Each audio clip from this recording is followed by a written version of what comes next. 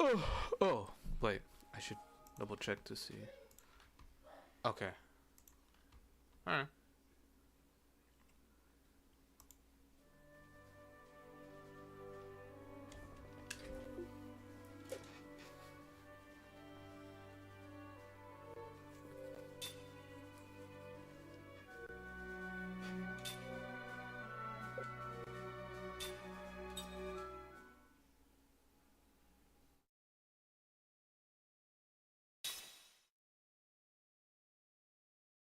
I thought I'd have a hard time remembering where I would where it was and where it should be.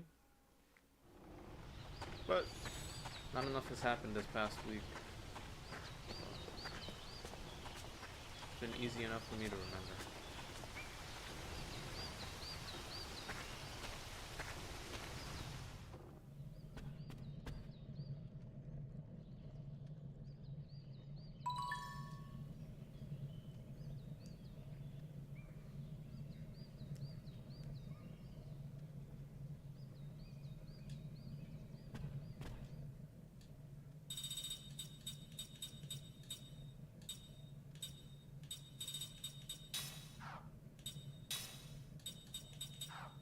There's no way to check that.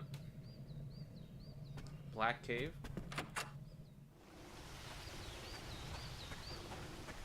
I had no clue that was gonna happen. Let me see something.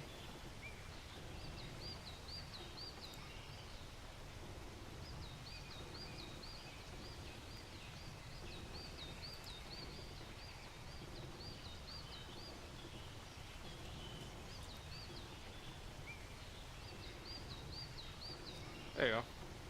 Well, all I really need is the chat to be out.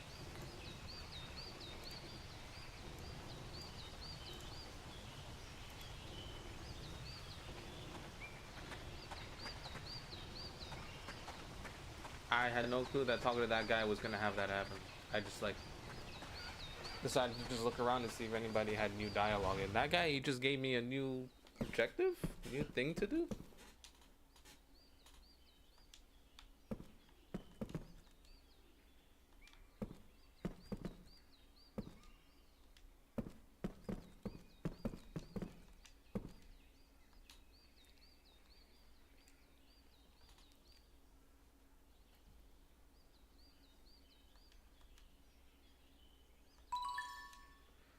A bird hit something near the front door of the old sorceress's mansion. What the? What? Huh. Okay.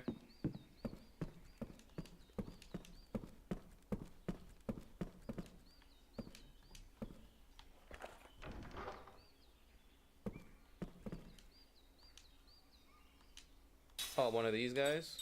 Oh, he just makes those. Does he not have any more advanced ones, I guess? I guess not, huh? He doesn't have any more advanced ones. I think we visited some of the older guys. Yeah, they only have all of the older equipment. Like, I can get into the process of selling these.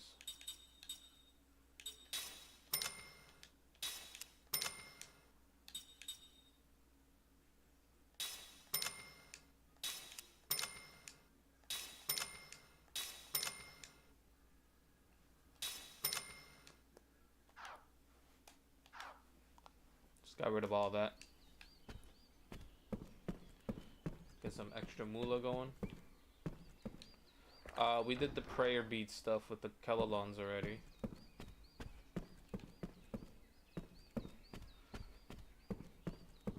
I only remember their names because I've just been playing the game consistently enough on a weekly basis to where I just seem to remember names of certain things and whatnot.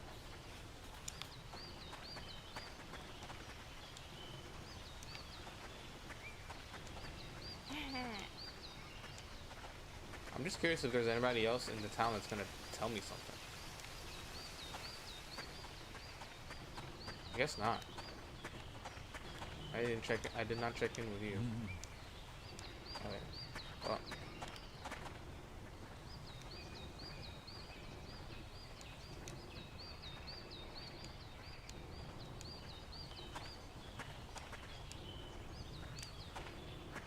Oh, that's cool.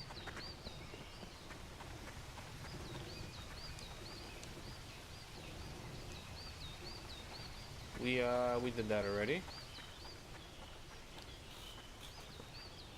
So what is it? So back at the old mansion.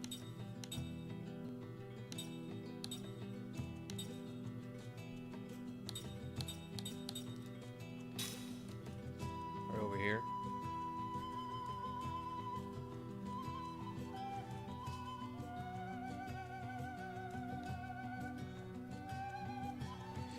I guess we're just retracing our footsteps now in Disc 4.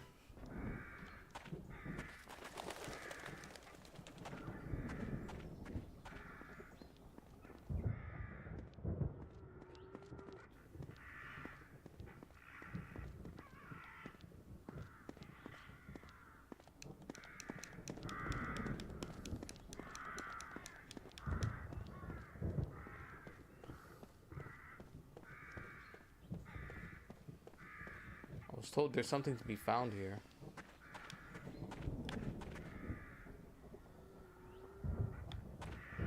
I'm trying to look for anything sparkling. I don't see anything. Oh, over here, I see.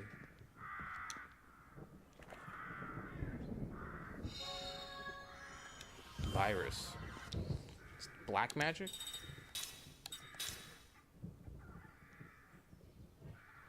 Spirit? Virus. Inflicts virus on an enemy.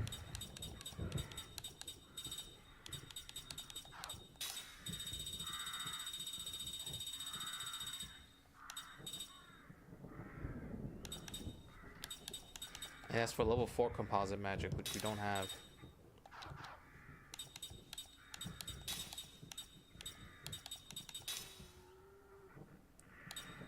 So long as she's the only one that has access to... Well... I don't know. It feels like nobody else is suited up to be like a highly advanced sorcerer that can naturally learn something like composite magic. It feels like only she had the capability to learn level 1 composite magic. Anyway.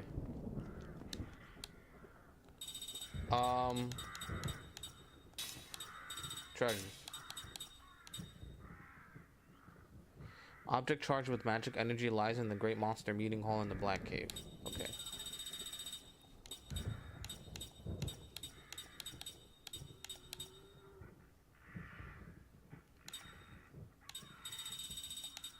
Oh, what was the one that I just did? I guess this.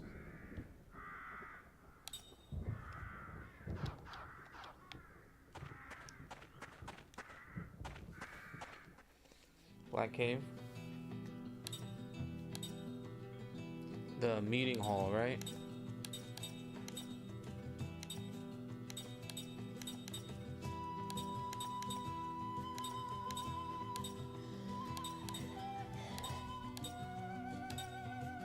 So I can guess that might be on the northern side of the Black Cave. We can see.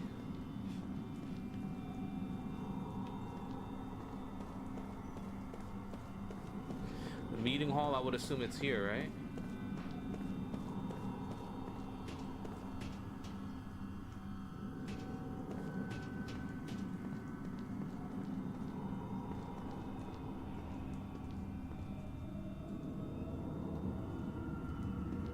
I thought I may have seen it for like a split second on the map.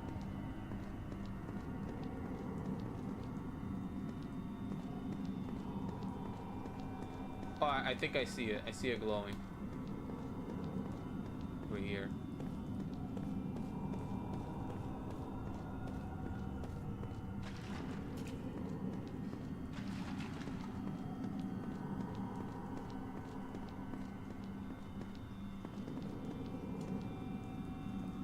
What we got? Curse blocker. Is that anti-curse? Anti-curse. That's not bad. Not bad to have.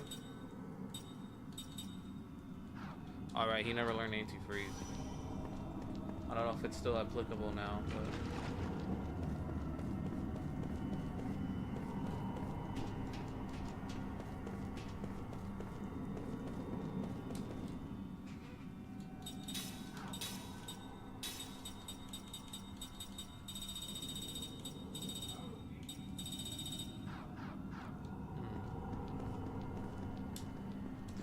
our backyard cat is here.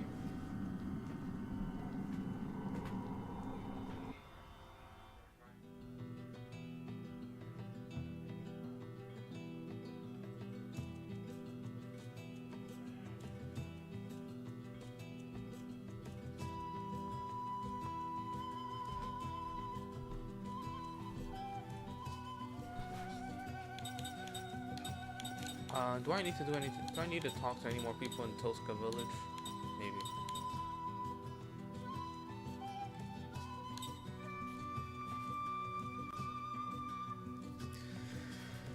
I could walk around for a bit and just talk to people. I didn't realize that was going to be the catalyst for being able to see more treasures. It's just talking to more NPCs in areas I had been to already. And it starts here, right? Didn't I open this chest? I thought I opened this chest. What the hell? Yeah, I could have sworn I had opened that chest before. Either that or maybe it wasn't there. Maybe it wasn't there to begin with. And they just added a random chest with 500 Gs in it. This is just like busy work they added in for the disc 4. Not that bad, it's just...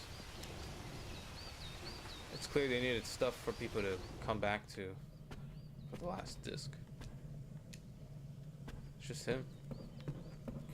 Oh, there's the, See, this is the thing I don't remember the name of. The whatever. Peapot.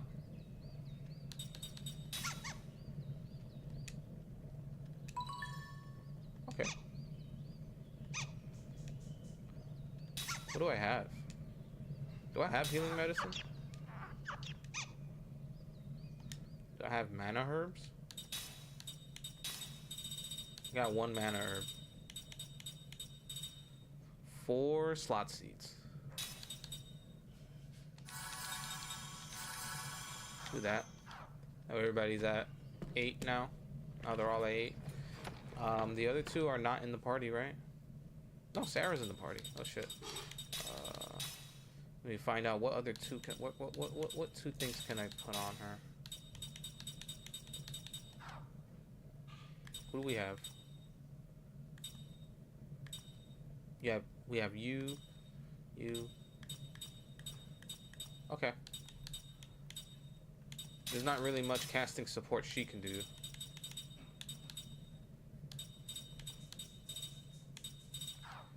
What does she know? Level 4 white magic, level 4 spirit, level 5 white magic, level 4 spirit magic. Do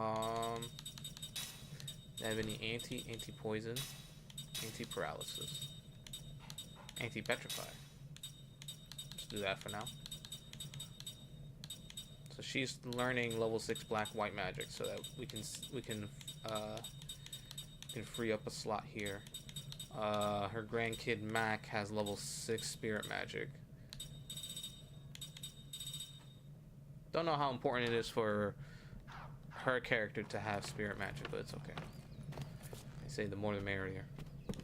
But also the more there are, the more messy it becomes to keep track of.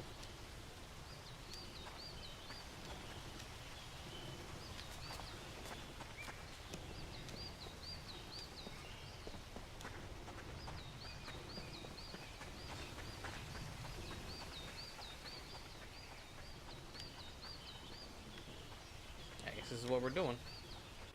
We're just running the gamut back. Northern Cave. Northern Cave was where we found the item. We were just at the mansion.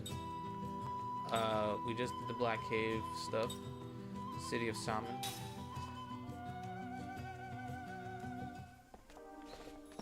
Yes, this is probably a good place to go. This should be a good place. This should be a good place to hang out and check out any new stuff here. We'll start here.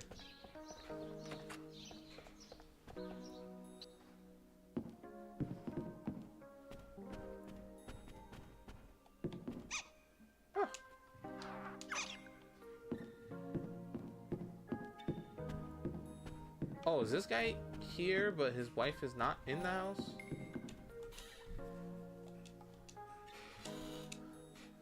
And this guy, he's like mentally deranged with a doll. He has not recovered. I think he was just always insane, lady. I'm sorry.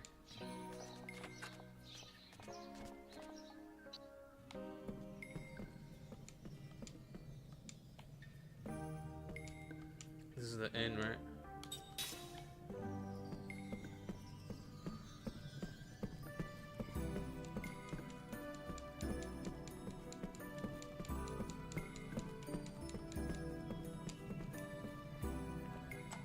Just looking around for as many NPCs as I can find to talk to.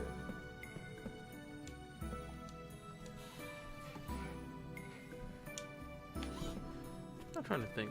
With Saman, there aren't any other, because after Saman it was straight to experimental staff, right? And only afterwards did we get to Ice Canyon. So I guess there actually wouldn't be anything here. Man, this guy asking real questions. We got. Now I'm on the search for NPCs to talk to, not so much items.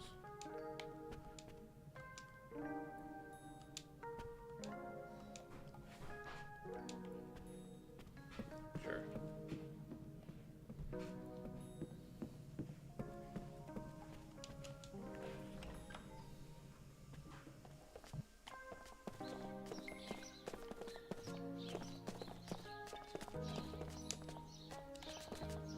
I don't think the kids are gonna tell me anything.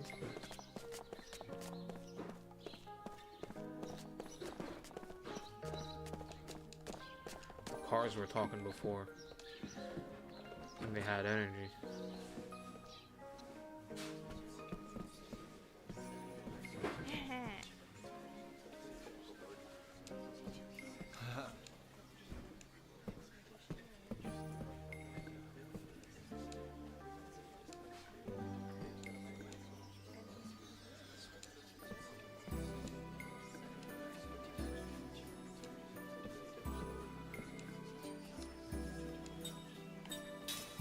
How do we fix it? Minigame? Oh.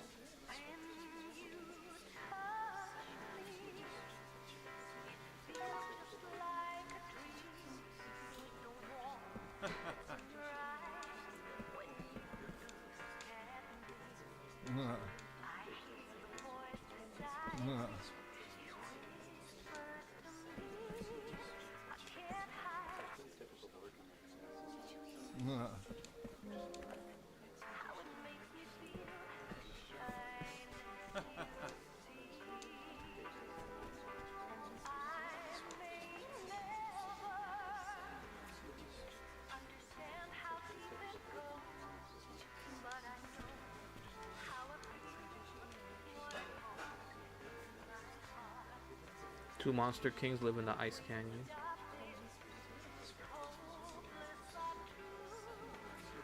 Oh, we killed them.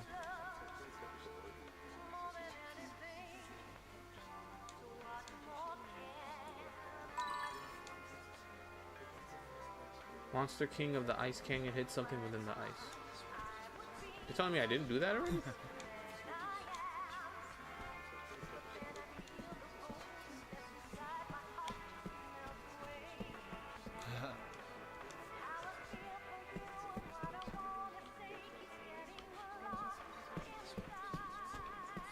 I love to listen to their music.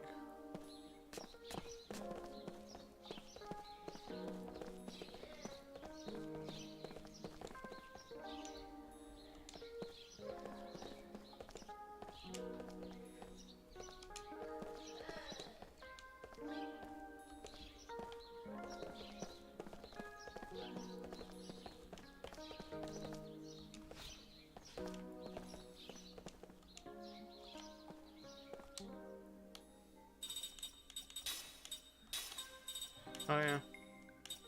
Oh, there's one I'm missing. I don't know from where, but I guess we'll have a look around and see if I can find the person to talk to.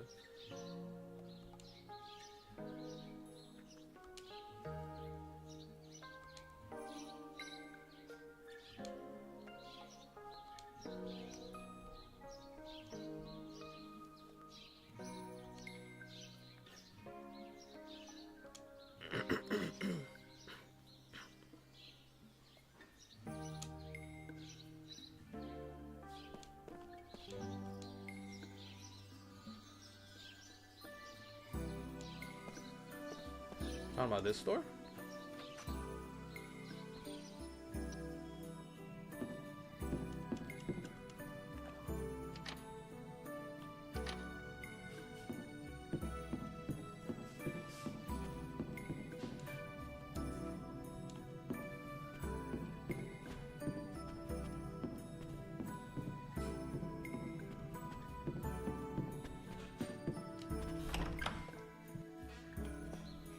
Over here? This one? No.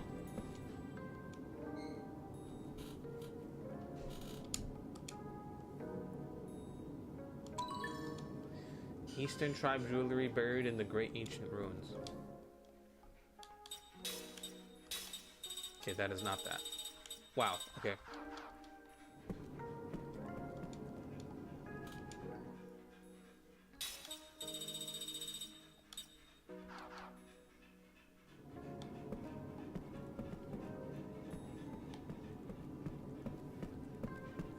We just gotta start talking to more people.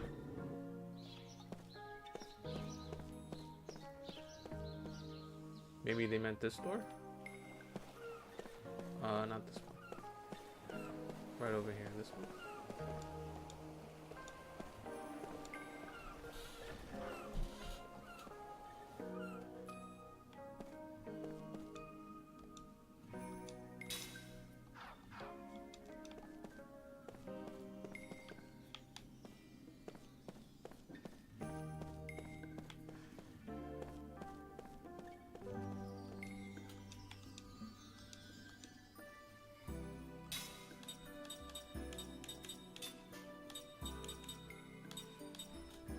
Okay, yeah, we have one of these.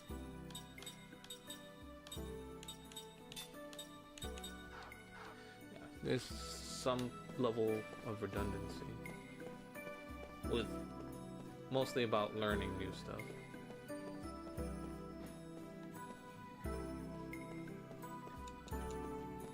And nothing really here.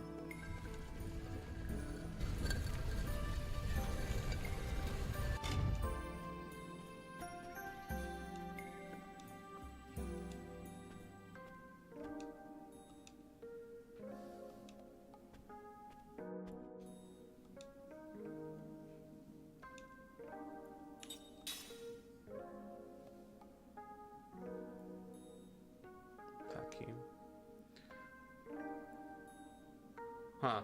There's just like a bidding minigame?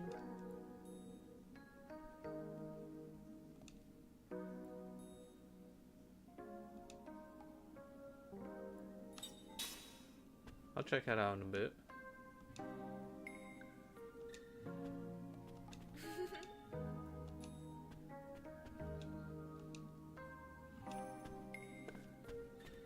Yeah, I wasn't able to engage with this earlier. I remember being in here. I guess now you can do it.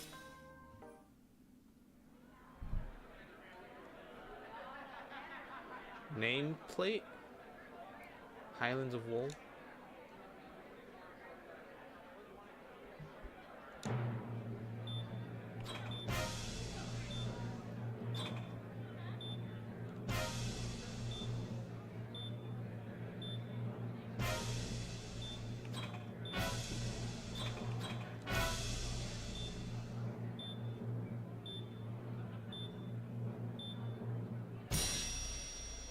Did I win? Yeah, I guess I did, huh? 750 gold. Is that nameplate? This? Found dropped in the Highlands of Wool. I don't know what any of this is for. I guess there's more. You can do more if you want. You can do more of this. 2 blazing rubies.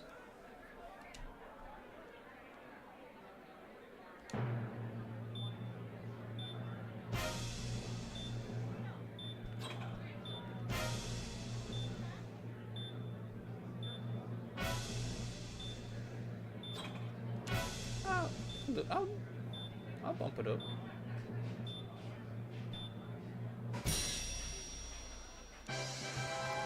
That's fine.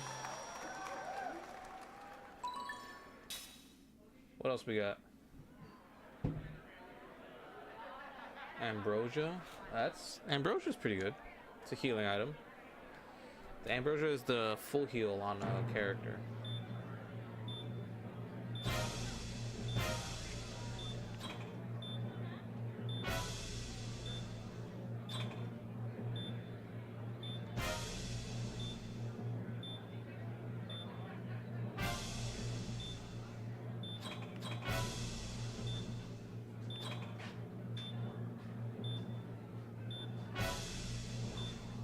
Let's see. Let's see. There you go. I have money to spare.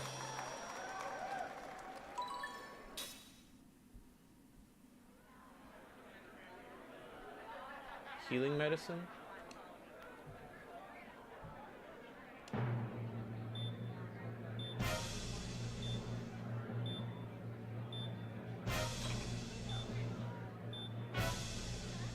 Okay.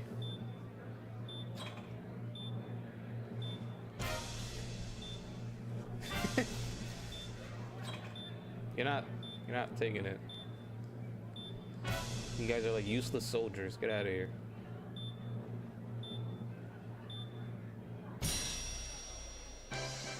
I'm taking everything. You have money to spare. I sold all my equipment earlier. Oh, awakening bracelet. What is that, like an anti-sleep? 1K.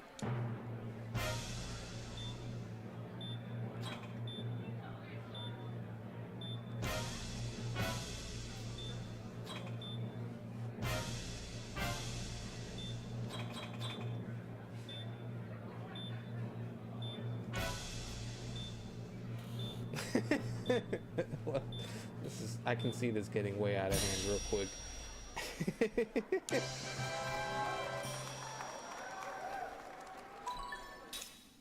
I think that's the anti-sleep one, right? I think I have that already. It's alright. More healing medicine?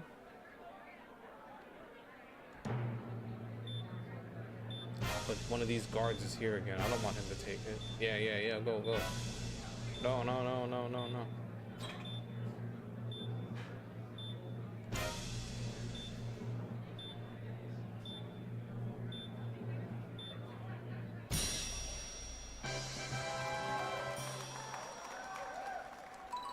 We'll do one more.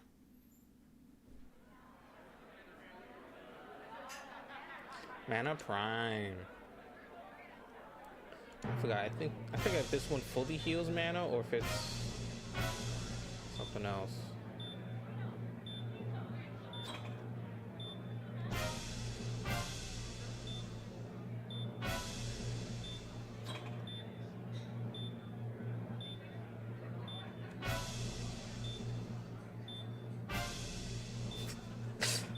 I got money to spare.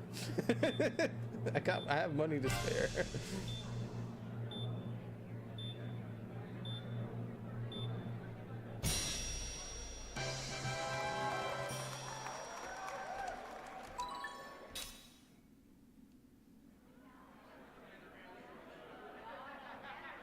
Four dark flames.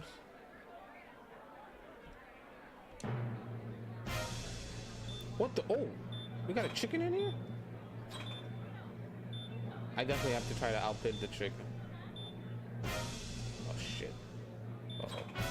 Oh crap. It's getting highly competitive with the chicken.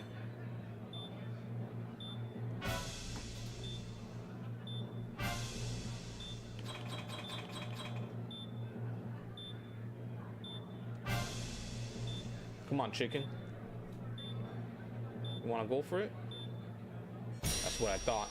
Eat shit, chicken. I can afford it too. I've got so much money to spare.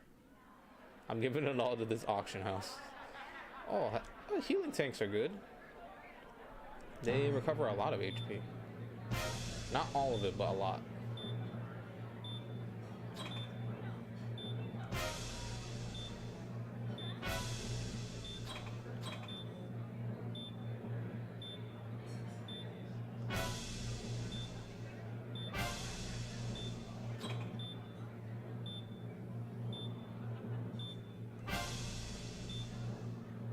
He really wants the healing tank. You can't have it. I will not allow you to have the healing tank, even though I'm definitely getting overcharged for healing tanks and stuff like that. I definitely don't want no guards to be taking that. Mana capsule is good too. Actually, no. Mana capsule is the least. It's the cheapest thing.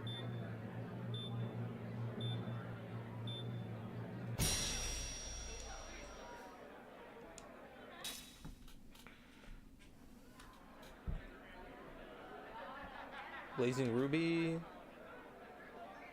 Nah.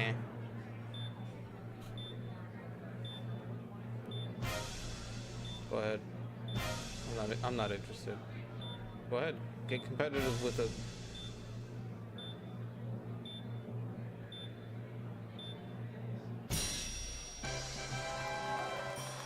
Nicely done. I wonder if this is truly RNG and we can just get some random ass. Oh, look, seeds. Oh, nice. Oh, yeah, perfect. This is exactly what I would want.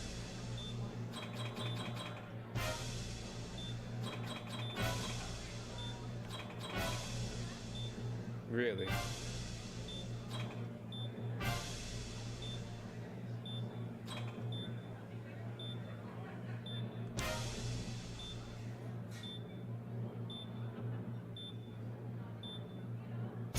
Really? Okay. I'm taking it for 5,600. It's good. I don't know how many you need for the next thing from the peat pots, but it's fine. This is the cheap thing, right? Yeah, I don't care about this. I don't care about this thing. Though if the guard is gonna try taking it.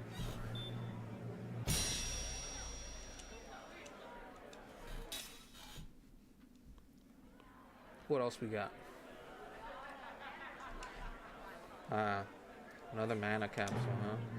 Guess we're running out of favors. Damn, dude. Sure. Go ahead. Fucking take it. Take the mana capsule for 660. Jesus. Yeesh. Healing medicine. Go ahead.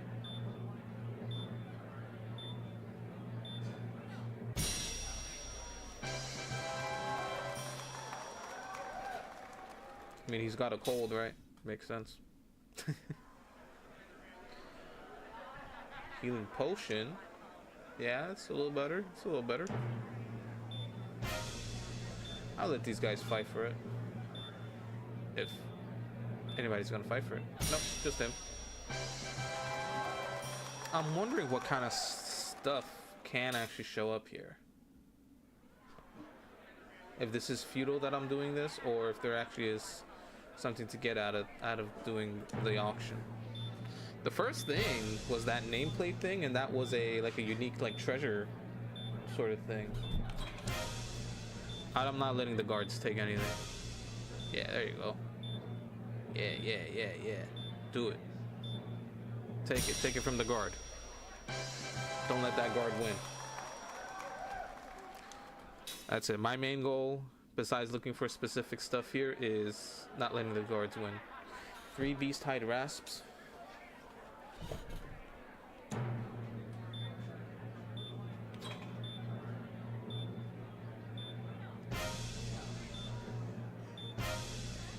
Okay.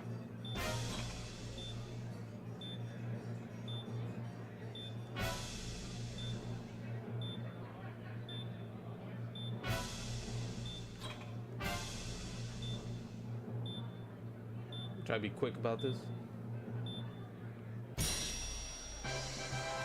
Get some materials.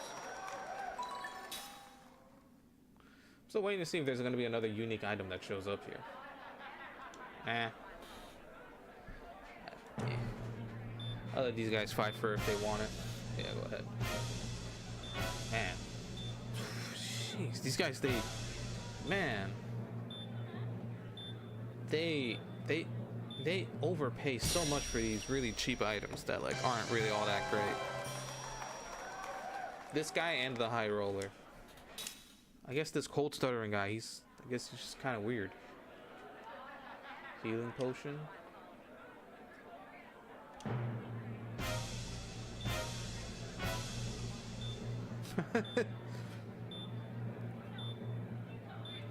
You let the kid have it.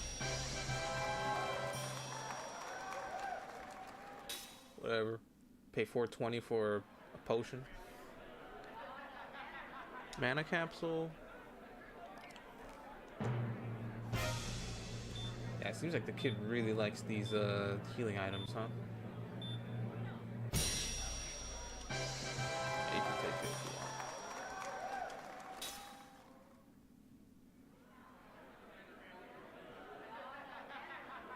Healing potion.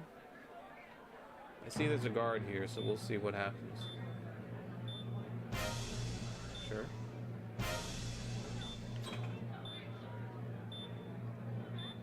Nope. I'm not letting the guard take it.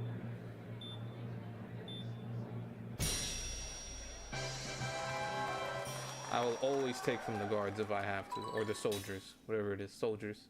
I'll always take from them if I have to.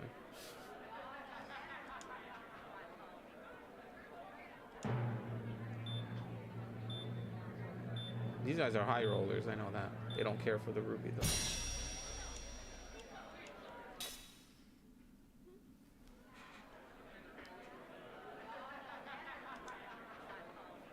This is the cheap mana healing item.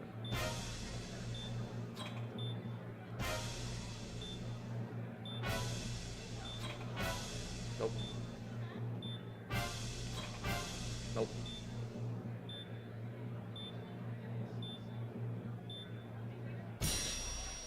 I don't care. I really don't. I really don't. I do not care. Do not fund the army. I guess that's the main point here. Yeah, go ahead and take it, kid, if you want.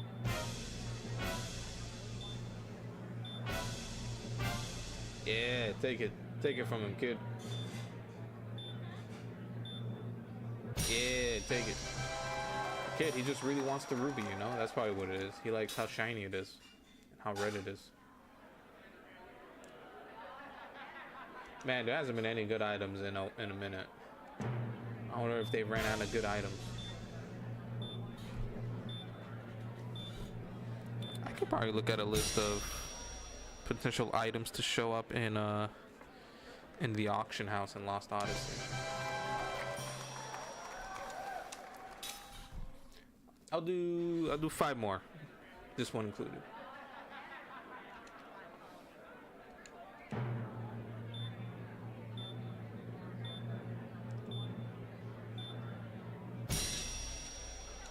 All right, 4. Well, 1, 2. This is 2 out of 5. 2 of 5. I feel like I've never seen this lady win any of these auctions. Oh, she's not interested in that. I'll take that.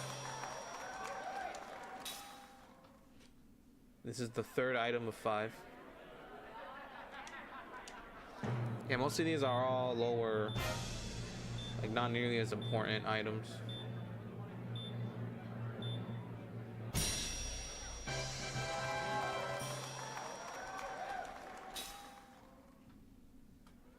This one's 4 or 5.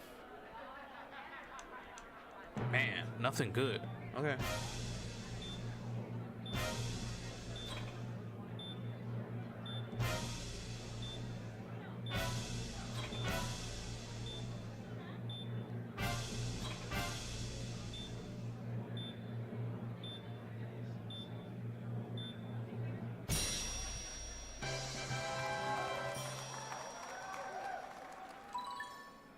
Here's the last item I'm gonna look at for now. Okay. Oh, the chicken.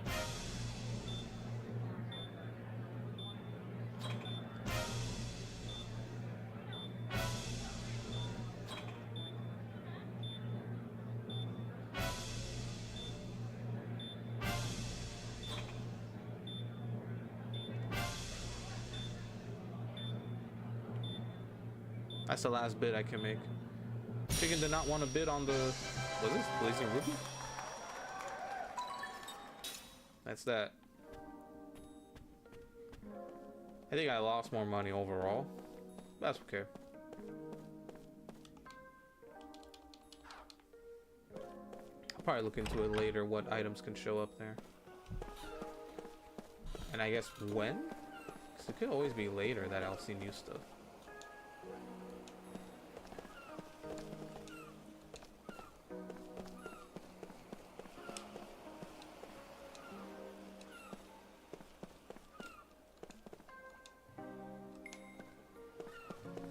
There must be a treasure I'm missing from like the previous village, not here. That must be what it is.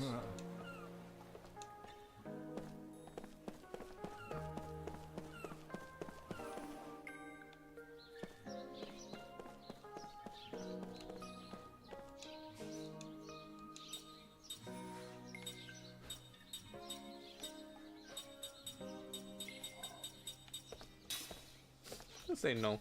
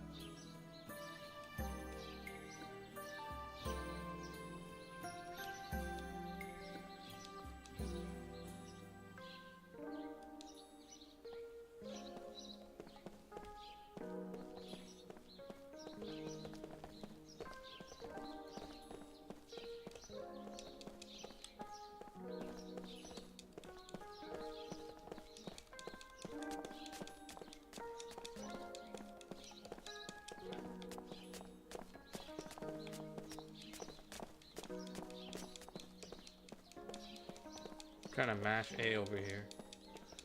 It's not letting me do anything.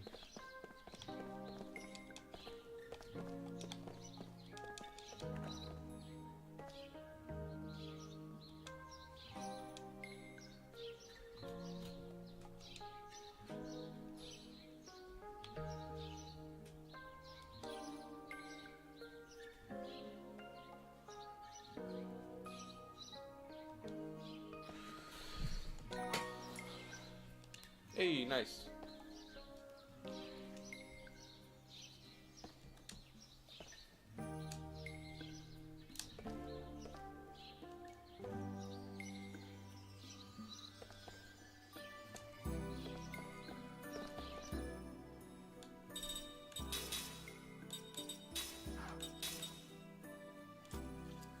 Immunity to formation paralysis. That's helpful. I don't know how many more enemies I've found since that one boss fight to do that. But that one boss fight was pretty annoying. Ice cave. Or ice canyon. Oh, yeah, north side. It's the exit.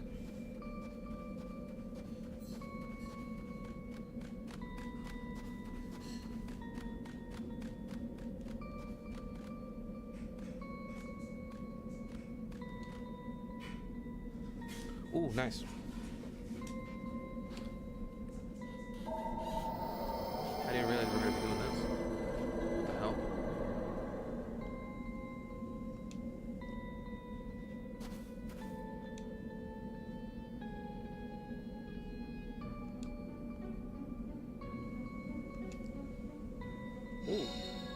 Quad element charm.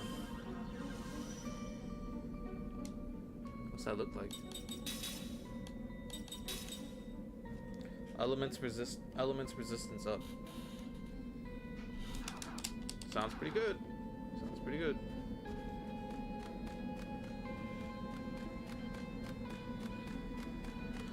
I guess maybe now that we are in disc 4, maybe now we can hand back the crown to these guys, to these dumb monkeys. Oh shit! Oops. Oh wait. I don't want to go here yet.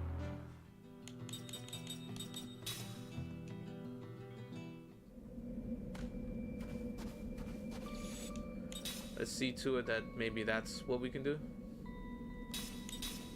That's what we ought to have done. Everybody that's on the bench is 37. Everyone else is lower level. We saved. So now let's work our way up. We're gonna have to be fighting people and all that.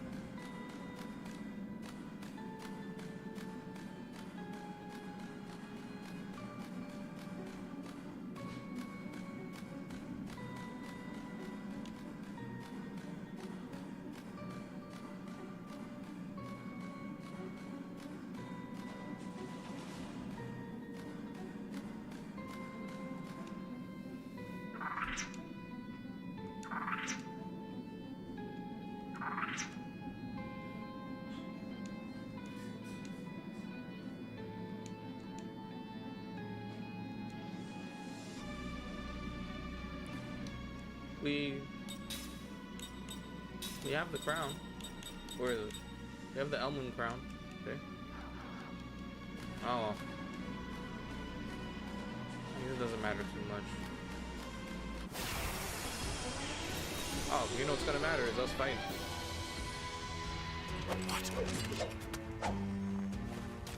Get to fighting some people before we leave. Never mind. Oh boy. I can already tell what's gonna happen here.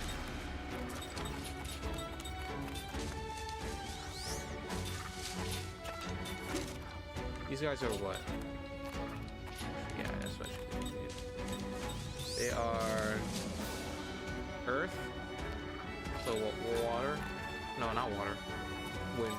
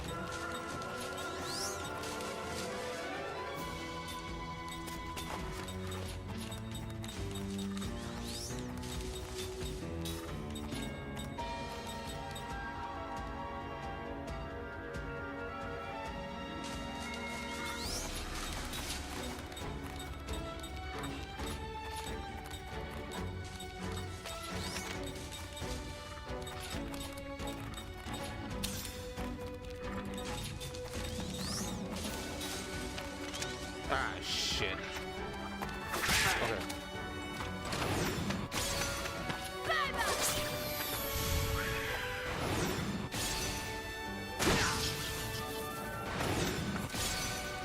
It's over. Damn, I did really fucking good there. Holy shit. That was great. Alright, now I'm not too sure.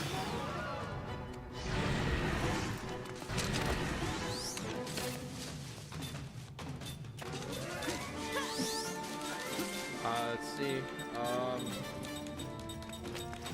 Oh, there's no cure virus we have, huh? I didn't realize.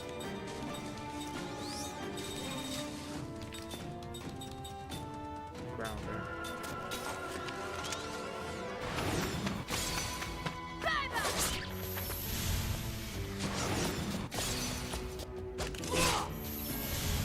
There you go.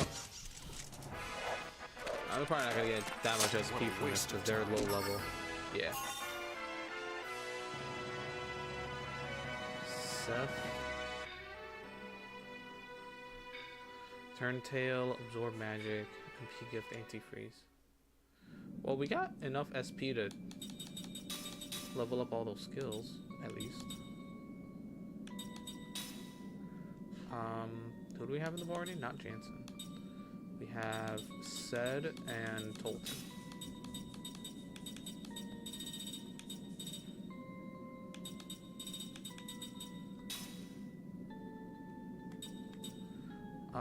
Seth.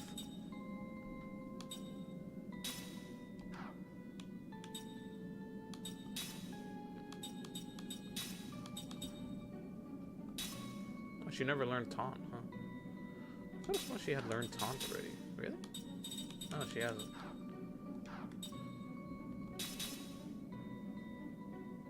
It was Kaim that learned taunt. Anyway, let's get out of here.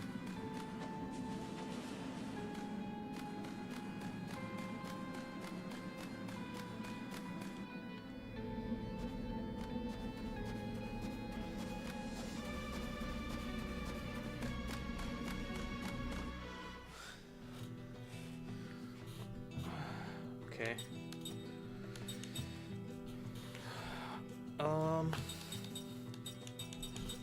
Gotsa, right? I guess, but now we're making our way to Gotsa. Still, there's a treasure I'm missing. Just don't know where. I guess it's not gonna matter. It's not gonna matter too much.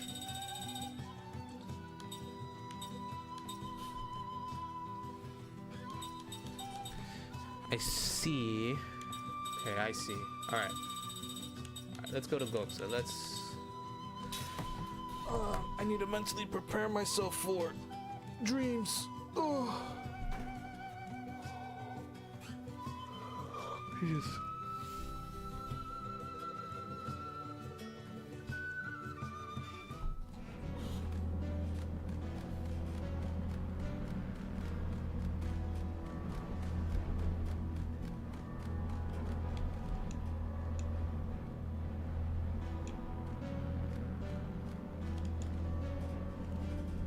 Okay, we come down.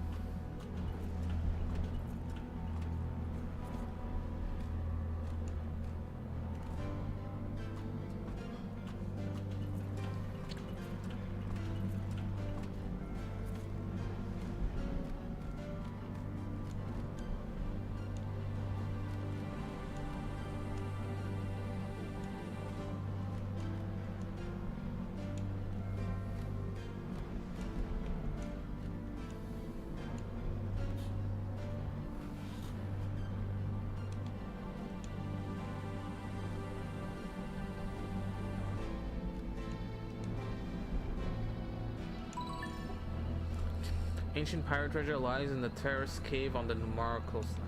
Okay.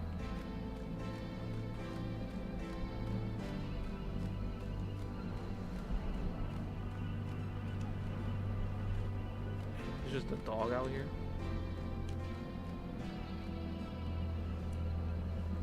Where does this lead to? There we go. Here we are. We're in Lowtown, so.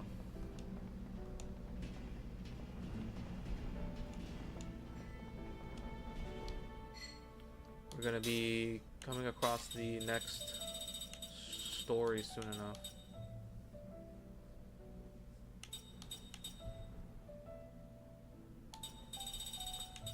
I see. So here, is it that you need to find 2 hints to find the treasure, or is this just 2 separate treasures in the same area? I forget. I remember the game explained to me way back when how it worked, but that was all the way in like disc fucking 2, dude. We're talking like over 20 hours ago. It has not been brought up since.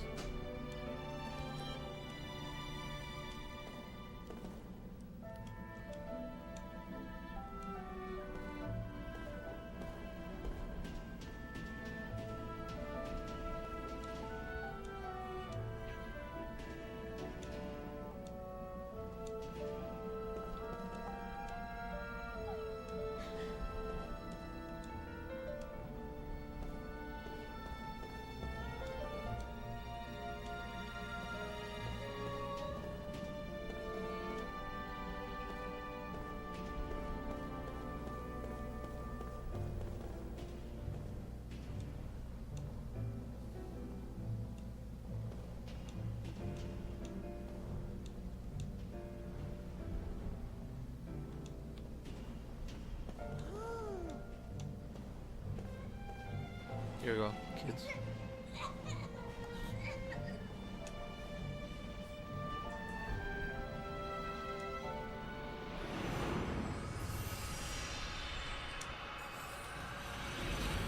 Okay. Oh.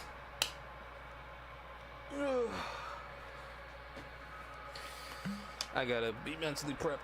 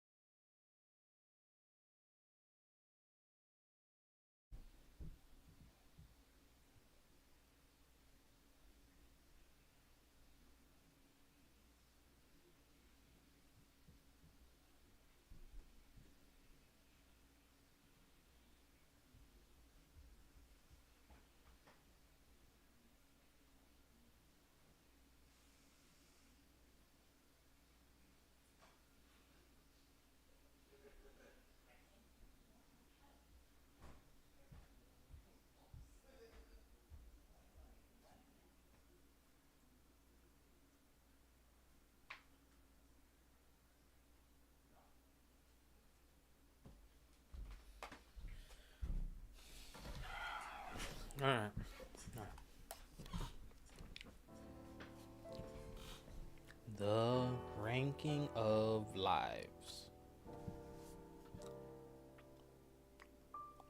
It's falling apart. A terrible epidemic is ravaging the kingdom. The onset of the disease is sudden. Due to genetic or perhaps hormonal factors, it strikes only males. The victim experiences a high fever, a violent headache, and often a swift death. The disease does have two hopeful aspects. First of all, once an individual survives it, he need not fear catching it again. From then on, he has immunity. Secondly, an extremely effective medicine exists. If used preventatively or in the initial stages of the disease, the drug, a tablet made primarily from a plant that grows in the mountains, almost always results in a cure.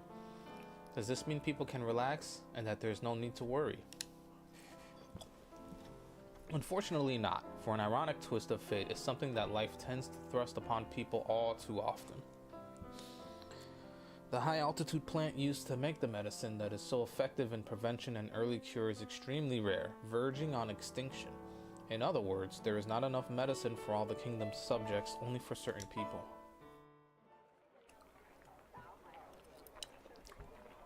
Do you see what I mean? Asks Doc, a quiet man on patrol in the capital's marketplace with his fellow military policeman Kaim. Sending his sharp gaze down one alley after another, Kaim responds, "You're saying they rank people to decide who gets the medicine?" "Exactly," says Doc. In deciding the rank order, they brand us as either subjects indispensable to the nation or other subjects. Capital military policemen will receive their medicine relatively early, which demonstrates their ranking as subjects indispensable to the nation. I guess it makes sense, Doc goes on. If all of us were to keel over, order in the capital would break down like nothing. We always have to be the picture of health as we patrol the city, right, Kaim? For the sake of the homeland, as they say. I suppose so. First, the royal family gets the medicine, then the royal guards. Third come the politicians, and then the financiers who run the country's economy, the police and firemen, doctors, and finally us, the Capitol Military Police. There's not enough to give it to just anybody. Doc all but spits out those final words, and he asks, "What do you think, Kaim? Ordinary subjects are people too. Is it okay to rank them like that?" In theory, Kaim should not be able to reply without hesitation that of course it is not okay. But, realistically speaking, he says, there's no way around it. He averts his gaze from Doc's as he hears himself saying these words. "No way around it, huh?" he mutters with obvious distaste. Maybe you're right. Maybe there is no way around it. He sounds as if he's trying to convince himself. In fact, it does seem to be the only means open to them. The folks here in the marketplace know about the disease, obviously. Obviously, answers Doc. If their fears get the better of them, they could riot at any time. Absolutely. We could just manage to keep the peace by patrolling the streets like this. I know what you mean. If we were to succumb to the disease, their lives would be put all the more at risk. If we can't dose every subject in the kingdom, all we can do is think about how best to keep the harm or the impact of the disease to an absolute minimum. Couldn't have said it better myself, Kaim. You get a perfect score. Good job. His words of praise carry obvious bars. Seeing their presence, Kaim falls silent. Underlying Doc's sharp comments is not only the pain of biting sarcasm, but the sorrow of helplessness. Two children, a boy and a younger girl, run past the men laughing. Dressed in rags, they've probably come from the slum behind the market to gather scraps of vegetables little better than garbage. Doc points to their receding forms and says, "I'd like to ask you a question, Kaim." "All right." "Are those kids subjects indispensable to the nation?" Kaim has no answer for him, because he knows the right answer all too well. He can only lapse into silence. Responding to Kaim's silence with a bitter smile, Doc goes on. "According to your logic, Kaim, if those kids fall sick and die, there's no way around it. Or at least Capitol Police like us have a greater right to the medicine than those kids do. Am I right, Kaim? Isn't that what you're saying?" Kaim could hardly declare that he was wrong. Responding again to Kaim's silence, Doc says, "Now don't misunderstand me. I'm not attacking you. It's just that everybody is indispensable to somebody, even those kids. They may be just a nuisance to the state, poor beggars, but to their parents they are indispensable lives that must be protected at all costs. Am I wrong?" What a kind-hearted fellow, Kaim thinks. Maybe too kind, to a degree that could prove fatal for a soldier. From the direction of the castle comes the sound of the great bell, an emergency assembly signal to the soldiers patrolling the streets. The medicine seems to have arrived for them. "Let's head back," Doc pipes up, apparently emerging from his gloom. "Let's be good boys and take the miraculous medicine that's going to save our lives and protect the kingdom." The sorrow-filled thorns sprouting from his words pierce Kaim through the heart.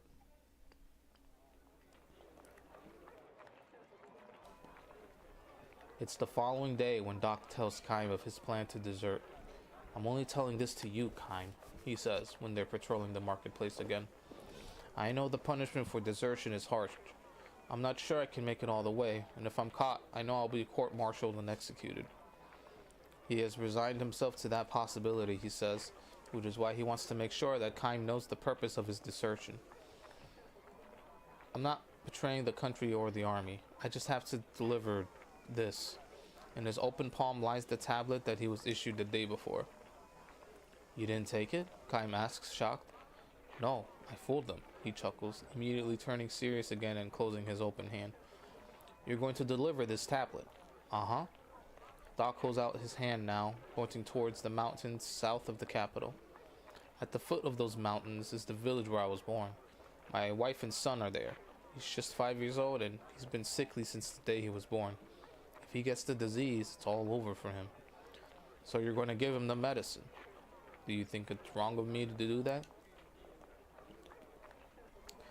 Transfixed by Doc's stare, Kaim is at a loss for words. Suddenly, the gentle Doc's eyes betray a murderous gleam. "I may be a soldier dedicated to protecting the nation, but before that, I am the father of a son, and before that, I am a human being. I don't give a damn about the kingdom's ranking of lives according to whether or not they are indispensable. I want to save the life of one human being who's indispensable to me."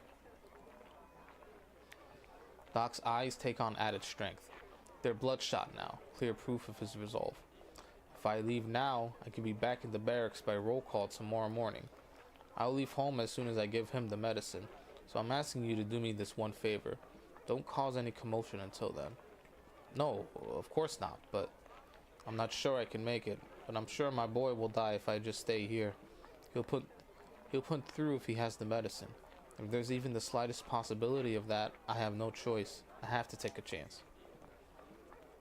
"They'll kill you if they catch you." "I don't care. I can die with pride, knowing I did it to save the life of the one person most important to me. What if you get sick? All I can do is leave it up to fate." Doc smiles. "Human beings can't do anything about fate, but I do want to do everything I can as a human being." This is why Doc has revealed his plans to Kaim. "One more thing, Kaim. If they kill me, if I get sick and die, I hope I could depend on you to visit my village sometime and tell my wife and son what happened. Make sure they know that I didn't desert because I got fed up with the army. I did it to save my son's life, which is something that is way more important to me than army rules and even more importantly than my own life." "He will be satisfied as long as that message gets through," he says with a smile. Kaim has no way to reply to this. Not that Kaim fully accepts everything Doc has said to him. He's convinced not so much by the man's reasoning as he is overwhelmed by something that transcends reasoning, by the power of life, by the strength and depth of Doc's desire to save a life precisely because it is something that will eventually be cut off by death. "I'm going to make a run for it while we're patrolling the marketplace. I'm asking you to look the other way. Tell them I disappeared when you took your eyes off me for a split second." Kaim can do nothing but accept Doc's plea in silence. He sees that deep in the hearts of those who love finite life is a place that cannot be entered by those who have been burdened irrevocably with life everlasting.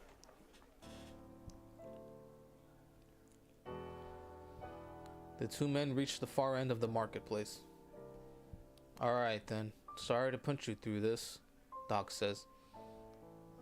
He turns toward the exit and is about to plunge into the crowd when it happens. A child comes bounding out of the alleyway. It is the same shabbily dressed girl from the slums who ran past the men yesterday laughing. Today she is alone and crying her head off. She looks around with wild eyes, and when she spots Kime and Doc in uniform, she comes running to them, shouting, "Help! Help!" "What's the matter?" Doc asks. She takes his hand and leads him into the alleyway, as if to prevent the surrounding people from hearing what she is about to tell him. "It's my brother," she blurts out. "He's sick. He's got a high fever and he's shaking all over. We've got to do something or he's going to die." Kime and Doc look at each other. "How about your parents? Don't you have a mother or father to take care of him?" Kime asks. "What parents?" the girl retorts tearfully. "They both died a long time ago. There's just me and my big brother. Oh, please help him, please." "But I was just..." Doc mutters, fidgeting, ready to run. He looks at Kime with pleading eyes. Kime kneels down and looks the girl straight in the eye. "When did his fever start?" he asks. "Just a few minutes ago," she says. We were leaving to pick up vegetable scraps and he fell down." Only a little time has passed since the disease struck. He could still be saved by the medicine. But of course there is no medicine for slum children. Judging from the girl's wasted frame, her brother must also be eating poorly. The disease will almost surely ravage his malnourished body and snatch his life in a matter of hours. The girl will not come down with the disease, of course, but even if it cannot attack her directly, once she has lost the only other member of her family and has no one to take care of her, the tiny thing is bound to trace the same fatal path as her parents and brother sooner or later. "Please help my brother, please!" She clings to Kime and Doc, huge tears streaming down her cheeks. Kime gives her a slight, silent nod. He rises slowly and reaches for a small leather pouch dangling from his sword hilt. Before he can lay hold of it, he hears Doc saying to the girl, "Don't worry." Doc is holding out his hand to her, smiling gently. In the palm of his hand is a tablet. "Give this to your brother," Doc says. "There's still time to save him." The girl gives him a puzzled look and hesitates until he urges her. "Hurry, do it now." She reaches for it uncertainly and takes it in hand with great care. "Hurry home now," Doc says with a smile for her. The girl dashes off. "Thank you, thank you, thank you." Her shrill, tearful voice rings out as she disappears into the alleyway. "I'm glad it worked out like this, Kime," Doc says with a shrug and a pained smile. "So now I won't be branded a deserter. I won't have to give you anything to worry about. No, this is a good thing." He sounds as if he's trying to convince himself. He even nods deeply in agreement. Surely he cannot have done this without regrets, especially if his son at home should take sick and die. His voice is calm, however, as he says, "I couldn't help it. When I saw that little girl crying like that, I know my son would understand." He gives himself another deep nod. "Still, Doc..." "Never mind. Don't say a thing." Doc cuts him off and squints toward the alleyway the girl ran down. "There's absolutely no rank order to lives. The only thing that matters is to save a life you see with your own two eyes." "I know what you mean," says Kime. "Just because I saved one slum kid's life, there's no guarantee he'll grow up to be a credit to the nation. Maybe all I succeeded in doing was prolonging the life of yet another drag on the state. Maybe after I get back to the barracks, I start thinking of other people I should have saved instead of him." "On the other hand, Kime," he says, interrupting himself and turning to look at Kime as he considers yet another possibility. "On the other hand, I look at it this way too. Maybe it is just a matter of innate human instinct to want to save the life before your eyes. Maybe we learn those other kinds of ranking later, for the nation or for the people, or even for my son. I may have failed as a soldier or as a father, but I think I did the right thing as a human being." Doc stops himself there and starts walking without waiting for Kime to reply. He might be trying to hide his embarrassment at his own tortured reasoning.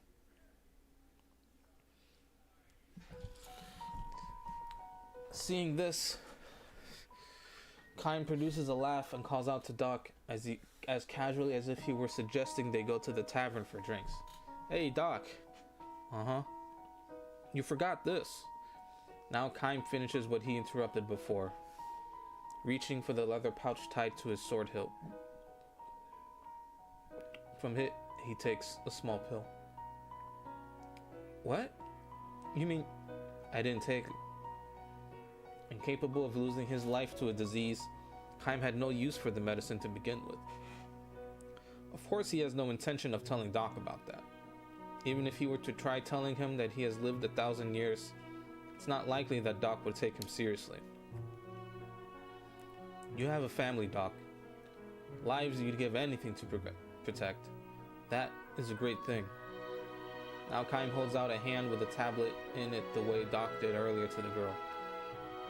I envy you, he says with a smile. Wait, Kime, wait, hey, I mean you. I don't have a family, he says, increasing the depth of his smile. Responding to Kime's smile with its mixture of loneliness and warmth, Doc silently accepts the tablet.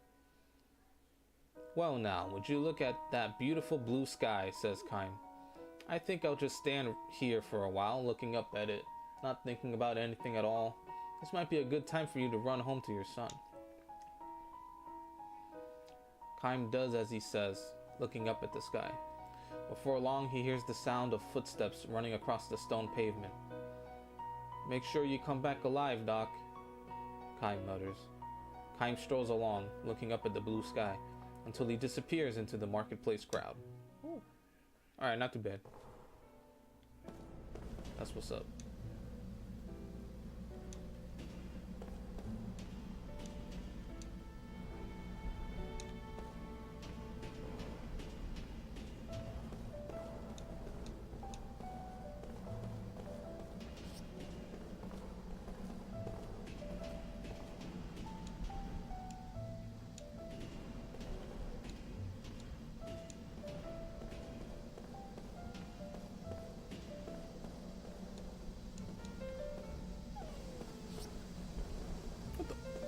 Rat. It's a rat. Oh shit, it's a rat. Dude, what? You're that fat, dude? Get out of the way. Bro, get out of the way. Thank you. That guy was that fat. He wasn't gonna let me through.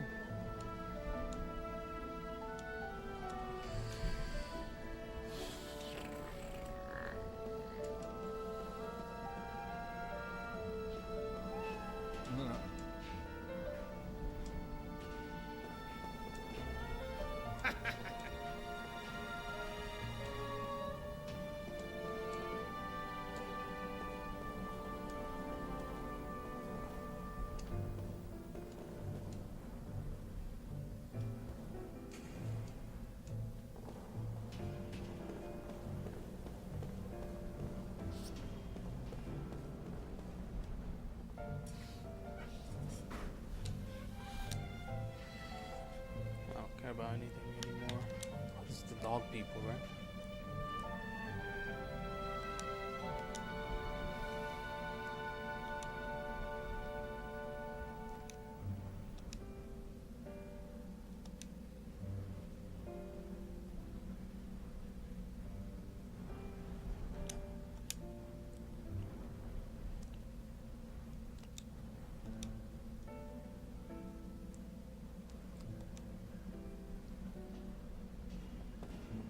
Nah, let's go back.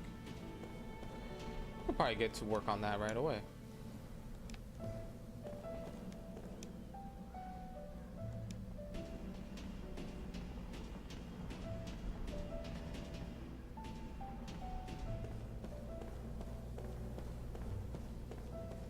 Or I would if I knew how to get there.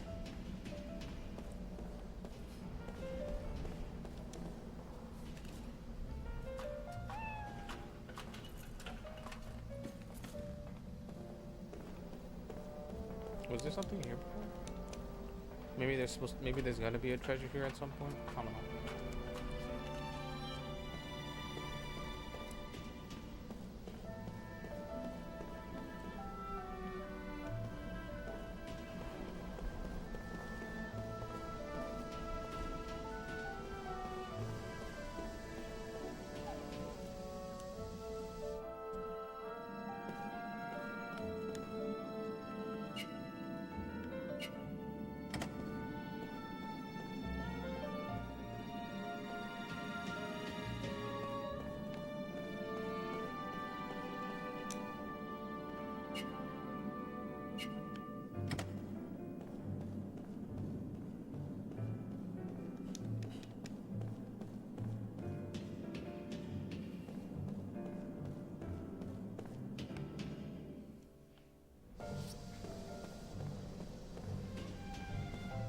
pace of the game has slowed down quite a bit with everything that happened.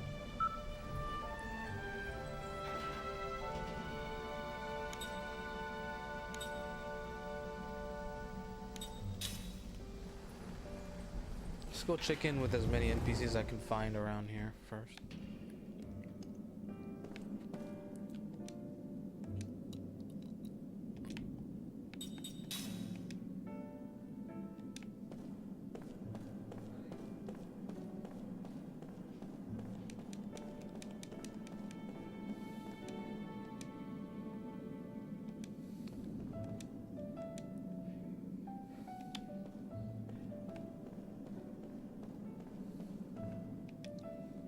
This is like the little inn here, right?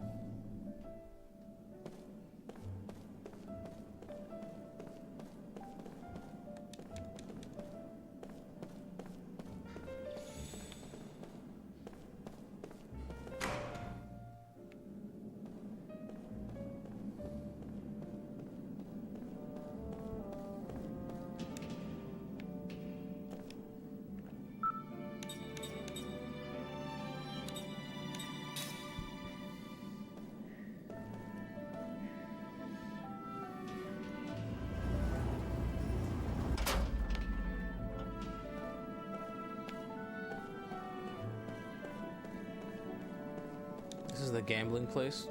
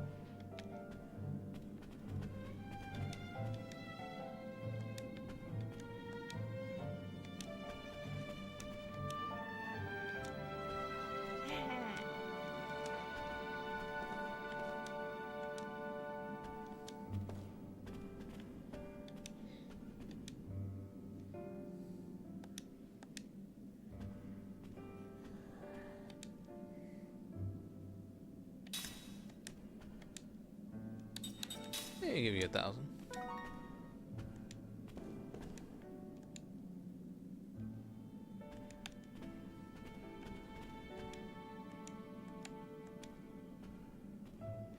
Find that monster I've been hearing rumors about and take its cash. There's these monsters called Monies who collect cash. Their boss lives in an undersea cave on Numara. You guys gotta be loaded with cash. Some soldiers on a spy mission to Numara stumbled upon his lair, but the boss ran off on him in a flash. On a water cave.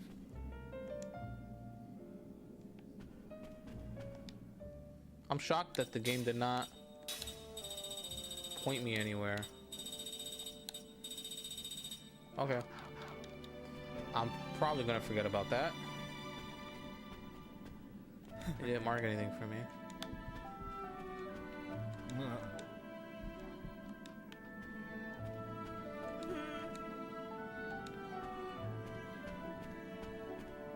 You guys are living in Gotsa right now. You guys don't see just how cold everything got? Everything's like encased in ice. We just lent that guy more money to gamble with.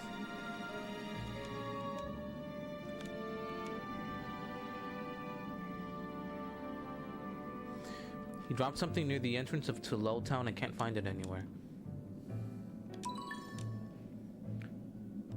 It leads out of Lowtown, okay.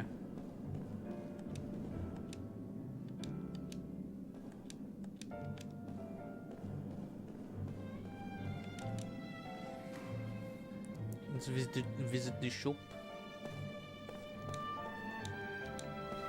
Oh right, I just realized these are the guys that won't serve us, right?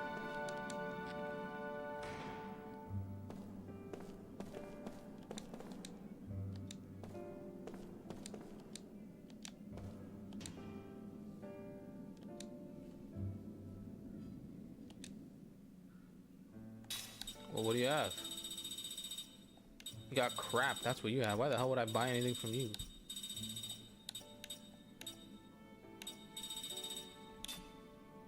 Oh, ground mine.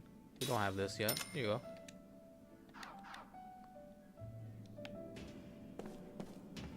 What about you?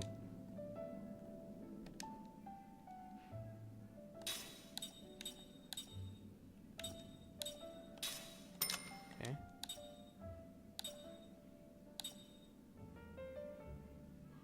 One, two, three, four.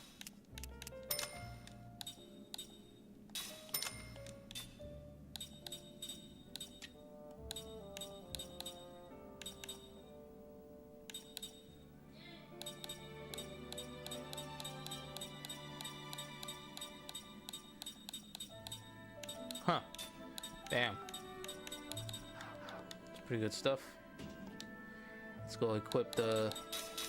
Let's go equip some things. Well, she's had a rough edge for a while now. Now you got it.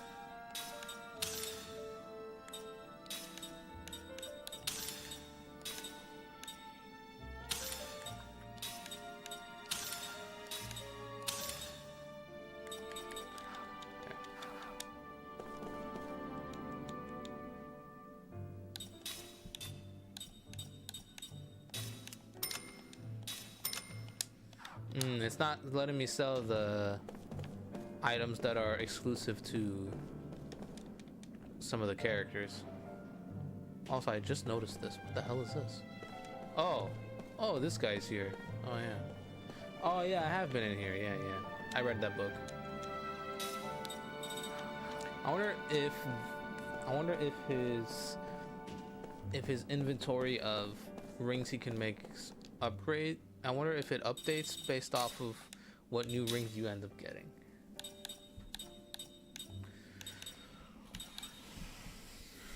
It's a crimson treasure. I could technically be making one of these if I just made another. If I made another wind ring.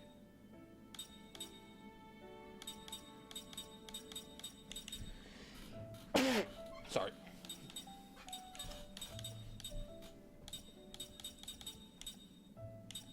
Oh, look at that. Oh, cool. I must have had this already before.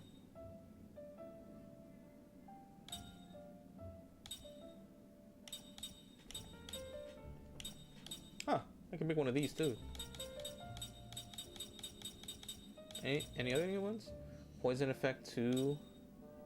Toxin 1. I would have to make one of these at least once to get Toxin 2, probably.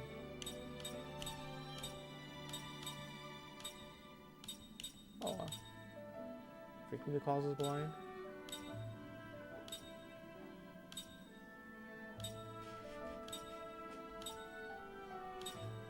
Ooh. It's not bad.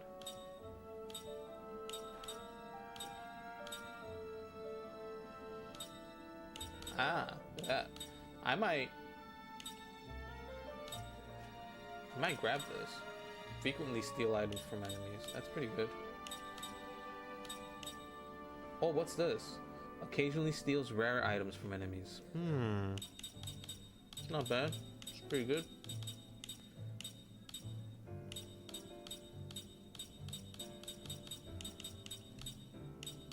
Okay.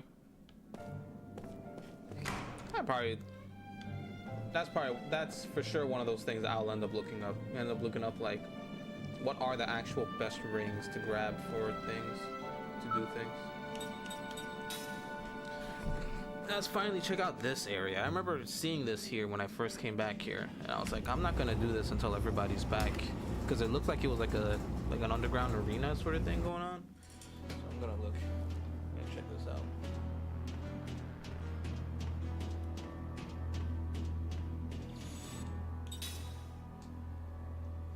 I see some Kellolons.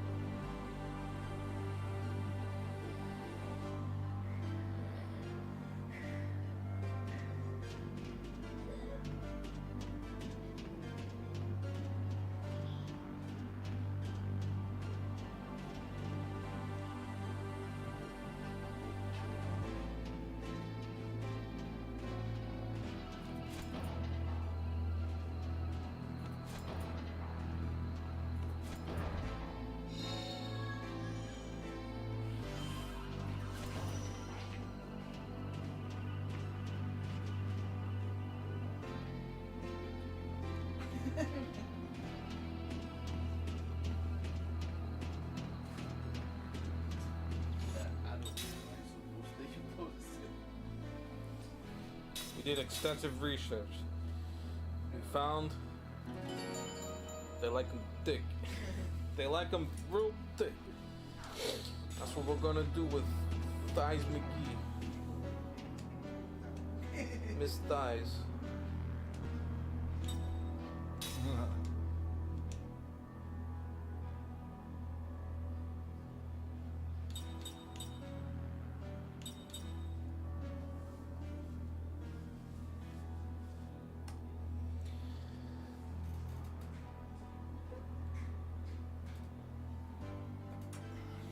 It's like spells only.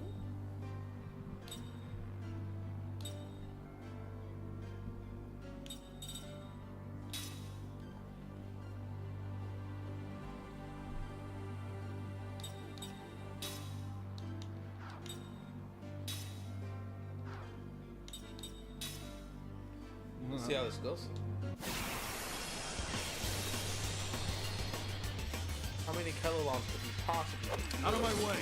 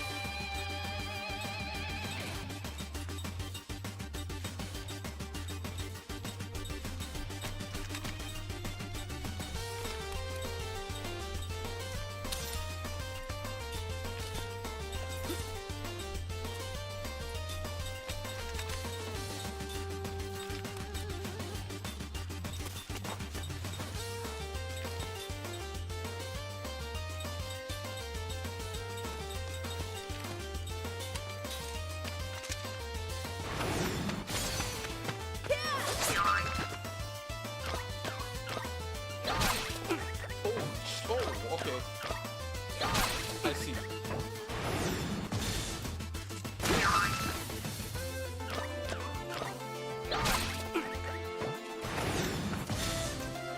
I see. That's what's happening. Got it. I guess it's a good thing that I got to do this move instead. Good.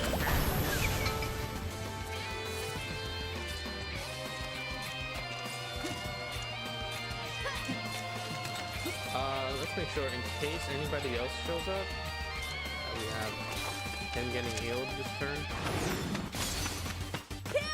Like after we beat this guy up, like another one shows up for whatever reason. You know? Oh no, we're good. This victory's food for the soul. Do we get XP?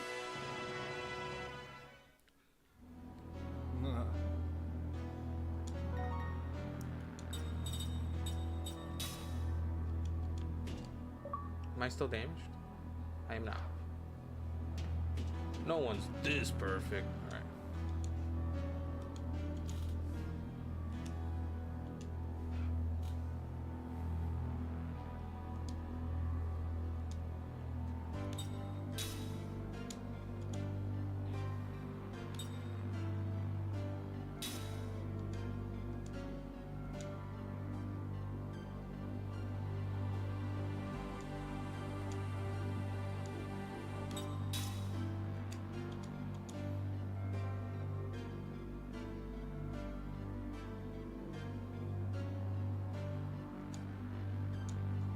All right.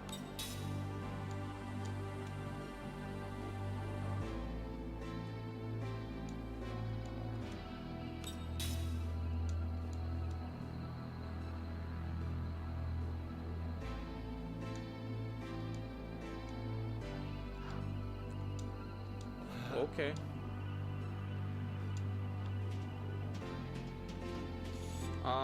You know what? I also realized that nobody got any XP for doing that, right? So maybe this wasn't the right place to save. We'll be back. I think we'll be back. For sure. We're gonna come back. It's just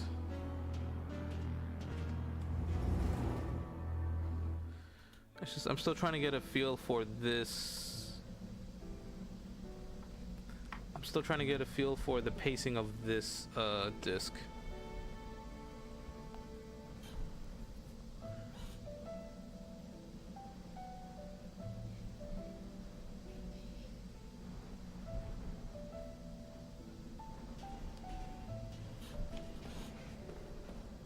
I'll be looking at that survey in a little bit. Oh, there it is.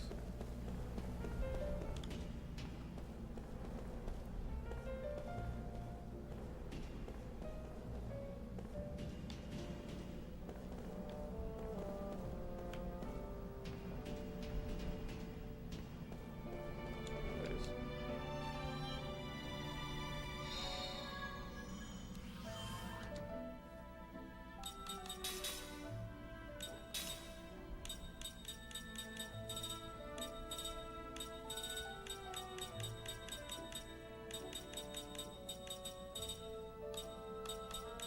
Didn't I just see it? It was like, wasn't it like scroll of balance, and it was one of these? Thought it was.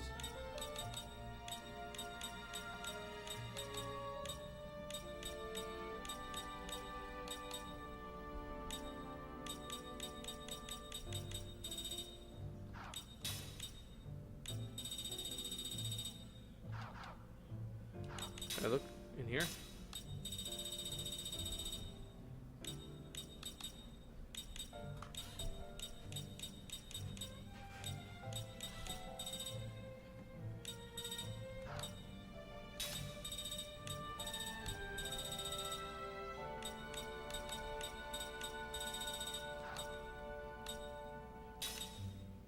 Oh, right here.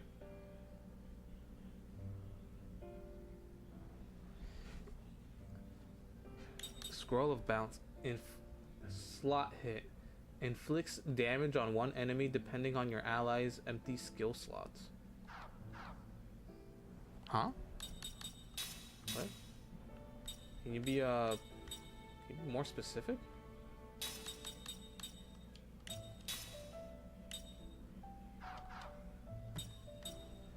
Is that why I can't see it for the other characters? Would Ming be able to see it? Oh yeah.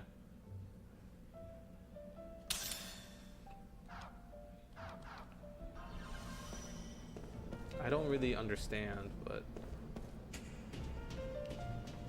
I guess I have that set up now.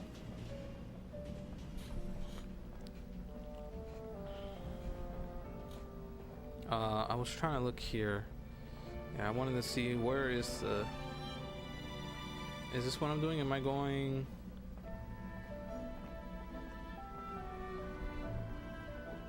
Am I going from here straight to the refugee camp? I am. 1, 2, 3. 1, 2, 3. There are 3 short stories to find in the refugee camp, which is pretty much this. That's what I'm most interested in the game. Are all of the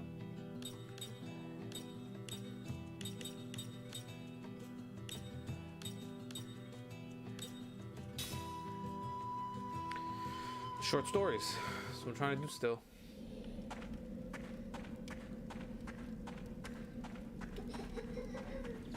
Well, I see 2 of them listed. I see 2 of them listed. I see 2 of them listed in this same area, and they're back to back on this list of the short stories. So I'm gonna save here. Hey, give me a sec. Might be time for lunch.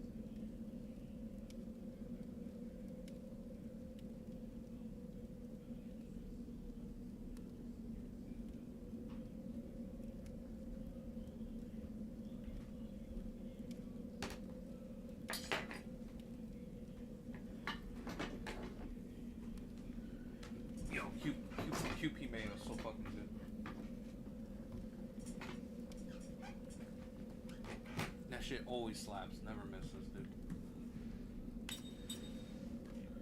Let me do something real quick.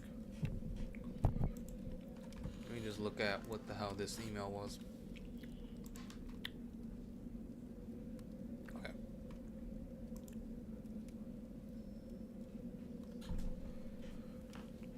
What is this? This is just a survey? Okay. Let me see.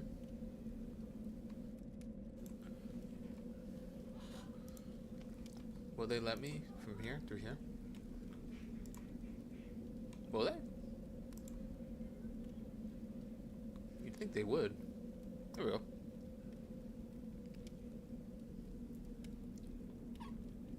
Quick poll. Referral.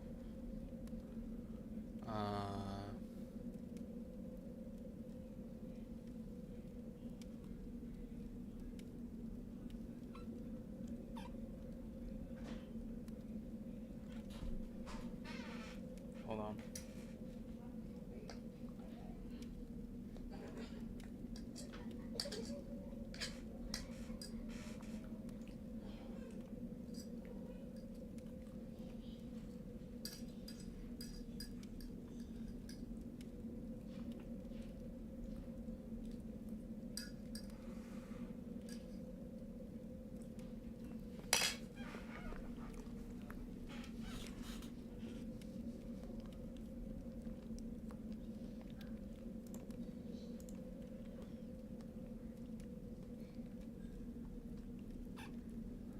What? Okay.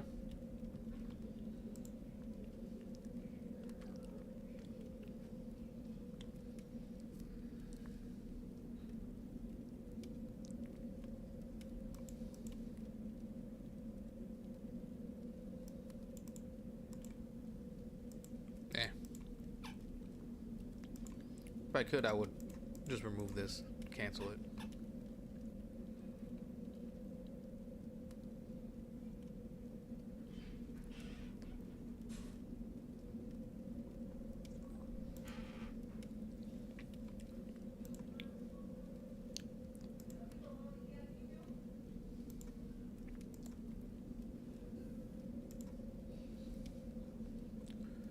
Haven't I done this already before, though?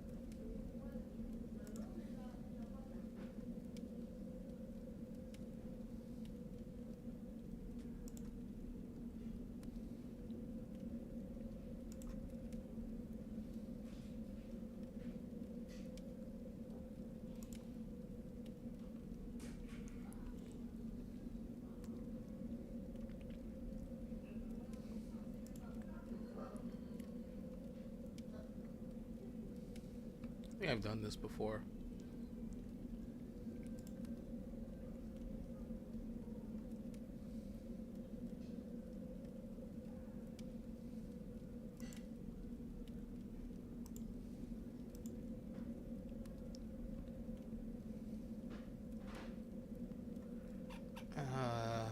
I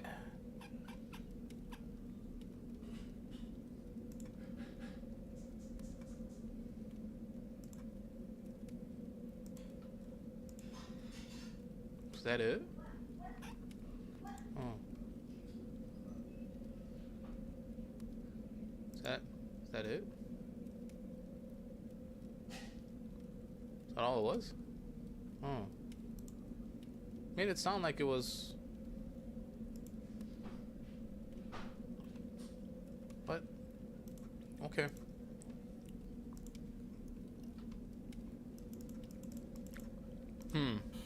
Hold on. I gotta look at something else. It was just yesterday I got one update, now I got another update.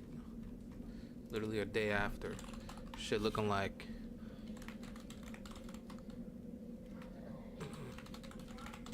I don't need that happening for me too.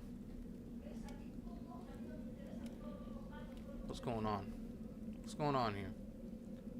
Stop it. Yeah, what? What? What's happening here? Hold on. Oh, is that what just happened? That's what just happened yesterday. Okay. Okay. Yeah. Right. Did you hear what Mama asked? No. She asked if Picky ate. Do you know if Picky ate anything? Yeah. She did, yeah. I feel like I would recognize what this is.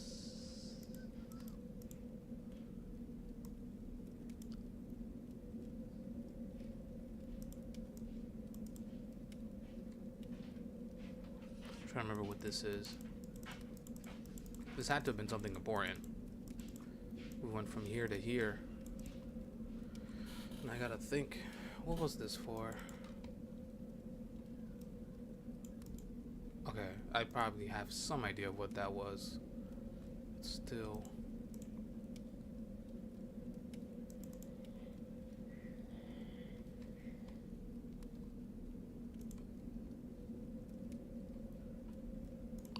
Alright, whatever. Oh, brother. Also, now we got...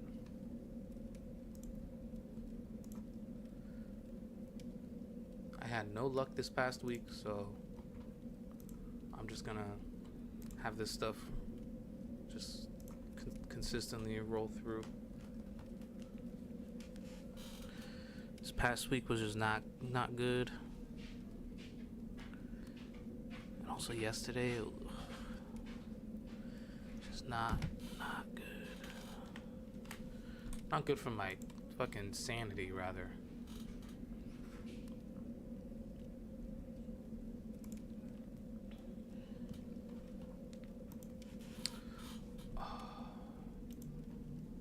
I need to think.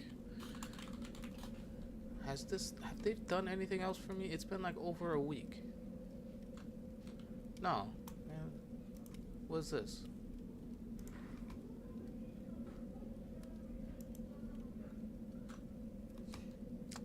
Alright.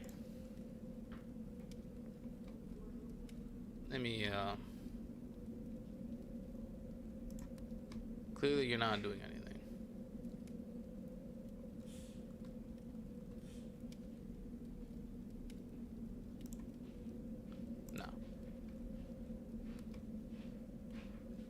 No. You're not even letting me look at that stuff.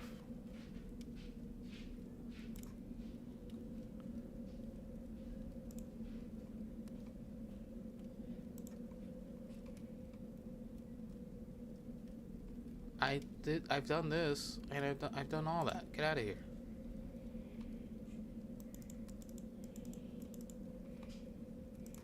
Right. May have been a little bit of a waste, but... well, not entirely. It was okay.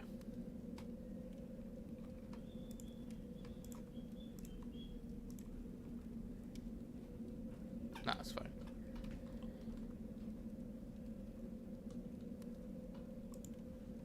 Stupid. It's alright. In the future, I won't be needing something like that. Some point down the line.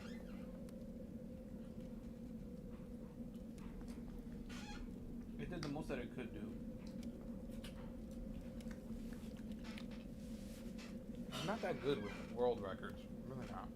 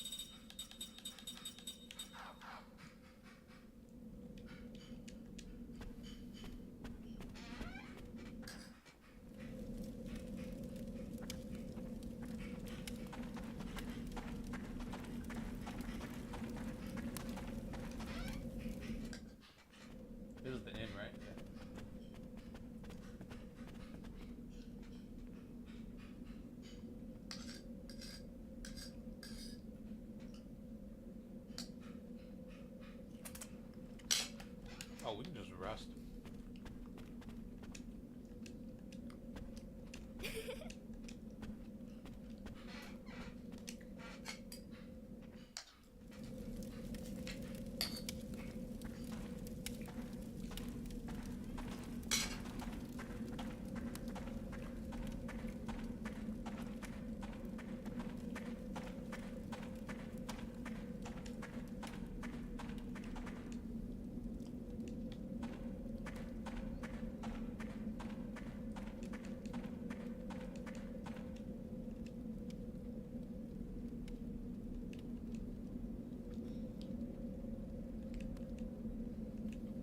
Sure.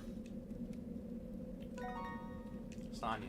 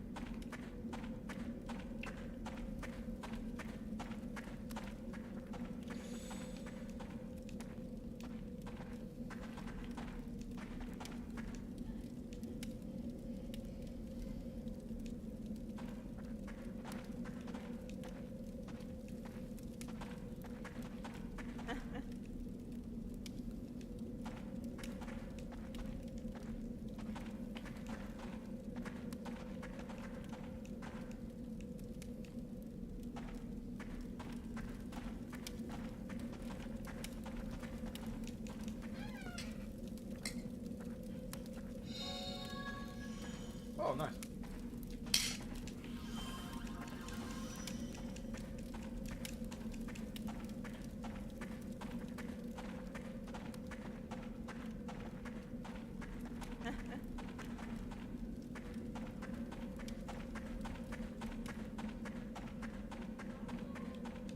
Oh boy.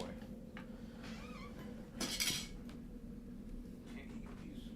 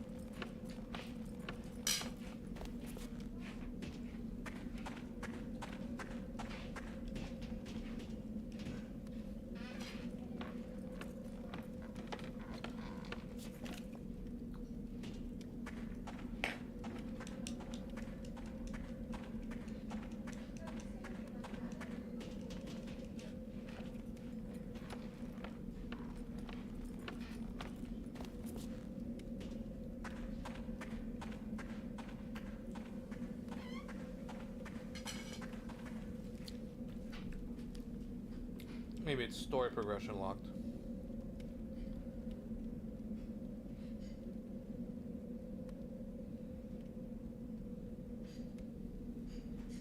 No, we're good.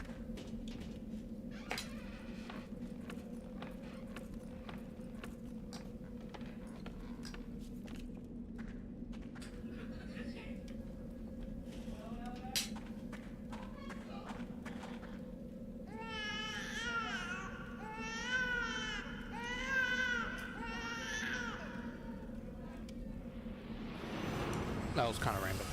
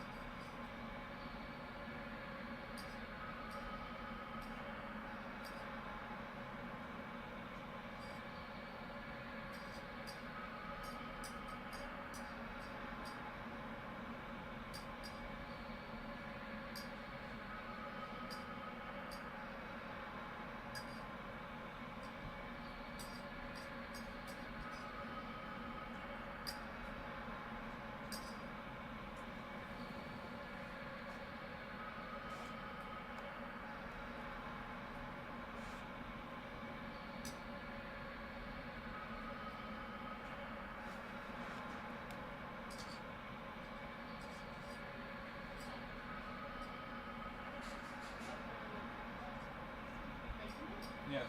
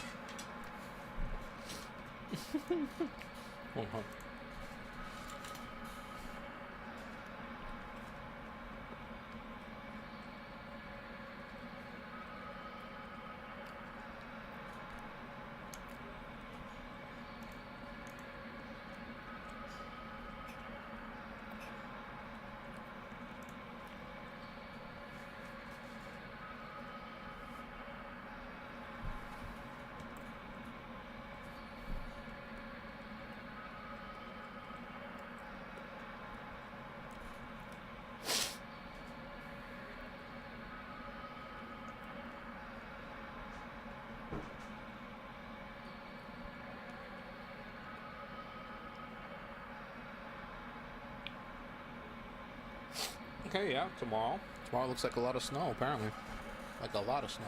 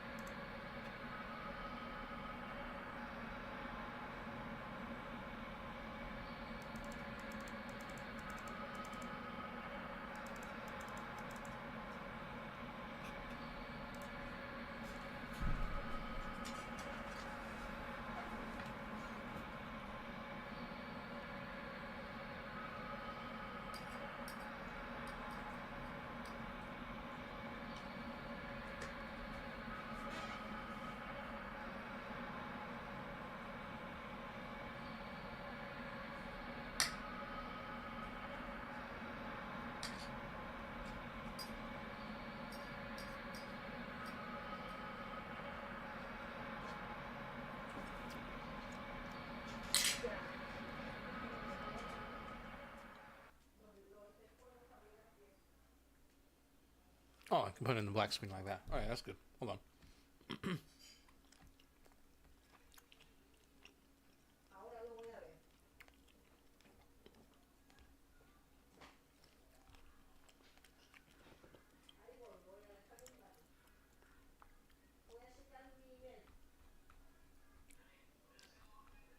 right, hold on.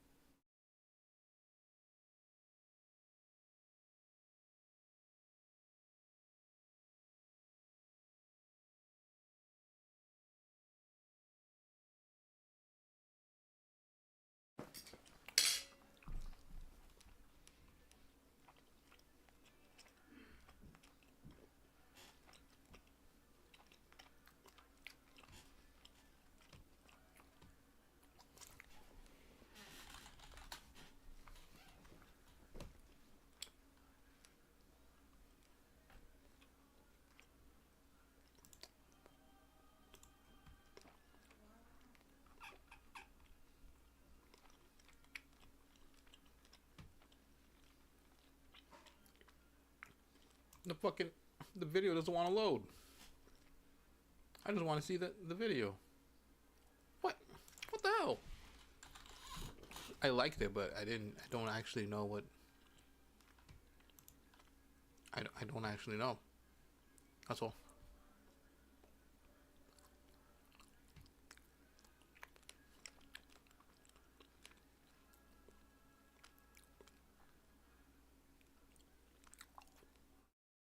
Okay.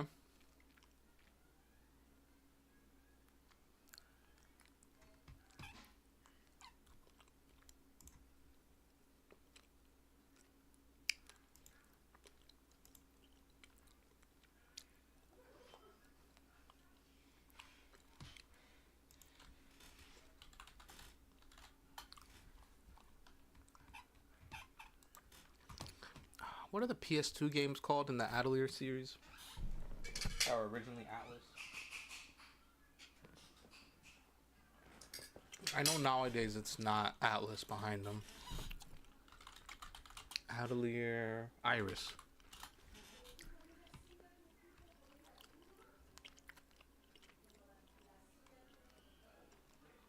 Ah, I see. So the developer has always been Gust.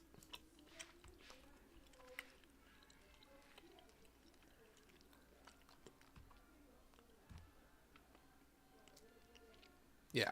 My brother played Atelier Iris 2 on the PS2, which was... Oh, I guess it was actually published by NIS America. I thought it was published by Atlas. Never mind.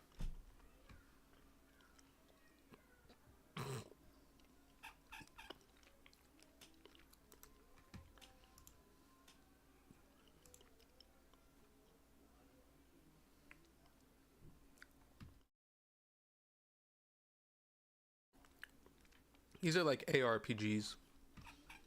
Well, I know the second one is. The second one for sure is an ARPG. They don't mention it here, but yeah, the second one is an ARPG.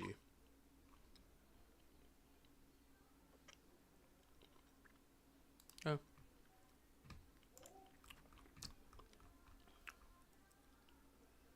There's a lot of... It was a pretty big article for it on Wikipedia.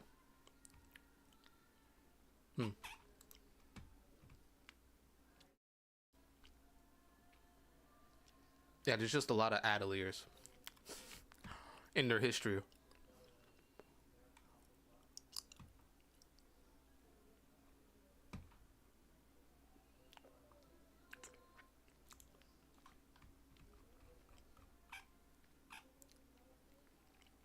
Oh wow. Yeah, there really aren't that many reviews for the series anymore either on most major publications. The Atelier series. There used to be a lot of them for most of them.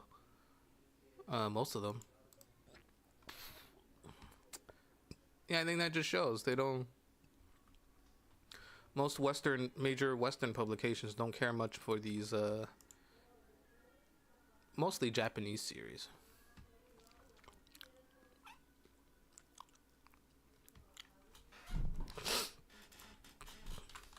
Let me look.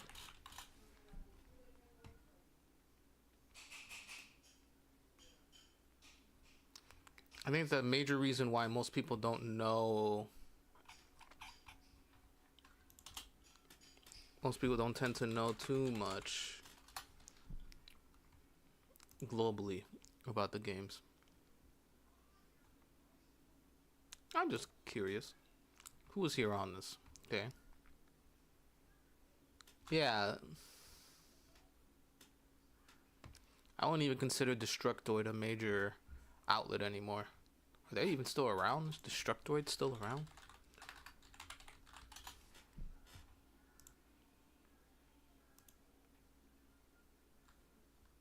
Oh, this place is fucking dead.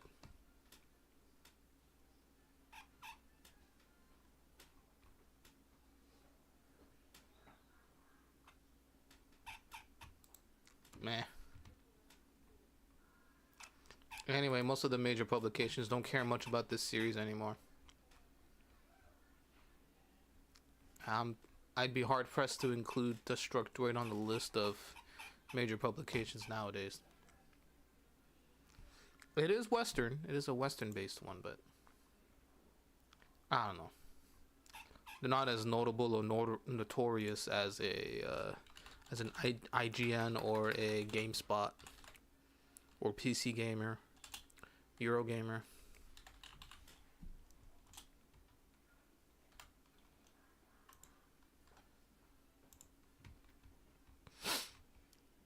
This one has more reviewers, Dual Shockers, but they're only still recent. Italian publications for Eurogamer and IGN seem to review these series still.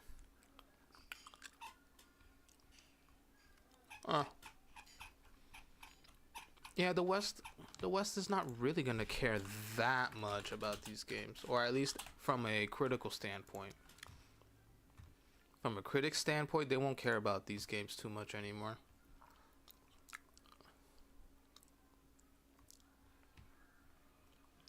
You have to get your info from more indie publications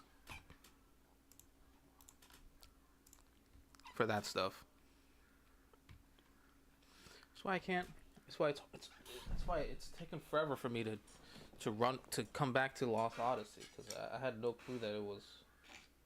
Well, I guess that's still in that the game is still in that realm because of because a lot of the devs behind it.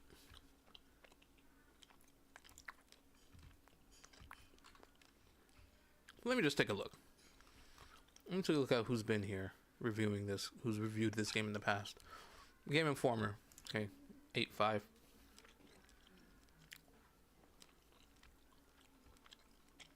Okay.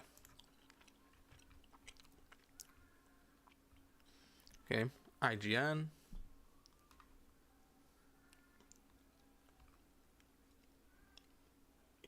There's the Eurogamer one.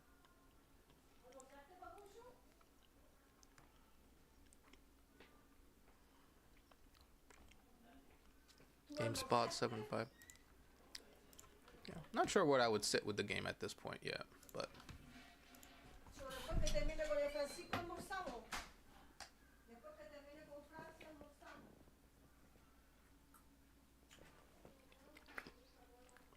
I will say I'm very heavily leaning on this game is very uneven in its experience. Except for one aspect, which is all the short stories.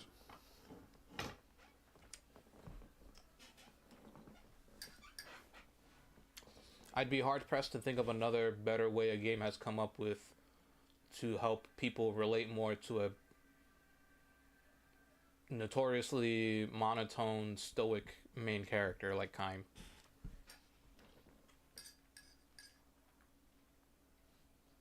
The art helps a lot too.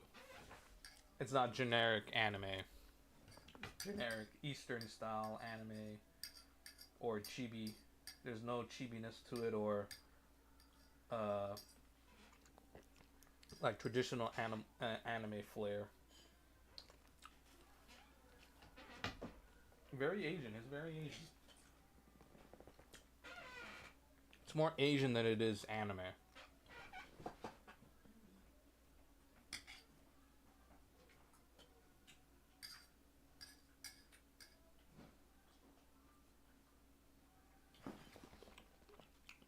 It helps that the art is from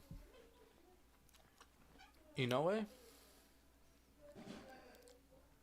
Vagabond writer? Vagabond mangaka?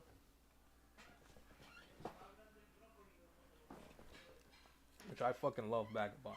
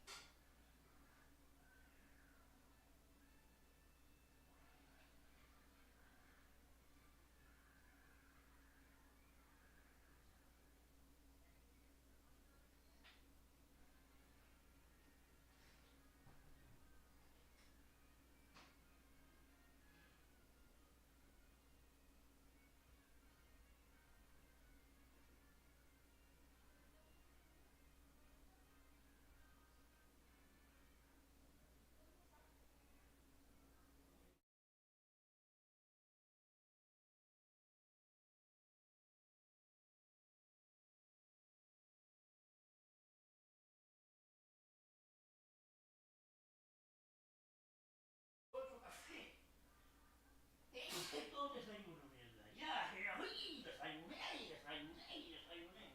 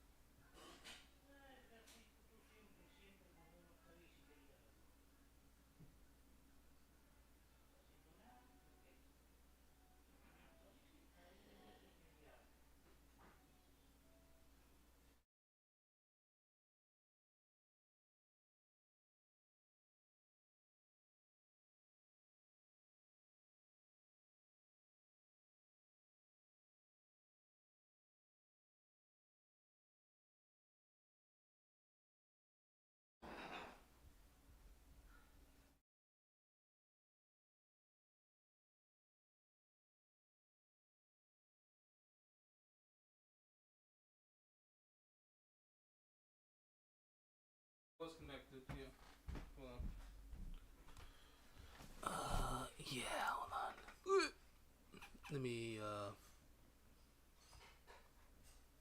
okay, hold on. Okay, hold on.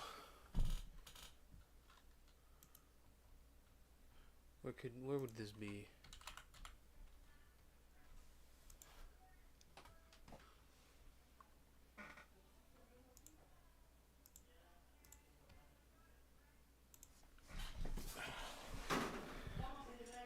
Okay, hold on. Where would this be?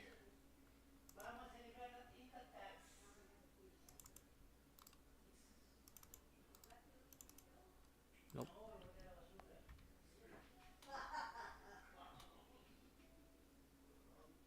Nope.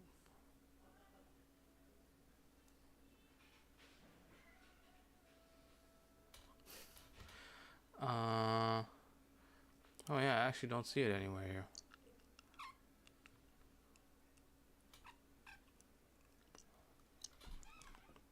It showed up. Would it be here? Ah, I see it.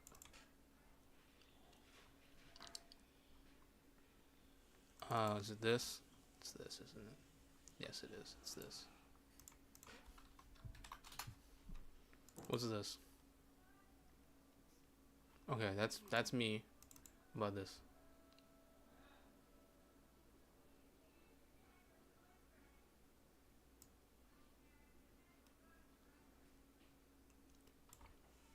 Okay. Dice problem scanning. Let's look. Okay, that's me. I actually already looked at that.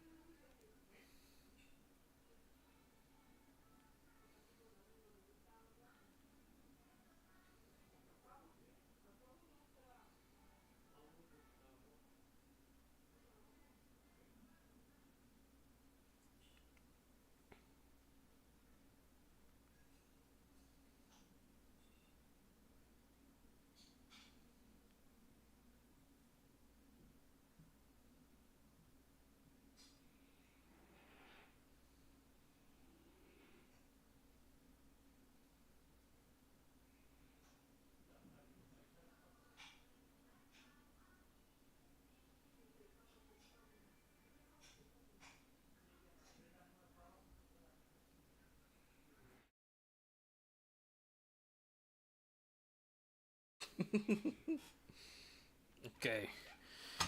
Oh my god. Alright, hold on. Volume. I can put the volume down a little bit because that baby crying in the game is like throwing me off. So what is this?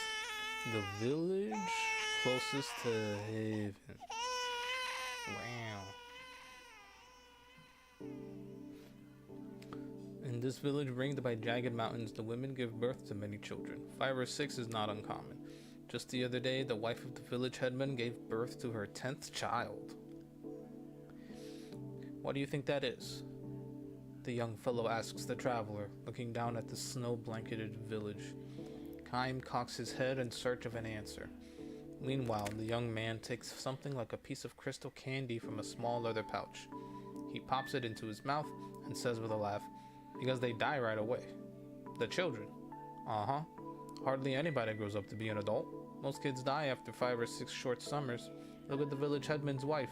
She's lost 7 kids already. Whether from a genetic problem or a disease endemic to the area, the people of this village have always lived short lives, he says, from way, way back. Now that you mention it, says Kaim, I haven't seen any old people here. See what I mean?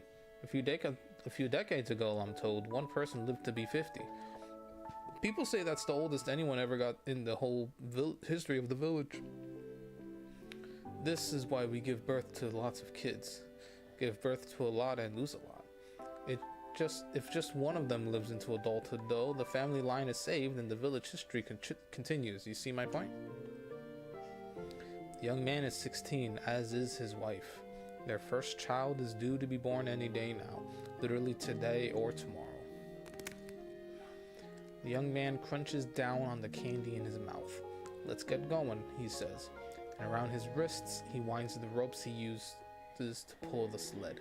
He hasn't loaded the sled yet, but dragging it up the steep, snow-covered road is hard work. This, he says, is why the pay is good. So good. Only a few days earlier, he lost his good friend and fellow worker, who had been 3 years his senior. When Kaim happened along, the young man asked him if he would help by pushing the sled from behind until they cleared the pass. Kaim agreed, and they became an instant team.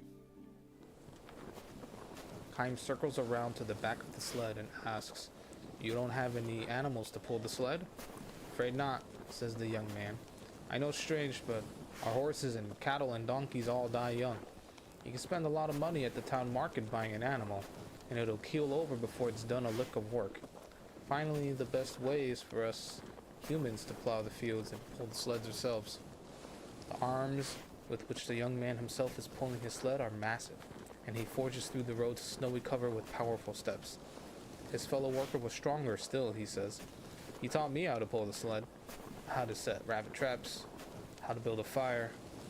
All the skills I need to live, with all the love he would give to a kid brother. Before I knew it, he was gone. People here always die suddenly, he says. They can be perfectly healthy 1 minute and drop dead the next. No time for suffering, just like that. No time to call a doctor. Even if a doctor comes, there's nothing he can do. Did your friend die that way? Uh-huh. He was shoveling the snow that piled up overnight, clearing the road, and he dropped dead. By the time we ran over to help him, he was gone. That's how it always is. Always. That's how they die. Grown-ups, kids, everyone. And you too, then. I guess so. Nobody knows when the moment is coming. It might be decades from now, or it could be tomorrow. After this cool pronouncement, the young man turns to look at Kaim and, pointing to his own chest, says with a smile, or maybe even now. The smile is genuine, without a hint of despair or bitterness towards the cruelty of his fate. Aren't you afraid to die? Kaim starts to ask him, but stops himself. It's a stupid question, he decides, and one that he's not qualified to ask. Where could a man burdened with eternal life find appropriate words to speak to a man burdened with the threat of sudden death?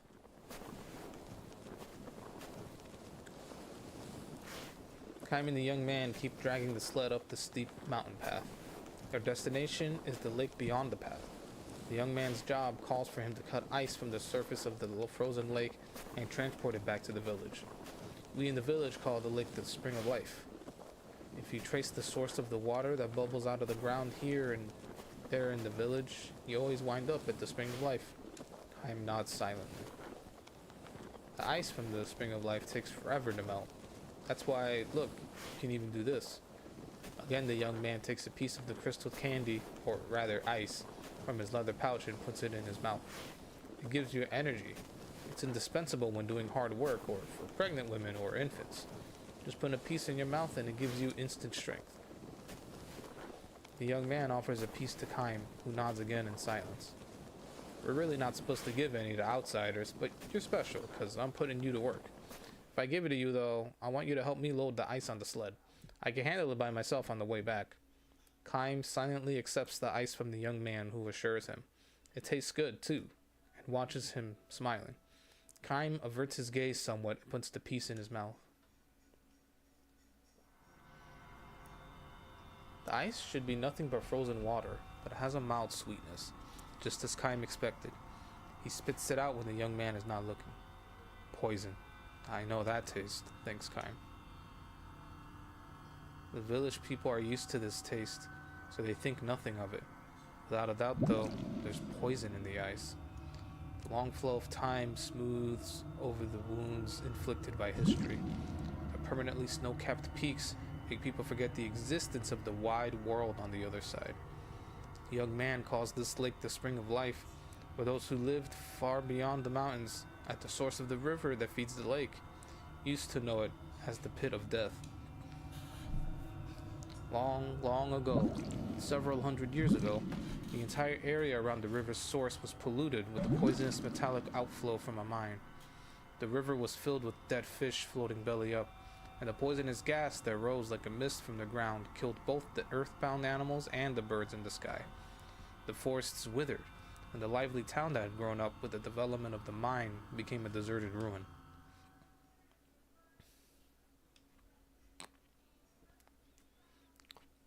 Nature took many years to recover, but the forests eventually turned green again, which attracted small animals and eventually the larger animals that hunted them.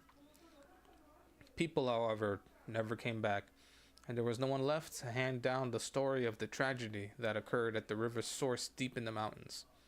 The only one who knows everything that happened is Kaim, the man who has lived 1,000 years. The young man stands by the frozen lake and takes a nice, satisfying stretch. You know, he says to the traveler, I sometimes think this village just might be the closest one to heaven in the whole world. Perhaps it's because we're too close to heaven that we're all summoned by the gods early on. Don't you think that might be true? Kaim says nothing in response to this. Over many years, this lake has accumulated the metallic poison that flowed into it from upstream. And over many years, the poison that infiltrated the soil has mingled with the groundwater, bubbling up into spring water with which the villagers slake their thirst. No one knows the exact chemical makeup of the poison, but at least it does not cause the villagers to suffer until, at the last moment of their lives, the accumulated poison suddenly takes its toll. This may be its one fortunate aspect. On the other hand, this might simply make the misfortune it brings all the more conspicuous. Still, the young man says as he saws off a piece of ice by the shore, I do hope that the children my wife and I will be able to live longer lives. Say, if we have 5, at least one of them will live long enough to grow up and have kids. That way, for me, it would be like finding some meaning in having been born into this world. It was the same with my father and mother and my grandparents. They all had lots of kids and mourned the loss of lots of kids, but managed to raise 1 or 2 to adulthood before they died. That's what gives our life meaning. He wipes the sweat from his brow and puts another piece of ice candy in his mouth. If I were to tell him everything I know, thinks Kaim, if I were to tell him everything that it's been buried in the darkness of history, and if he were to tell the other villagers, the tragedy might not have to be repeated. The young man says, when a baby is born here, they ring the village bell. Also when someone dies. The same for both. Birth and death are like 2 sides of the same coin. So there's no sadness when someone dies. Everybody sees them off with a smile and a wish. You go ahead of us to heaven and save a good spot there for us. Do you understand that sentiment? I do, says Kaim. I do. That's how we've always done it, welcoming lots of new lives to the village and sending lots of lives off to heaven. I've never been much of a student, so I don't know exactly how to put this, but I kind of think that maybe the village closest to heaven is a place where life and death are right next door to each other.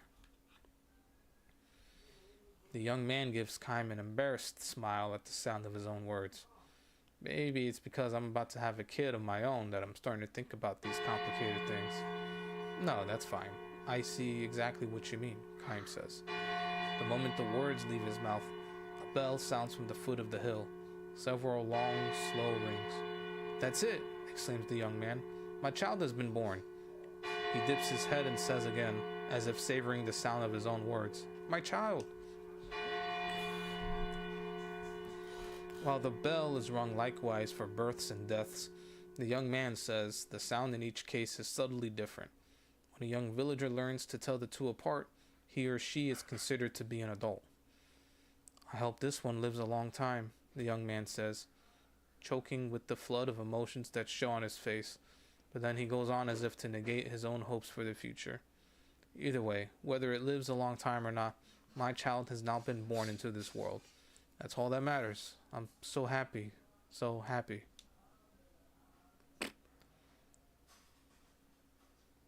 Eyes full of tears, he turns a beatific smile on Kaim.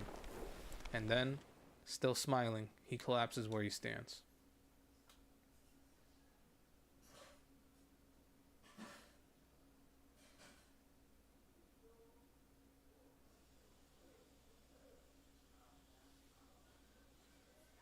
Kaim lays the young man's corpse on the sled and returns to the village. As the young man said, the villagers accept his death with the same smiles they had for the birth of his baby. Death is not a time for sorrow. It simply marks whether one has been called to heaven earlier or later. The young man's wife takes an ice candy from the leather pouch he has left behind and places it gently into the baby's mouth. I want you to grow up to be strong and healthy, she says. Daddy is saving a wonderful place for you up in heaven, but go there slowly, slowly. And until you go to heaven, I want you to grow up here in the village till you're nice and big. Her words have the gentle tone of a lullaby. Kaim says nothing. If he is to stand unflinchingly for what is right, his silence may be a crime. But, burdened with eternal life, Kaim knows how to suspect the right can be. Kaim knows how suspect the right can be. Throughout history, people have fought and wounded and killed each other in the name of what they declare to be right. By comparison, the look on the dead young man's face is tranquility itself. The village closest to heaven is filled with happiness indeed. The baby starts to cry, its loud wailing like a celebration of the beginning of its own life, however short that life is likely to be. Kaim leaves the village with a smile on his face. The village bell begins to peal, reverberating with utter clarity through the distant mountains, as if to bestow a blessing on the young man who lived life to the fullest with neither resentment nor regret. And when this too long life of mine draws to a close, Kaim thinks, I'd like to be sent off with the sound of bells like this if possible. Because he knows that day will never come. Kaim walks on, never stopping, never looking back. His long journey is far from over.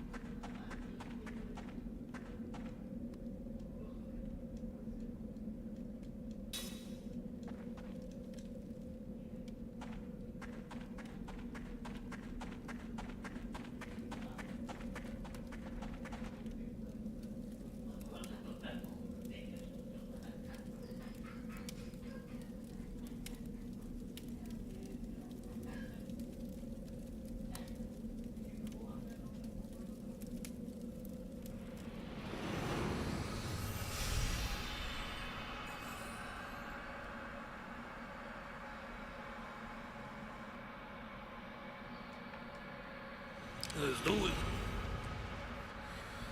Alright, let's see. I guess I could be reading it here too, huh? Glad let's crank my neck. The waterfall lies deep in the forest, more than a day's travel from the nearest village. It is said to be a holy place. In search of the divine amid the towering peaks, pilgrims stand beneath the plunging falls in their final ascetic practice. The water of the falls is freezing cold. All it takes is a momentary lapse of concentration, and the person is hammered down by the rushing water. These are the stones of heaven. The pilgrims call this waterfall the stones of heaven. Heaven is testing their mental and physical strength, they say, by hurling an endless stream of stones down upon them in the form of a powerful waterfall. And the stones have a mysterious power, a former pilgrim says to Kaim with a pained smile. He himself failed in this final austerity, he adds. Different stones of heaven fall on each person. It's as if they can see into your heart. What do you mean? Kaim asks. The burdens you bore and the dreams you dreamed in the secular world appear to you one after another. In his own case, he says, what came to him first were the voices of women. The water plunging down into the basin of the falls began to sound like women's voices. Sweet voices whispering in my ear, voices sobbing, voices moaning in a lover's embrace. An incredible variety. And for better or worse, I knew every single one of them. Some I was thrilled to hear again, while others I hated remembering. Meaning, you've gotten yourself into a lot of trouble involving women. I have indeed. Not to boast or anything, but that was one battlefield I knew better than anybody. I survived, but I made a lot of women cry. There were a lot of them I loved. My whole purpose in undertaking the austerities was to put that life behind me. But the stones of heaven know what they were doing. In the final test, they go after your greatest weakness. If you waver the slightest bit, you've had it. The water slams you down and your austerities are over. The man feeds a stick of kindling into the campfire. And I'm not the only one, he continues. One fellow heard the voice of the mother he hadn't seen since he was a little boy. Another heard the voice of his dead child. Is it always voices? I wish it were. If you hold up through the voices, the waterfall's mist starts changing into the shapes of people. You might see somebody who you hated so much in the secular world that you wanted to kill him. Or it might be some loan shark you had to go into hiding to get away from. One little flinch and you're done for. This particular austerity can be performed only once. There are no second chances. Someone who has persevered for a whole day and night, but who fails in the end, has no choice but to return to the secular world in defeat, as this man did. Not that it was easy for me to get on my feet again once I was back there either.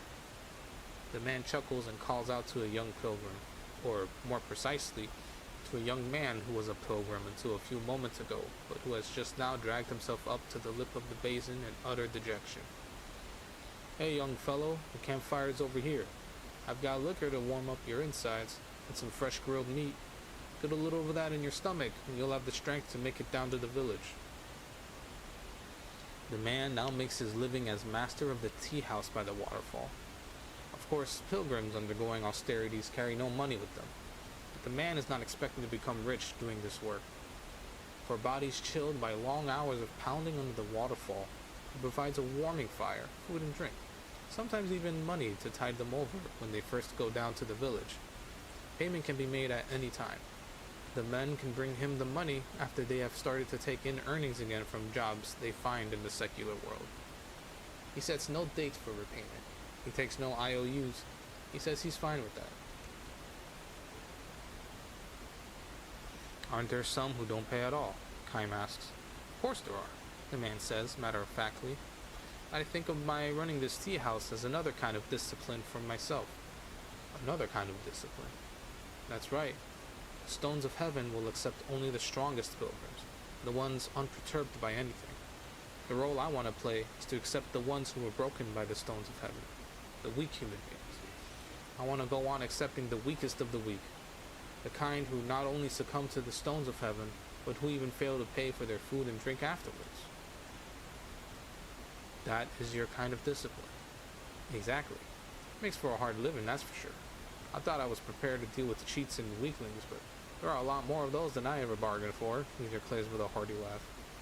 But then he quickly turns serious and says, to tell you the truth, I think of this less as a form of discipline than as a way to get even. Get even? With whom? With those gods or whatever they're at that keep hurling down their stones of heaven. Human beings are weak, shockingly so, in the eyes of a god. But I think, and this is not just because of what happened to me, that being weak is the best thing about human beings.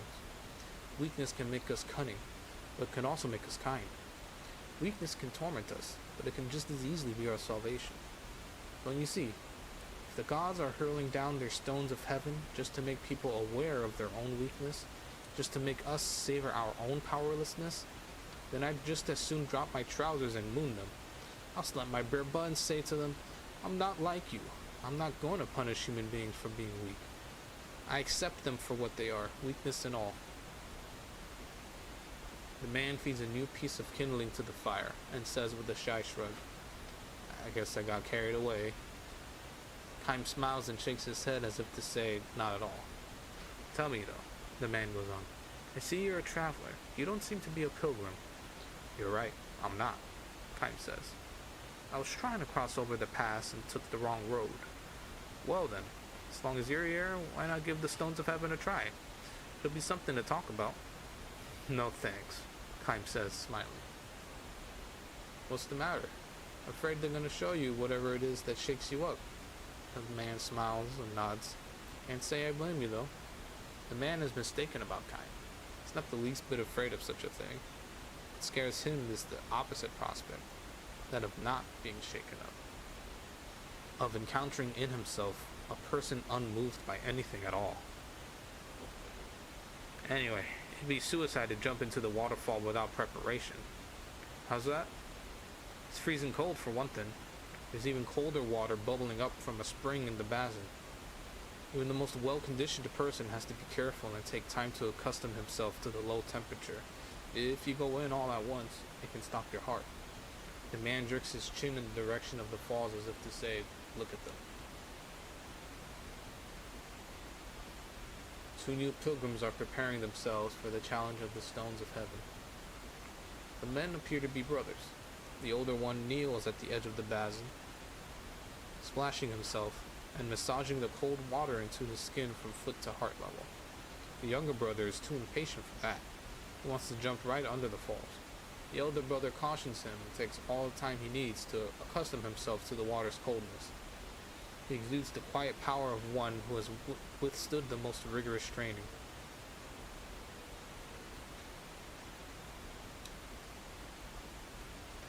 Aha! The tea house owner says to Kime, smiling. We're in for a rare privilege. I think we're about to see the first successful attempt in a long while. You can tell. You can if you've spent as much time here as I have. The winners and losers are decided before the men ever step under the falls. Having completed his meticulous preparations, the elder brother enters the basin. Even then, the steps he takes are slow and cautious. The younger brother follows him in, kicking up the spray with every step. The younger one is hopeless, says the man with a sigh, adding another stick of kindling to the fire. I'd better get the liquor ready now, he mutters to himself. The brothers stand side by side beneath the pounding waterfall. The stones of heaven rain down upon them. As the man predicted, the elder brother, utterly calm, stands up to the onslaught of images sent by the stones of heaven. Also, as the man predicted, the younger brother yields to the stones of heaven and is beaten down into the basin of the waterfall. But then something happens that goes far beyond what the man predicted. Writhing in agony, the younger brother bobs helplessly in the basin, unable to raise himself. He's drowning. He tears at his own chest. His heart is failing. He wasn't fully prepared to enter the icy water. Help me, brother, please. But the elder brother doesn't move. He remains under the waterfall in total concentration. "Hey, what are you doing there? Hurry and help him," the man yells, but the elder brother's expression remains unchanged. He never flinches. "He's drowning. You can't just leave him like that. He'll die." The elder brother never moves. He grits his teeth, keeps his eyes clamped shut, and shows no sign of moving out from under the waterfall, as if to declare, "This is it. This is the final test of the stones of heaven." This man screams at him, "You idiot!" and dives into the roiling basin in a rash effort to help the younger brother. For the moment his untrained body hits the frigid water, the shock of it seizes his heart. Still, he reaches out towards the drowning brother, who's sinking beneath the surface. A great shudder goes through him, and with an enormous groan, he takes hold of the young man's wrist and pulls his limp body toward him. He tries to return to the shore, but his strength gives out, and he falls back into the water. Next, it is Kaim's turn to dive into the basin beneath the falls. He takes hold of the two unconscious men and drags them toward the shore. The storms of heaven pour down on Kaim, and he is assaulted by one vision after another. Battlefields, scenes from his wanderings, shooting stars, the climbing and sinking sun, raging winds, and countless deaths of those he has come to know on the road of his all too long life. "It will do you no good," he silently declares to the gods hurling the stones of heaven at him. "My heart remains unmoved. I have lived through a reality far crueler than any phantom you can show me. Whether or not his life is a sign of his strength, he does not know. He will not boast of it, nor will he tell the tale to others. He has, however, lived it. That much is certain. He has lived it through the years."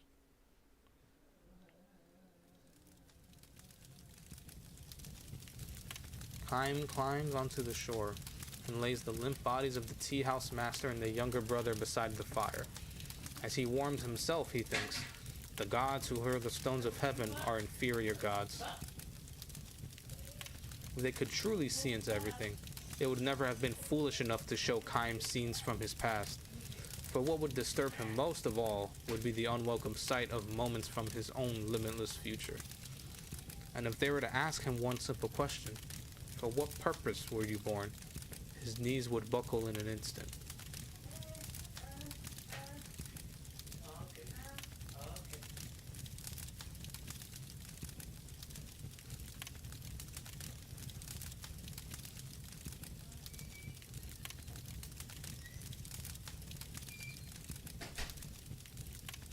First to regain consciousness is the young pilgrim. The tea house master's condition is critical. Kaim's attempts to warm him and massage his clenched heart have little effect. "Pull yourself together now. Look, we've got a fire here. The fire you built. Let it warm you." Kaim shouts into his ear until the man finally manages to force his eyes open a crack and move his purple lips.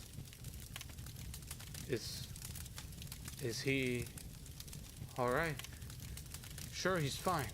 Don't worry." "Oh, good. Good. Pull yourself together, man. Tell me, though, is strength the same as coldness?" "Never mind. Stop talking. Because if that is true, if strength is coldness, I don't want any part of it." The man gives a faint smile and closes his eyes. He'll never open them again.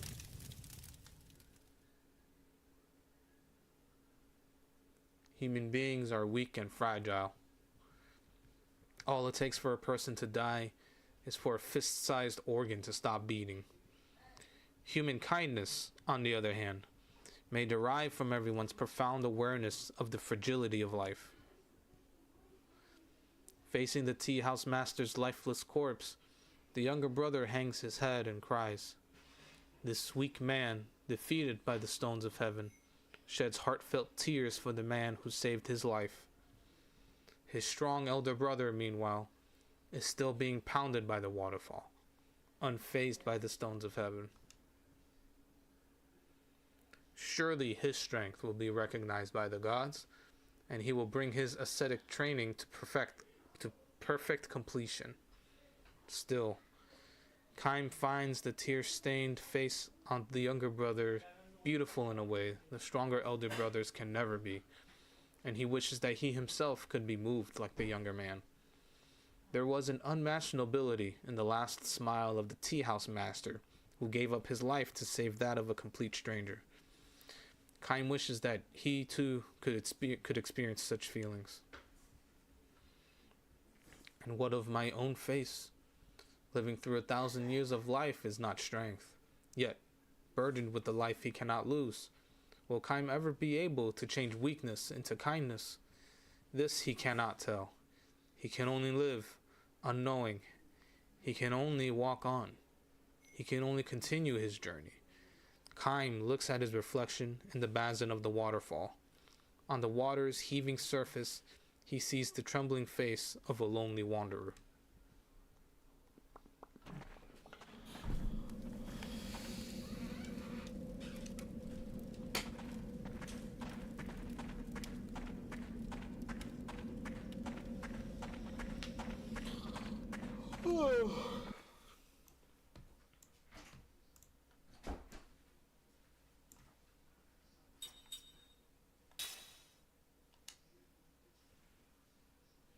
Let's see if I can get this food on time.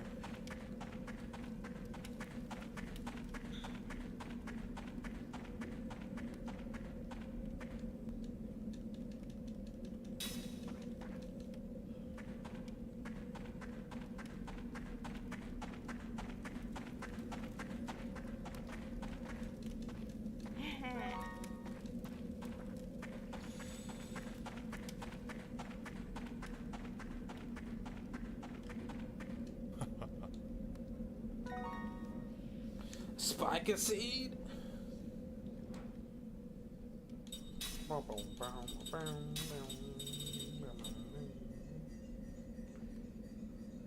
The peapot in the refugee camp loves spiky seeds.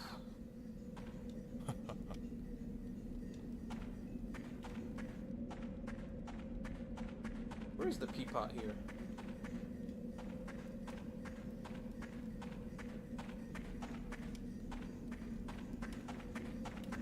Peapot.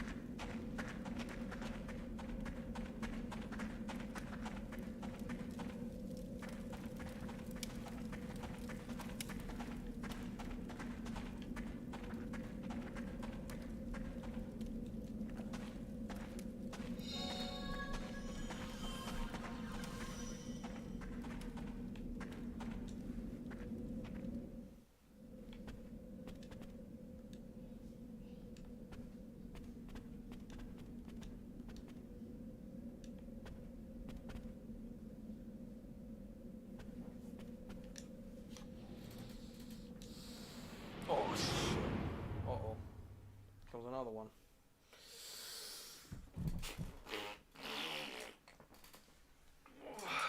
Is that 4 of them? That's 4 out of the last 9 in the game.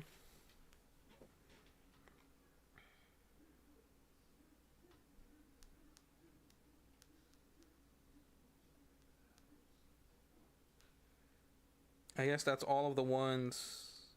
Yeah. That is all of the ones here in the Gotsa area.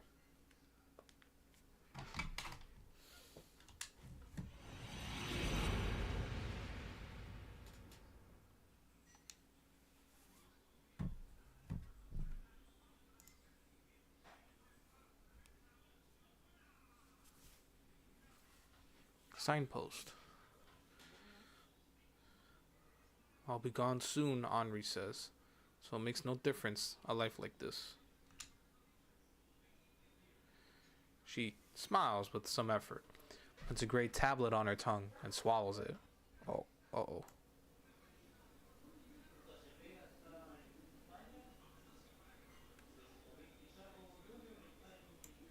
Alright.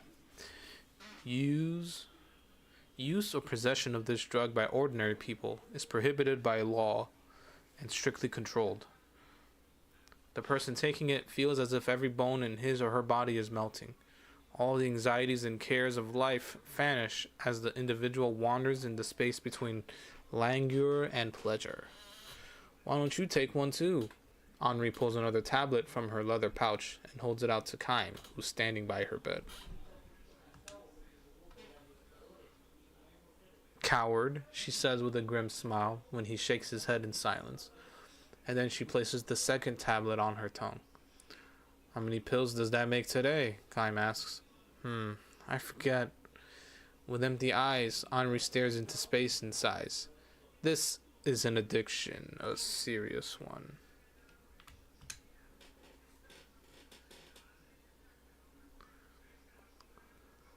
How do you feel? He asks.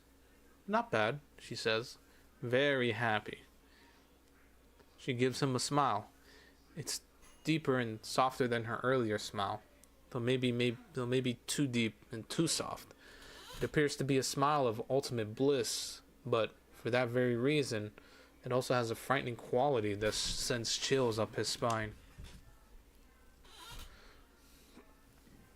The drug is called Signpost. This is not its formal designation, of course. People started calling it that as a secret code word to avoid prosecution, and the term caught on. Signpost is, however, the single most appropriate name for this drug. Each pill takes the user one step farther down the road, and when withdrawal symptoms strike, the person rushes to take the next pill, thereby advancing yet another step. Farther and farther and farther. The road marked by this signpost is a soothing one, entirely free of pain or suffering. At the end of the road, however, there waits only death. The use and possession of signpost is so strictly prohibited because it is seen as an invitation to gradual suicide. How many more pills, I wonder? Henri mutters, stretching her emaciated body full length on the bed. It is a question that Kaim cannot answer. He knows only that she is nearing the end of her signpost journey. It is for this that Kaim has been called to this hospital, which is a facility for people on the verge of death. I have no regrets, Henri says. None at all. This way I can die pleasantly, quietly. Like going to sleep. Her empty eyes are fixed on Kaim, but they seem to register nothing. I'll be fine. She reaches into the leather pouch again. You probably shouldn't do that, Kaim says. I'm telling you I'm fine, she says, laughing weakly, and placing a third signpost in her mouth. She closes her eyes. Her sunken eye sockets harbor dark shadows. Kaim settles himself into the chair by her bed. He waits for her to say more, but she seems to have fallen asleep. Her breathing is calm, and a slight smile plays upon her sleeping face. The signpost seems to be working. Without the drug, hammer-like pains in her back and violent chills would prevent her from sleeping. Even worse than the physical suffering would be the fear of approaching death. More girl than a woman, young Henri was struck by a mortal illness. At the end of her long battle with the disease, the doctor gave up all hope of treating it and prescribed Signpost for her instead. Ordinary people are not allowed to use the drug, but special permission has been given to patients for whom there's no hope of recovery in order to afford them a peaceful death and bring their lives to a quiet close. In other words, to enable them to die without having to deal with regret or despair. Before Kaim began this work, a doctor explained the effects of the medicine to him, concluding with a smile. In other words, Signpost forgives all the debts the person has built up towards life.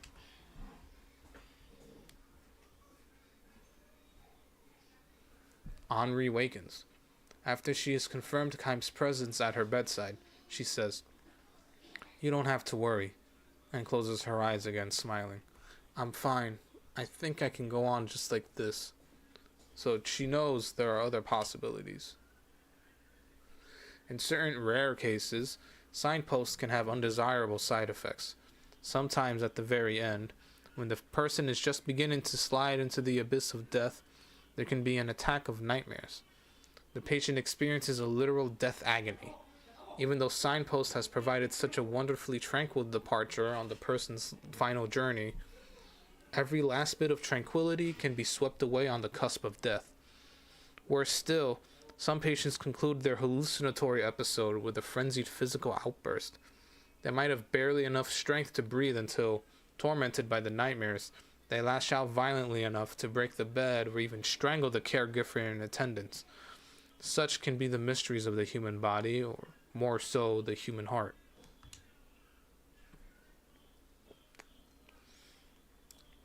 This is why Keim is here. He is to stand vigil by Henri's deathbed against the remote possibility that she might be tormented by nightmares and go wild under the influence of signpost's side effects. The doctor has supplied him with yet another drug. It is a poison that will kill the patient instantaneously. Keim has been instructed to administer it to Henri as soon as she begins to exhibit strange behavior.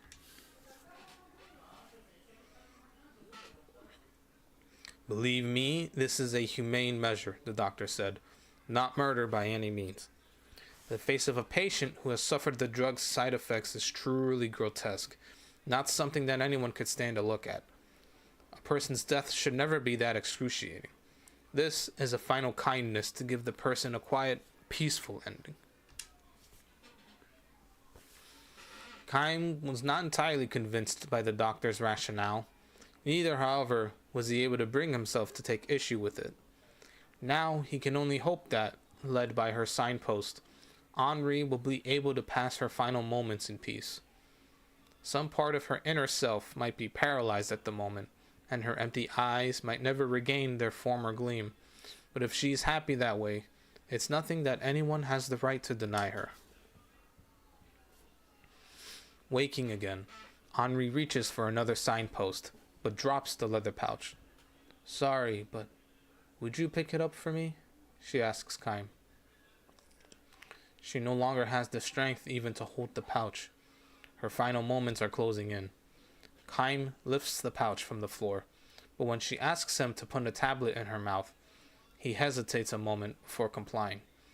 Her tongue is dry and rough as sandpaper. She really must be nearing the end. Having taken another signpost, Henri seems to be overtaken by the languorous feeling again. She moves the flesh of her cheeks in a way that has no meaning, releases a feeble sigh, and says, "I was just dreaming." "What about?" "About when I was little. Everybody was there. My father, my mother, my big brother and sister, all smiling." This is not a good sign. The drug might be having a bad effect. If the signpost is working properly, she should not be dreaming, especially about her family. The more lingering attachment or regret or sadness a person retains, the more likely he or she is to experience side effects. This is precisely why the family is never admitted to the patient's room. The final farewells are made before the administering of signpost, and only after everything is finished do they meet again. Everybody was in such a good mood. Keim wonders if he should give her another signpost. "I'm sure when I was born that my parents never imagined I would die so young." A more seasoned caregiver would probably give her another pill without hesitation. Then Henri would fall into another peaceful sleep without any thoughts to disturb her, perhaps never to wake again. Keim, however, sets the leather pouch on a shelf and waits to hear what else she has to say. Henri herself does not request another signpost, but moves the sunken flesh on her cheeks again. This time the movement takes the form of a deliberate smile. "You know," she says to Keim, "I'm beginning to wonder." "About what?" "Why I was ever born." Kaim is at a loss for words, but she does not let this prevent her from continuing. I mean, if I'm going to die so young, when I've never had a chance to fall in love, wouldn't it have been better if I'd never been born at all? Kaim nods as if to tell her that he understands. Was I ever born? This is the question that Kaim himself has been pondering all through his endless journey. He has still not found the answer, and maybe never will. My mother and father will be sad, I'm sure. You had better rest now. Maybe I was born to make my parents sad. Close your eyes and take a few long, deep breaths. Can I have some more medicine? This time he gives it to her without hesitation. Thank you, she says simply for the first time, and closes her eyes. I guess it's possible I might never wake up again. It's possible. It's a good thing to die without suffering, isn't it? It probably is. And to die with your head in a fog, without thinking or feeling anything, that's a good thing too, isn't it? Kaim says nothing. This is a question he cannot answer. A question he doesn't want to answer. Henri falls asleep without asking him anything else. She's still sound asleep when the doctor examines her and tells Kaim she will probably pass away before the night is out.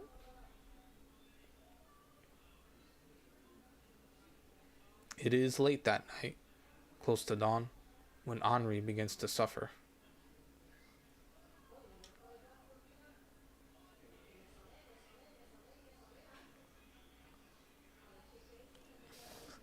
I'm sorry, Mommy. I'm sorry I ate the jam. It was me. She is running a high fever, with large drops of sweat on her forehead as she moans deliriously. What's taking you so long, Daddy? Hurry, hurry. The butterfly's going to fly away. Kaim wonders if she could be reliving memories of her early childhood. You hit me. Big brothers shouldn't hit their little sisters. You're bad. I'm gonna tell Mommy. Convulsions rack her entire body. Let me in. I want to play with the big girls. It doesn't end with her delirium. She starts moving her arms as if trying to embrace family members floating above her. This is what they were afraid of. The side effects. Take me with you, please. I don't want to stay here. Don't leave me. Her cries mingle with tears. Hallucinations seem to have taken the place of past memories in her empty eyes. Please, I'll be good. I'll do what you tell me, Mommy and Daddy. Take me with you. In fact, just the opposite is happening. The ones being left behind are the family who so loved their youngest daughter, Henri.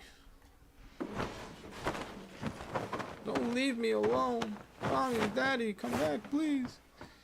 He can feel her pain and sorrow. Her convulsions become increasingly violent. Her face contorts in agony. Alerted by the commotion, a doctor comes charging into the room. What are you doing? He shouts at Kaim. Put her out of her misery now.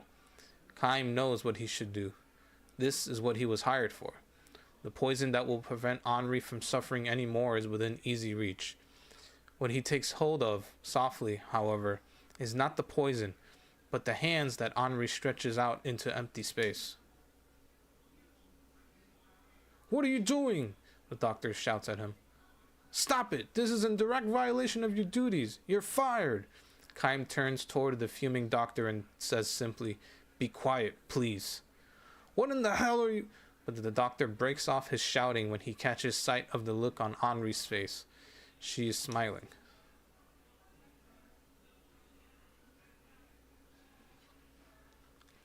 Are these my mother's hands? My father's? Big brothers? Big sisters? Tell me, whose hands are these? She asks joyfully. Feeling the strength of Kaim's grasp, she squeezes back, an almost indescribably happy smile on her face, tears streaming from her eyes. I'm here with all of you, together, Always. Her convulsions have subsided, and her breathing has calmed down. Kaim whispers in her ear, "Thank you, Henri." "Daddy?" Smiling through her tears, she says, "I know it's you." Kaim smiles back at her and says, "I'm speaking for all of us. For me, your mother, your brother, your sister, when I say, thank you, Henri." Henri seems almost embarrassed when she asks, "For what?" "For having been born, Henri. For having come to be with us. For having allowed us to share time with you. Mommy and I and brother and sister are all so grateful to you for that." Unfortunately, life has its limits. There are long lives and short lives. And in life, even more unfortunately, there is happiness and unhappiness. There are happy lives and unhappy lives. For all of this, however, for the chance to be alive in the world, for the chance of having lived life in this world, the only thing to say is thank you. When Kaim says this to her, Henri gives her slender chin a little shake and says, "No, I should be the one thanking you, all of you." These are Henri's last words. The look on her face in death, following the torment of the drug-induced nightmares, is neither tranquil nor peaceful. It is, however, happy.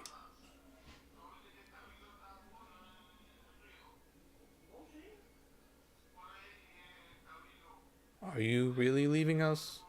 the doctor asks Kaim with a genuine show of regret. Dressed for the road, Kaim smiles and says, "I don't think I'll ever be able to perform the duties of a caregiver properly. To tell you the truth, Kaim, I still can't get over the fact that it's even possible to do it your way." With a serious look, he adds, "I wonder if your hands give off some substance like signpost. Otherwise, I can't imagine how she could have died so happily." Kaim turns his palms towards the doctor. "They're just ordinary hands. Nothing special." "I'm not so sure about that," the doctor says. "If we spent some time studying them properly, maybe." Kaim shakes his head with a sour smile as if to say, "You wouldn't find anything." He does have one point to make with the doctor. "I've seen lots of people die alone. Probably a lot more than any of you doctors have. That's why I wanted to bring her together with her family at the end. That's the only reason I took her hand." The doctor's vague nod suggests that he is not convinced, but Kaim is through talking with him. He strides off toward the highway. He must continue his journey. His journey will go on as long as he is unable to reply to Henri's question, "Why was I ever born?" Henri had a family, at least. Her life consisted of her joining and leaving her family. Kaim has not had even that much. Where did I come from? Where am I going? Why does the passing wind draw Kaim along on his endless journey? A journey without signposts. This is why Kaim is always free and always alone.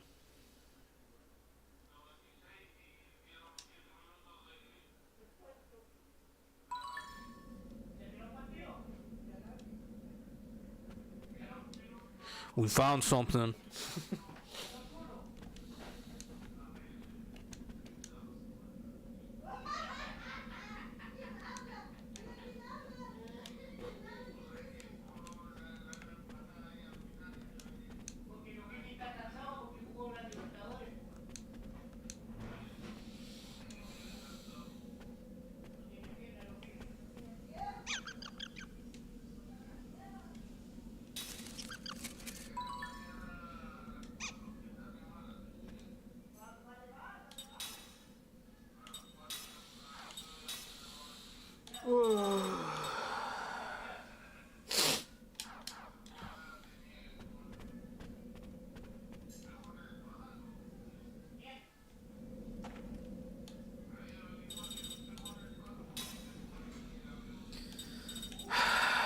The hell am I gonna do with all this?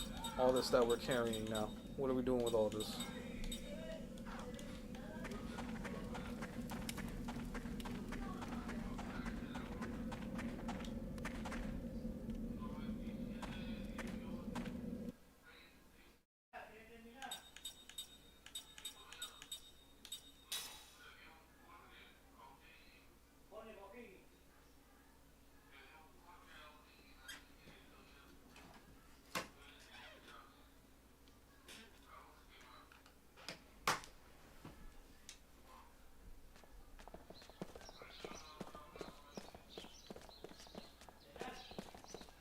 Where's the pea pot here?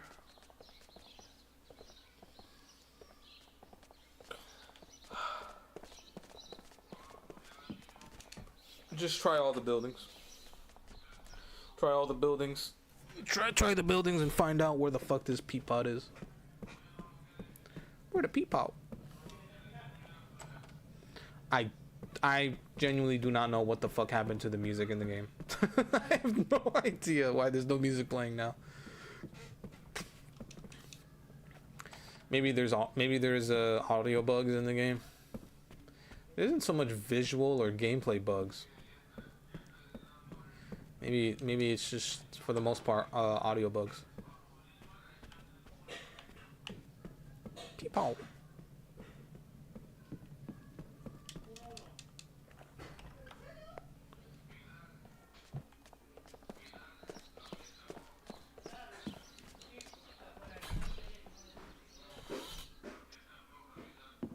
There you are.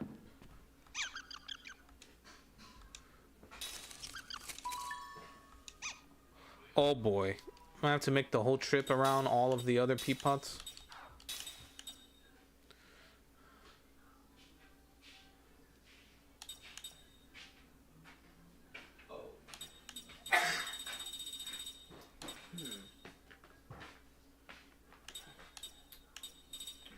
Okay, use the bathroom. I'm gonna try a demo of this game called Voidling Bound. I Oh, don't know if you've heard of it. okay. No. No? Okay.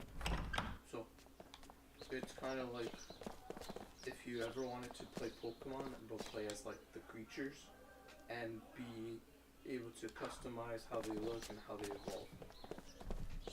So Digimon. It's very cool. Yeah, Digimon. I'll play Digimon. Yeah, but it's real time. Like it's the fights are in real time and stuff like that. Digimon.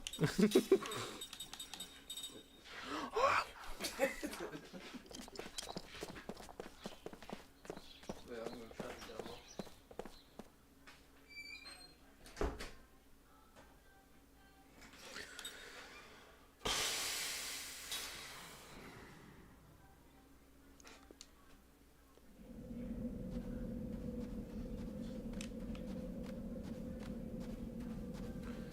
So they're saying, hold on. Let me look again. Treasures. King of the Glaciers. The monster king of the ice canyon hits something within the ice. I thought I had done this. Did I not do this? I thought I did this. Did I not do this?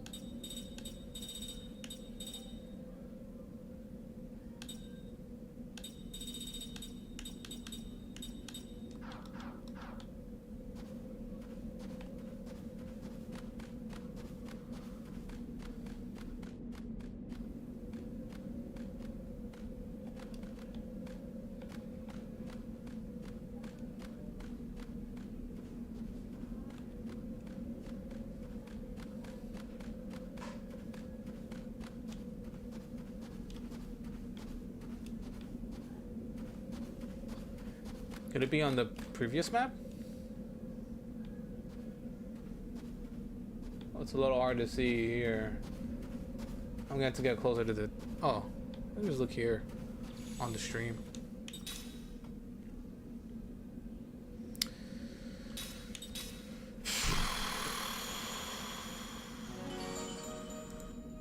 Man, I'm a little bummed.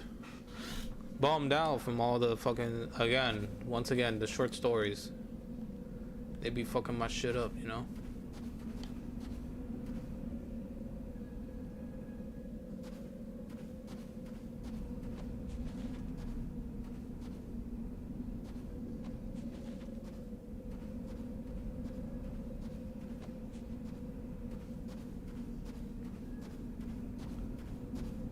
I'm looking here, I don't see anything. I don't see anything on the map.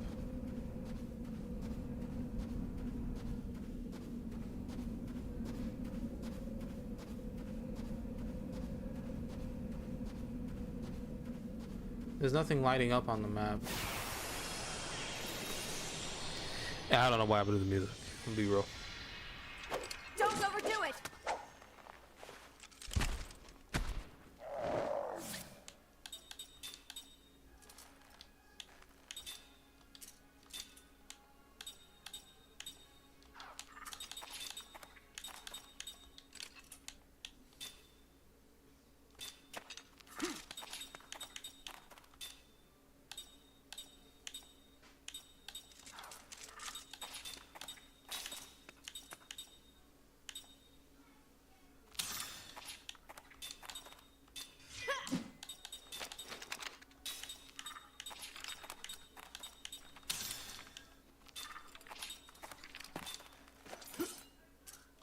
I just realized one of those little guys are here. Hold on.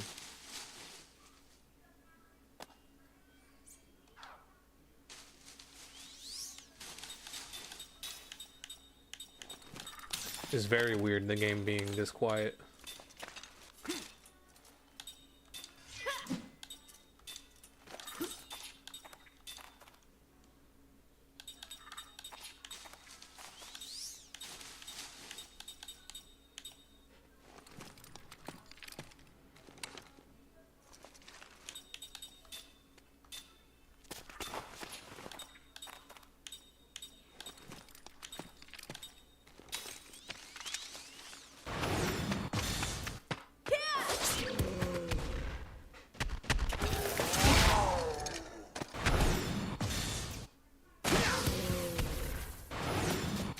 Oh, he's dead. Oh, shit. Yeah, I figured. He's gonna steal something from us now.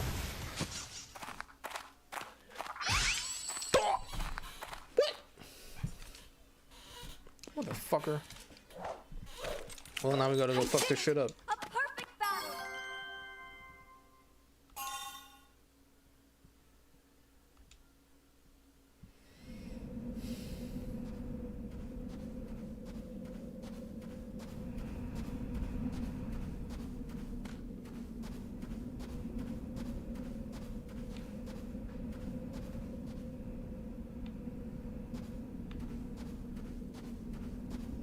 Oh, maybe the penguin is the king of the... Maybe that's what they're trying... Maybe that's what they're trying to say.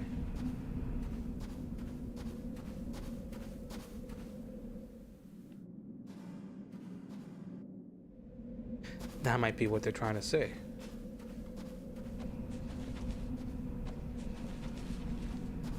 We'll do that in a bit. I just want to get my shit back. And beat their asses, too.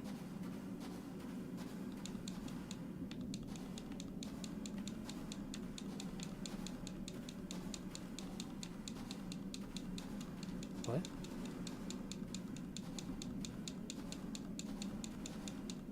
Oh, is this it? Oh, that was it. Oops.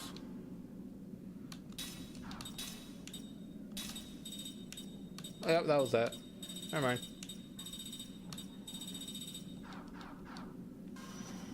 Well, either way, now I still have to run over here and get my shit back from the elements.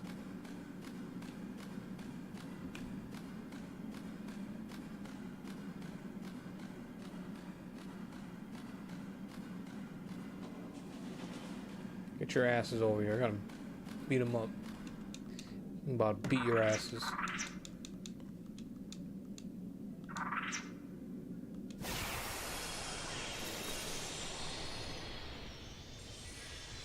Better say your prayers.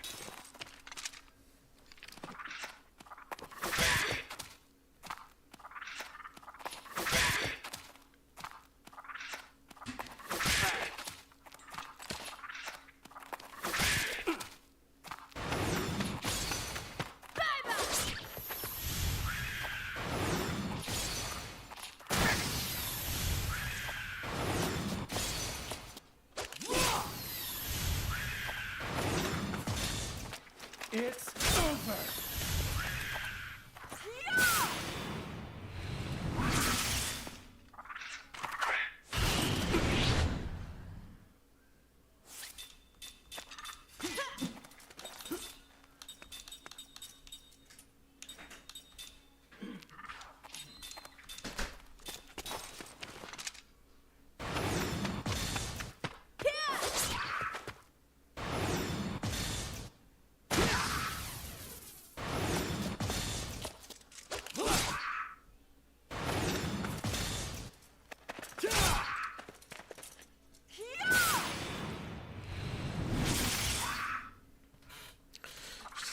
Just gonna take a minute.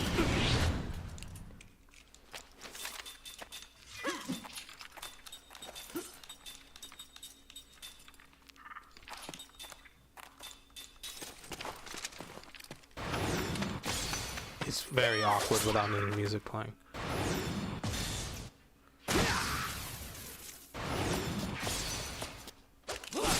I don't understand what happened. That's what's happening right now.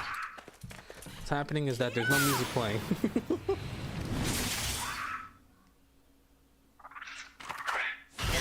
I'll see about like maybe restarting the game. See if that helps.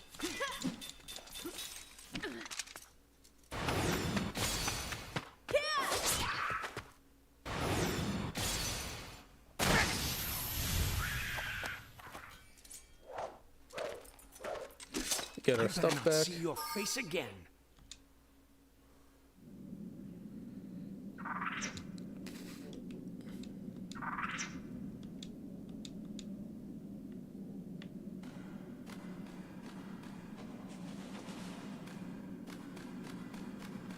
We gotta make our way back.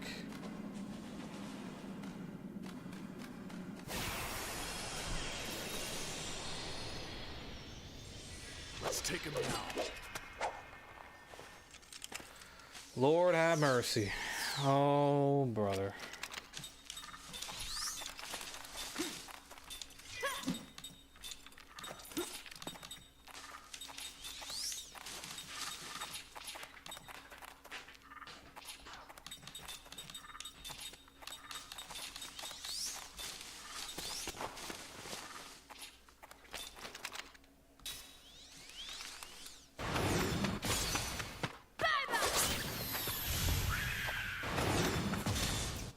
It's over.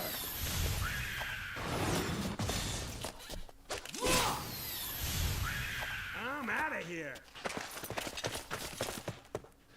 All right, good.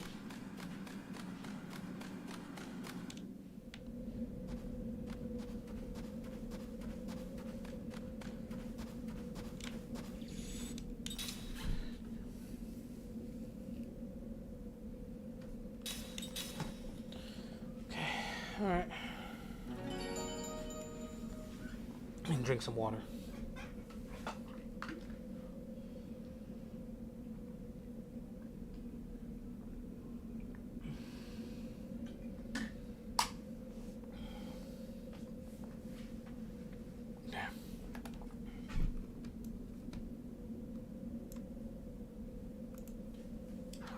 Okay. There you go. So today's been kind of chill.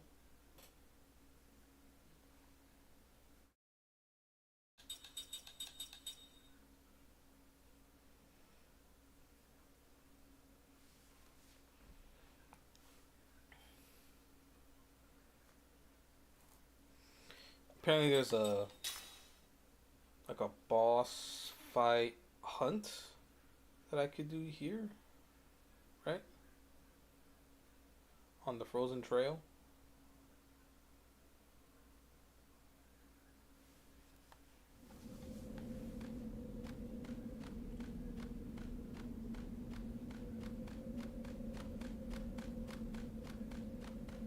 If I see the names of the enemies, I might know who it is. We've taken the advantage.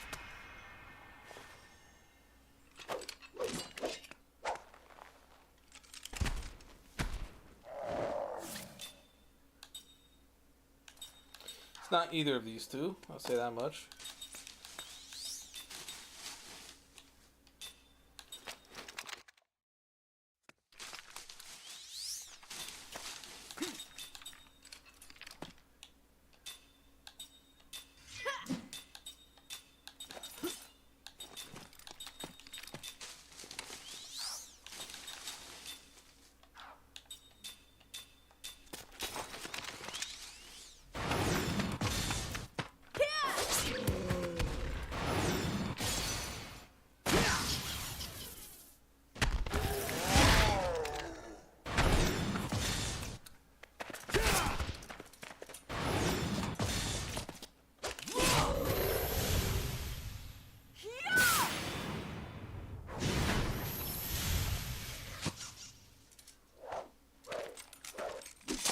write about this in my journal. Yeah, everybody else's audio is working. The only thing that's not working is the music in the game. Even the ambiance.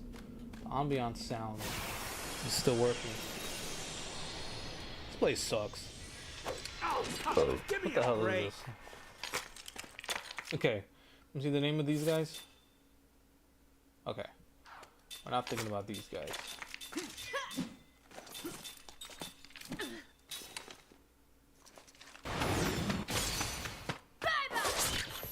Alright.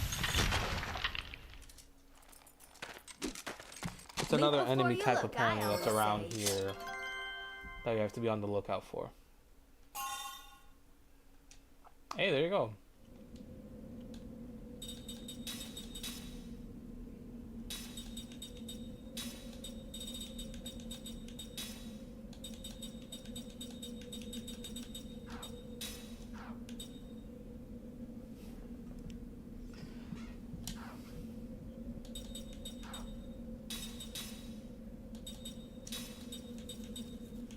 Let's find something else for her to do. Oh, increase skill slots by 3. Oh, I didn't even realize this was a. I didn't realize what the. I didn't realize I picked that up. Oh shit. Let's do that. So that means that she has that on. So that means she has that already going. Okay. I can actually do this. We could do that. We could do this. And with double item. Oh. Wait. Oh, double item is he used 2 items, not two enhancements or whatever it's called.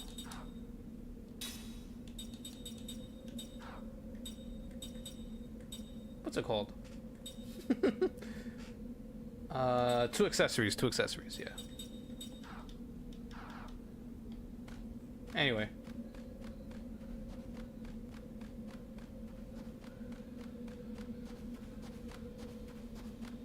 Anyway, apparently this boss is supposed to be around here. Right? Or something like that. They're supposed to be on this frozen trail area.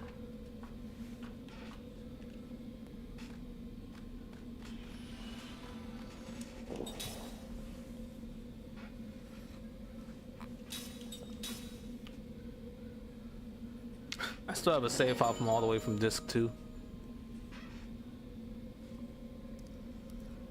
Back when we had exactly 5 characters in our party. And 3 of them were casters, basically. I would consider Mecha a hybrid.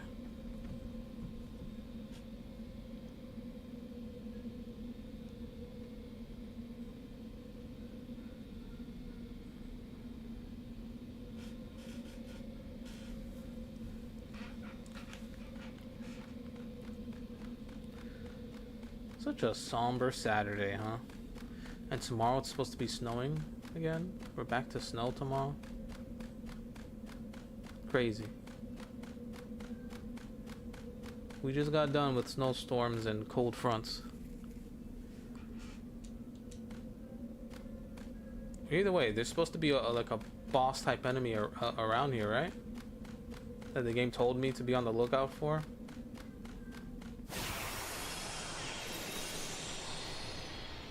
You wanna fight or what?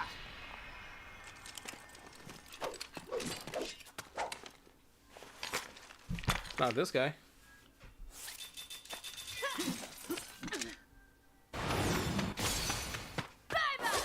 Goodbye.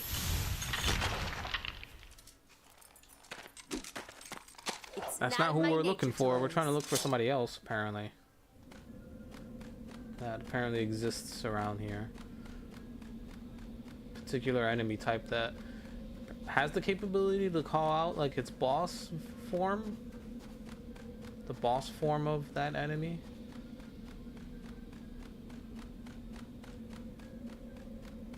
I'm wondering if it's only the ones that I've been seeing. I wonder. Leave now. Is it these guys? I think it's these guys, right? Giaplos. Here's what I'm thinking.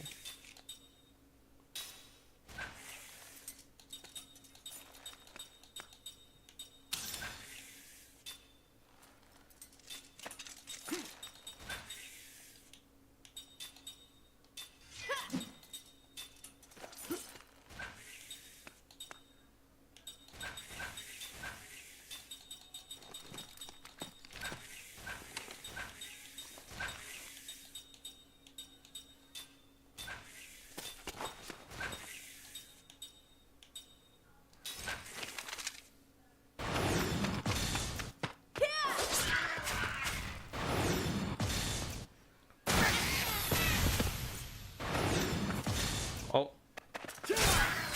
Alright.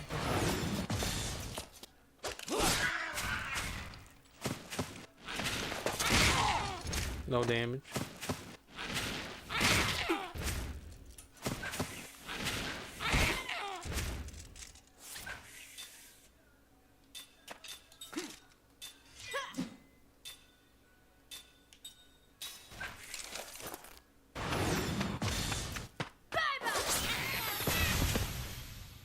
Here goes.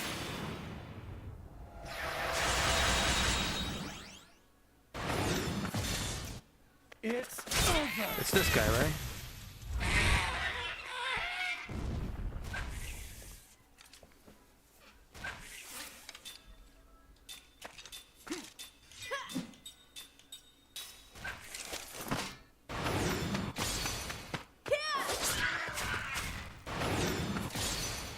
It's over.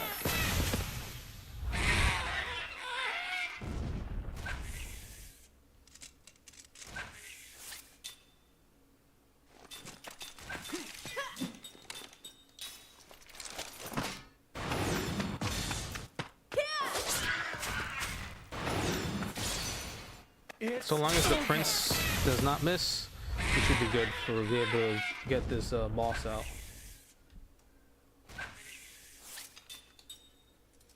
Oh, there he is.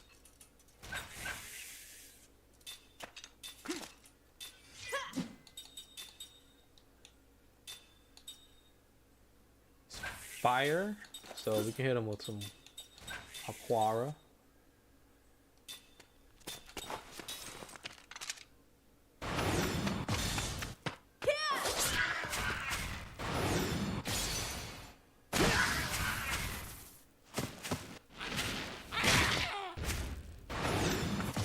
Oh, this guy, he's really not that strong.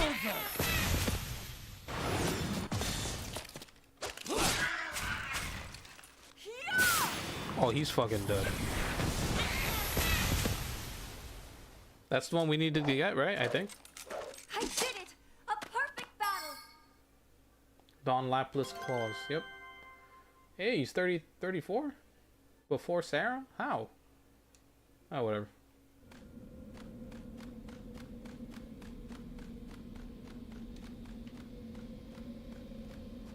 I'll go over there.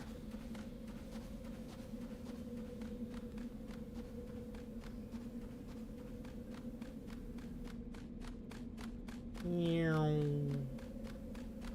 Meow. Meow.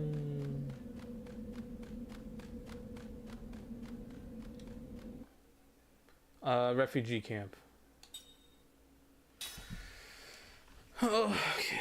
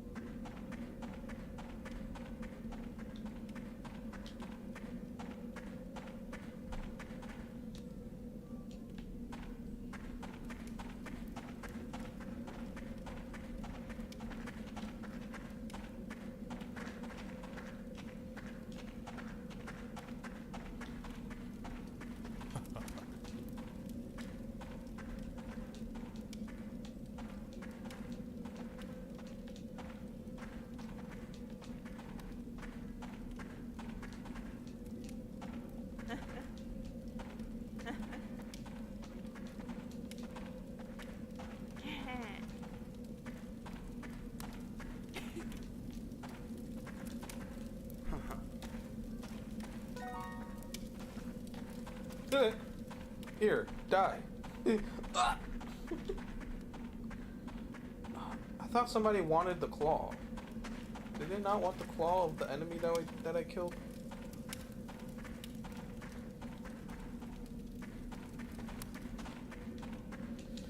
Was it in here? Was it in here? That somebody wanted me to kill him? You? Was it you?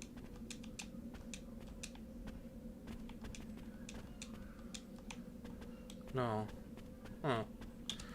It must have been one of the guys that I had just passed by talking to recently.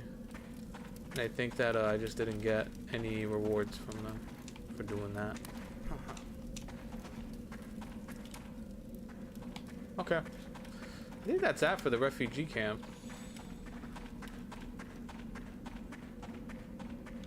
Yeah, that's pretty much it. Well, there's this guy. We need to go back to Lowtown to deliver the letter to his mom.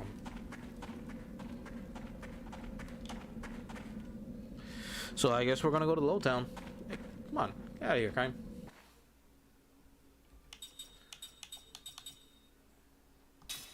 It's this way, right? East? I guess it doesn't matter.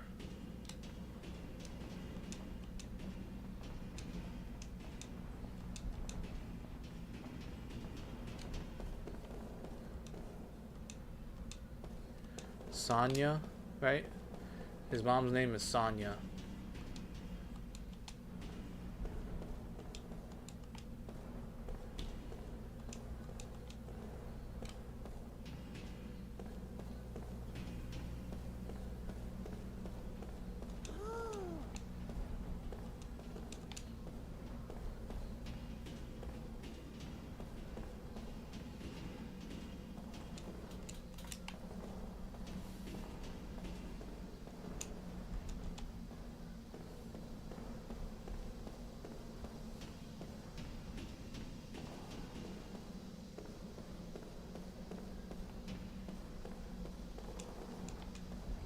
Just have to be sure.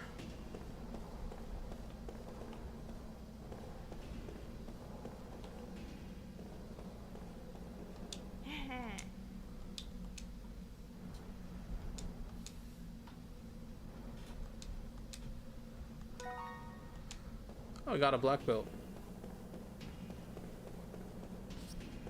I mean, I don't know what it does, but we got a black belt.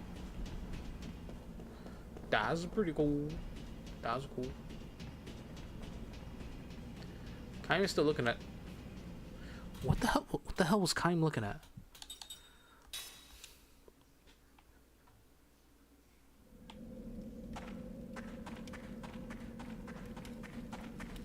And with this, we'll be done with the camp.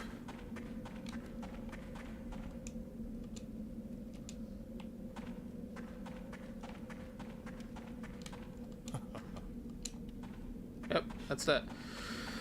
Okay.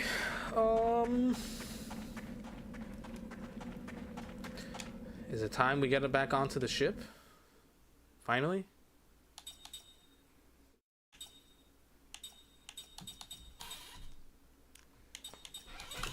Hold on.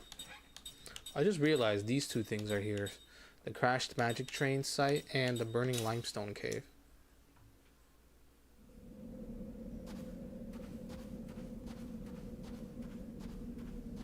There's something here to pick up. There's some money.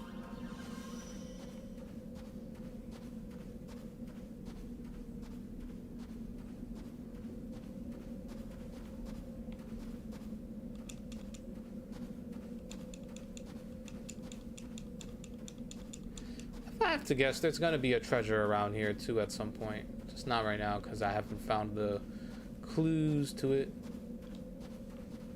Actually, somebody would have told me already.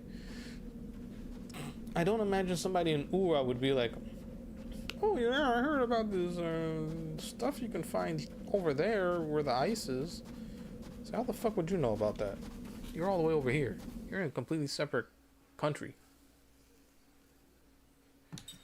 Here's what I'm curious about. Where does this just lead to the this just leads to the beginning area of here, doesn't it? Oh no. Oh no, our ship is right here. Never mind. We're good.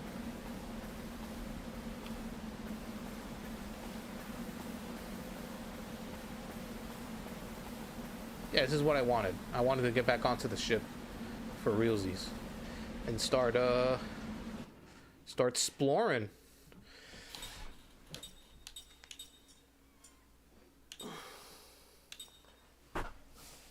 Right? Probably should.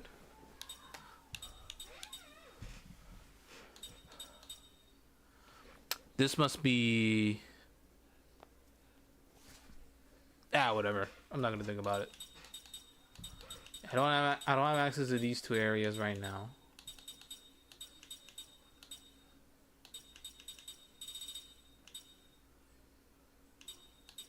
We'd be here. This is where we would actually be. Okay. Is there a safe spot in here? I forget. There is not. Oh.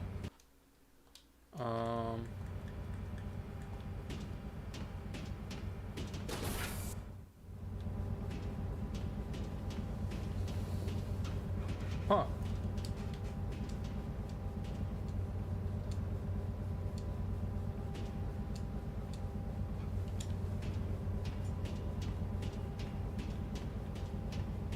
We could just sleep anywhere in here. That's nice.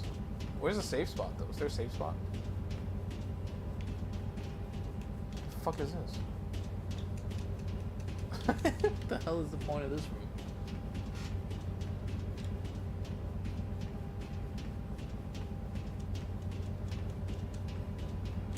Okay. It was a little unintentional for me to do that.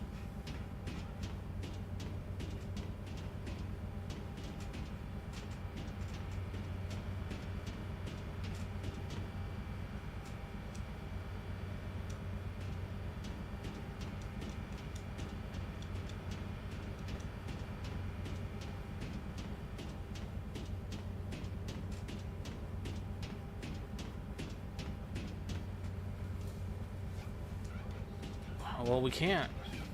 We don't know where the hell we're going.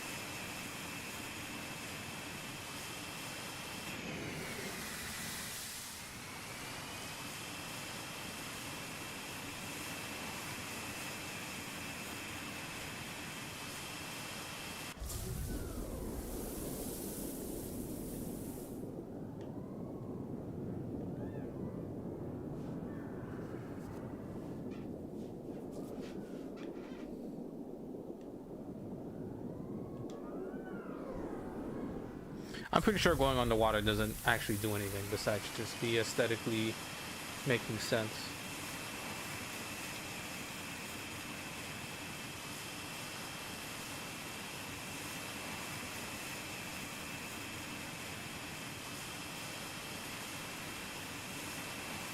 I don't actually know where we need to go exactly to progress the story. I guess I'm not too bothered by that.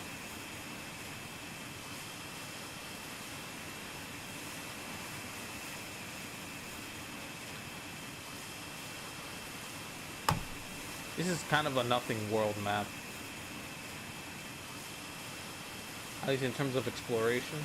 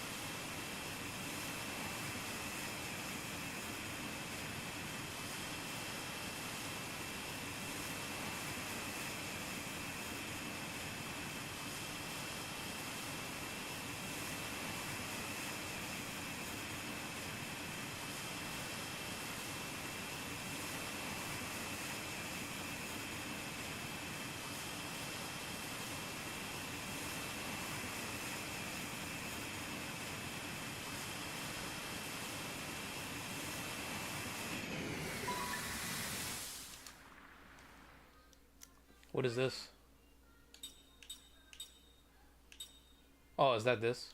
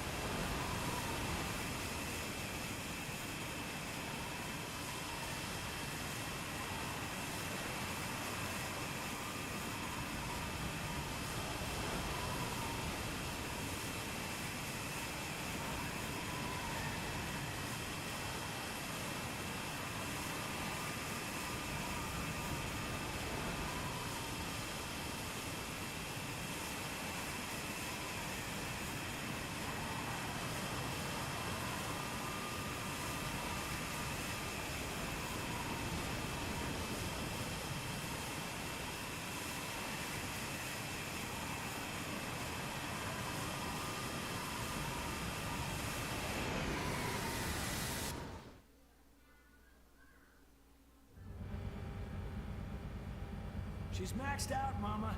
She could give more if she had more power. We should be able to use magic to get us past these hypercurrents. Yeah, that would do it. Magic energy? In the words of a pirate, a great treasure. This should be fun.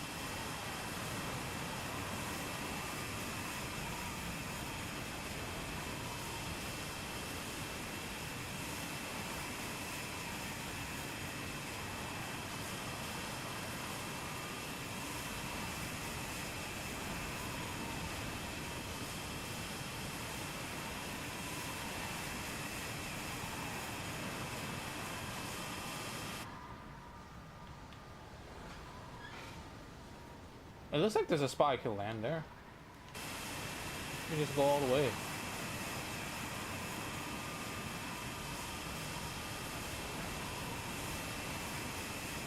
It looks like it. It looks like there's a spot I can find to land on. I wonder if that's Numara over there. You see? I can't tell, but just have to wait and see.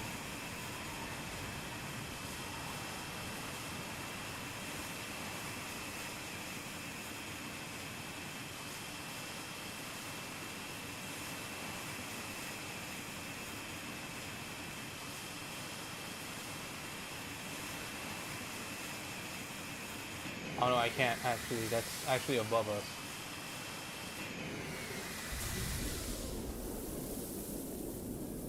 Oh, what's this?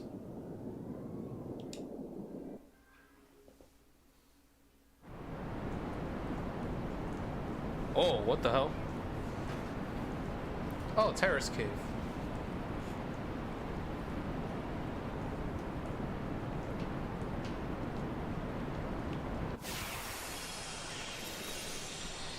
Yeah, I guess I don't know what enemies are here, huh? Ha. Maybe I do. Maybe I do remember this place.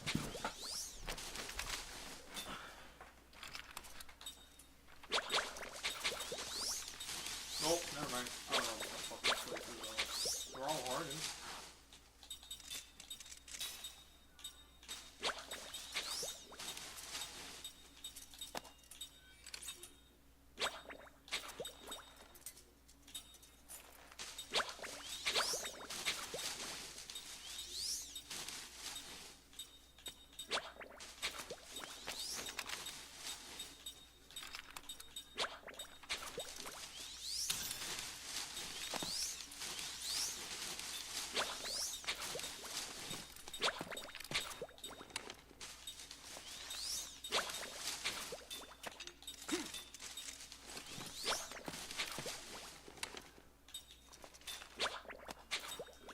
Water, wind.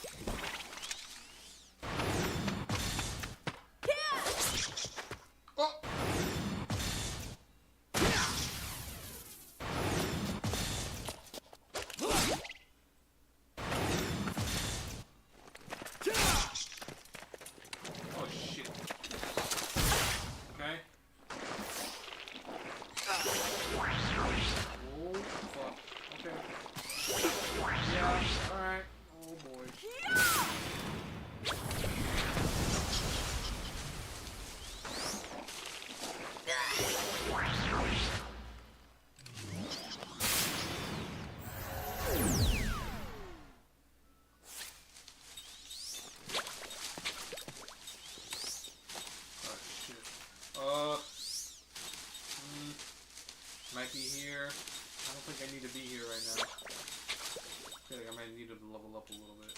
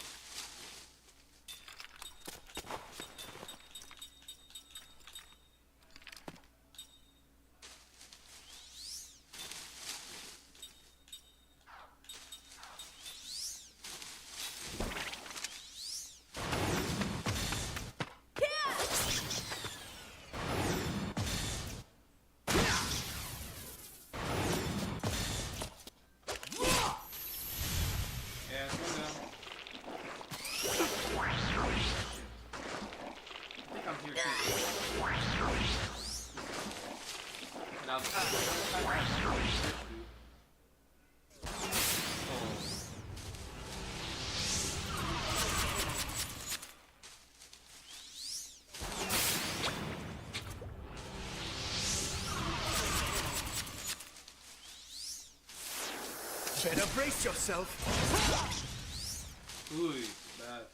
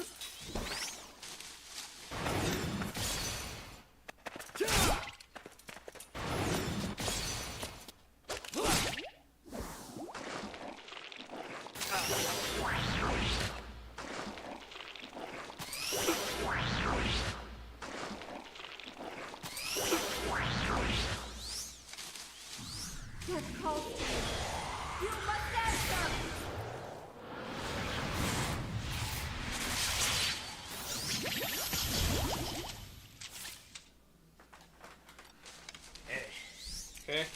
Well, that did something. That did something for us at least. I guess that was the... I think that's the trick.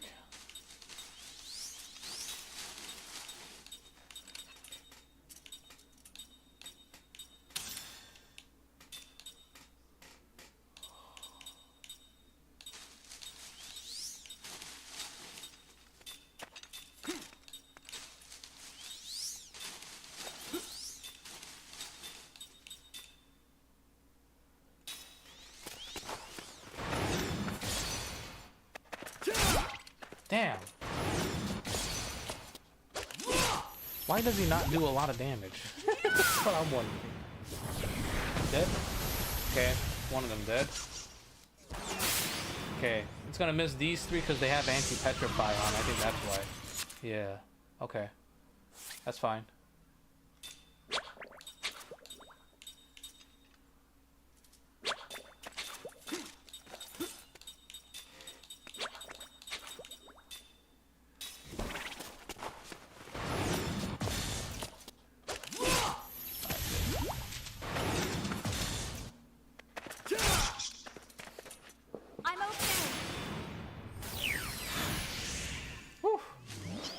Oh shit.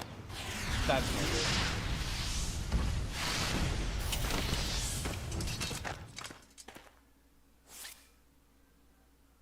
What the fuck was that about? Okay.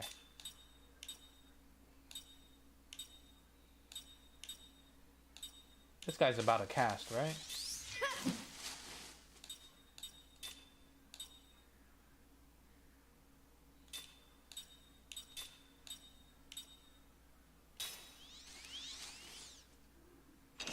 Oh shit, that's no good.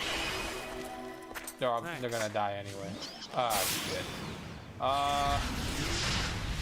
Okay, this is a bad move to be in here.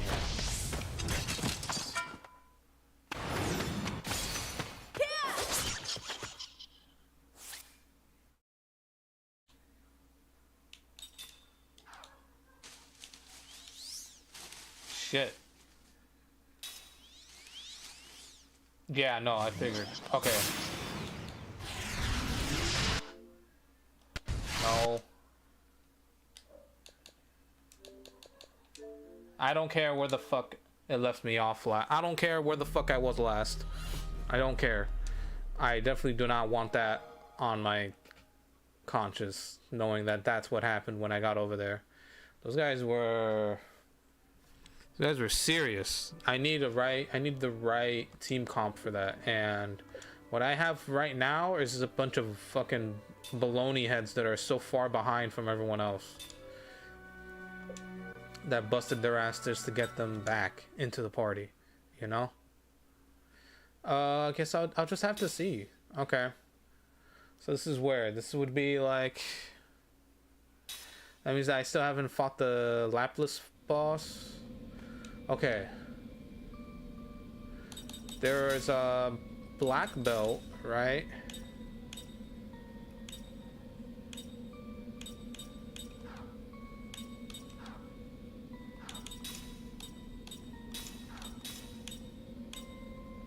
Berserker necklace.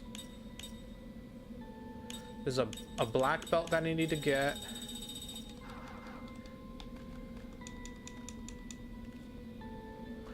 Also, yeah, whatchamacallit, we don't need to be fighting the enemy that's here. Turns out the boss here is not actually going to give us anything now. I guess they wanted us to do the boss fight when it was a very limited party, which I do not like this game when there's a limited party. I'll do it now anyway. Right, the game made it easy for me to do it. But these guys are wind, so we need fire.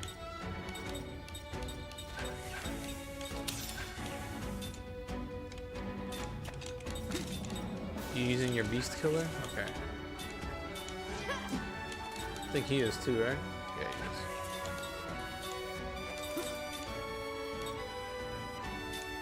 Fire, right?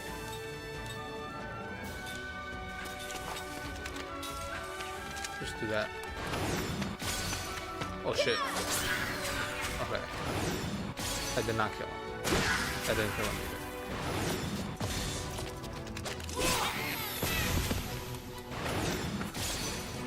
It's over.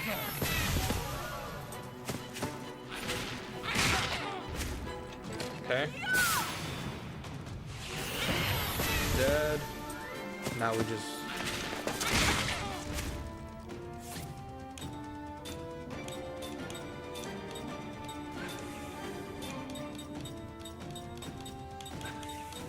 Yeah, I don't know what this is. It doesn't fucking matter.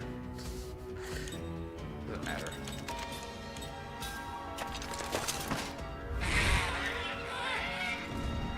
We gotta wait for the boss to show up now.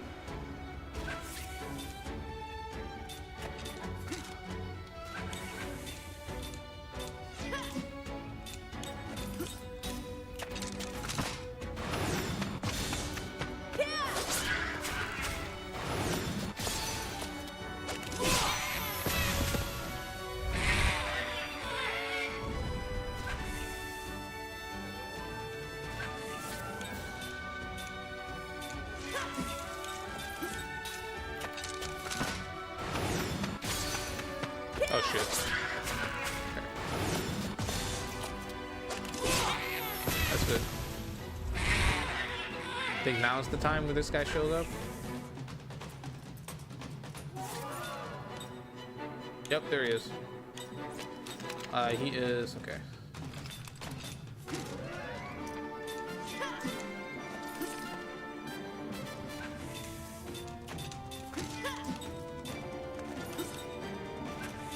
What was he? I forgot, what was he again? Was water? Is that what it was? He was water? No, he's fire.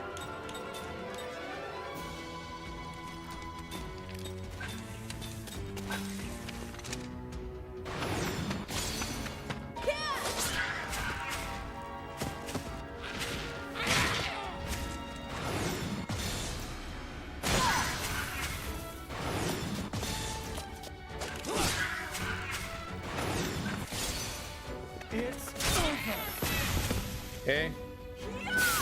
Seth doesn't have to deal with poison, thankfully. Because of that. Looks like I still have work to do.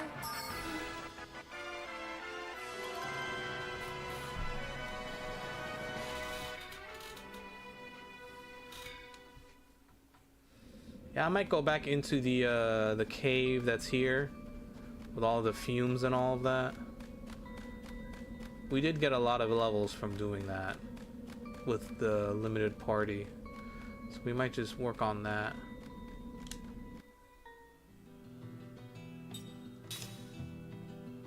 Oh shit, are there...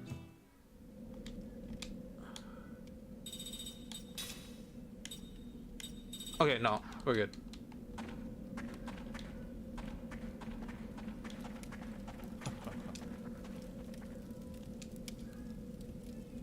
Yeah, they're not giving me anything for that. Well, I'm curious is, can I sell it? Can I sell that? Can I sell this item? Oh, it was him. Oops. Sacred torch, sacred ring. It's for...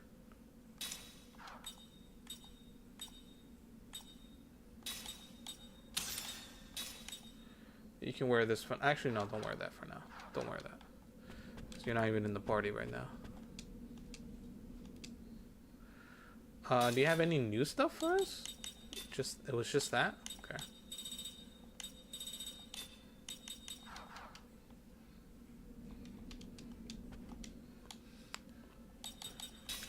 Do I still have the antifreeze on? I do. Let's put something else on him. Like this.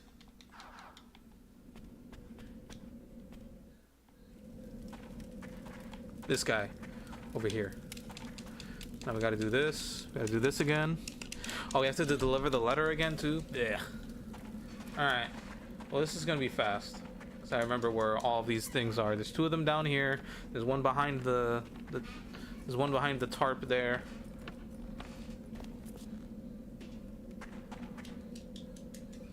And then one right at the very entrance. On the bottom side, on the south side.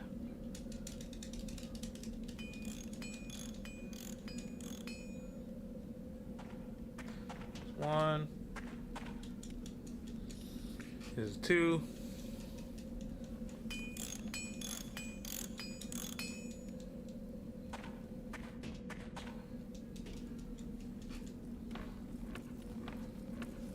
I didn't think I'd get mollywopped like that. I'm gonna want to at least level up everybody up to where the very limited crew was at. Please stop. Right, at least 37 for everybody before I switch back to the main crew that I've been using for a percentage of the game before this. They're putting in work mostly because I was able to do one turn casts on being able to hit all enemies. I was able to do one turn AoE spells.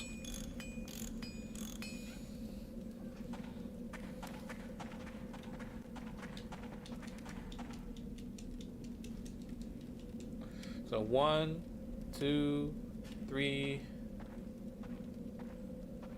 4, 5, 6. I think I just did the 6 right now. I think this is the last one. Right? 1, 2, and then 3 right out in the middle. 4 behind the tarp, and then 5, 6 down there. There. Okay. Now we go see Sonya. Gotta go see Sonya in Gotza.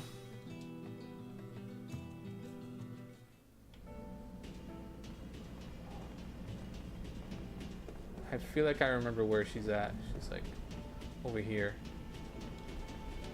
Right up here. She's like one of the people that's walking around here, right? It's you.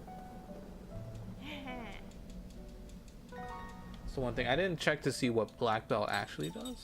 I guess I can check with Kain now, right? Increases counterattack rate. I say that's not bad. Though what it is, what I would want the evasion of my party to be able to get buffed in one turn.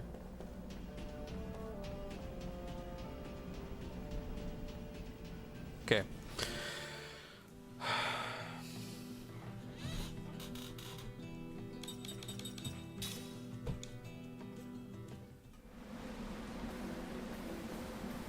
There's a safe spot right over there. That's what I'm gonna work on. I'm gonna work to get over there right now.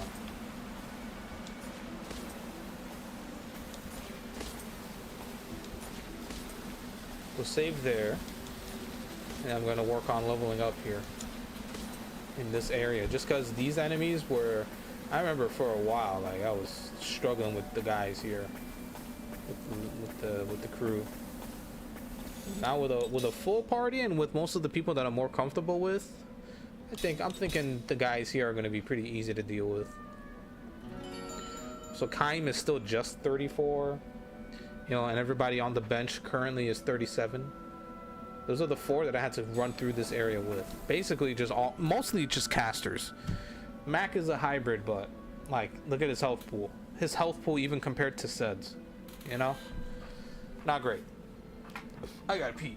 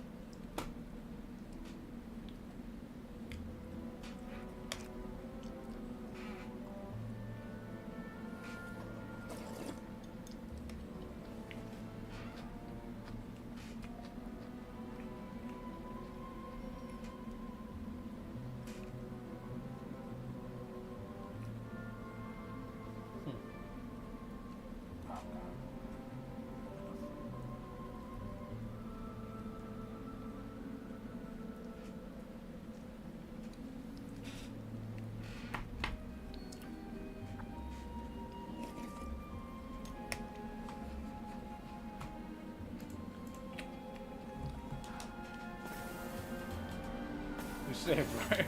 We just save again just in case. Hey. Burning Kid.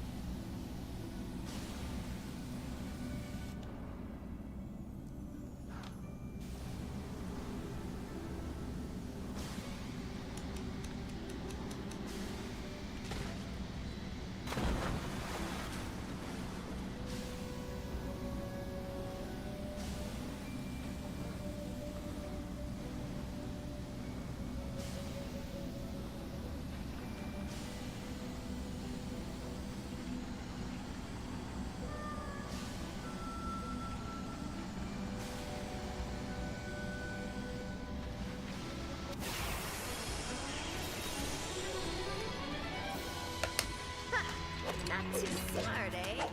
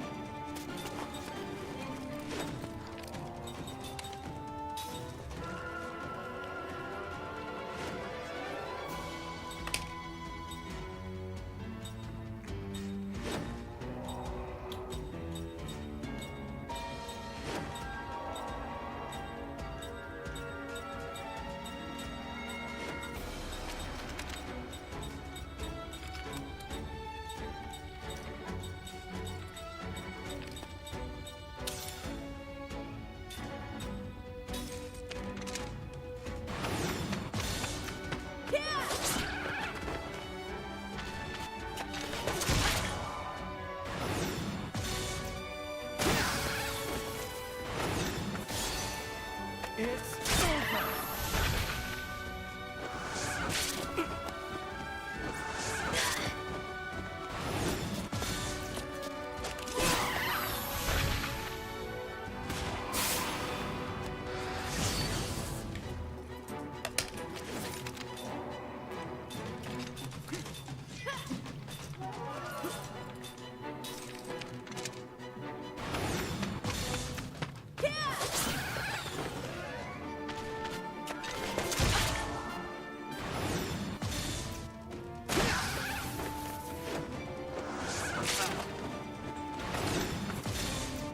It's over.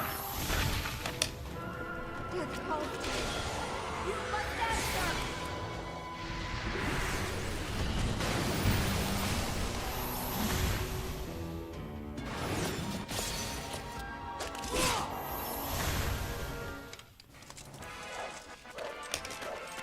Only the strong survive.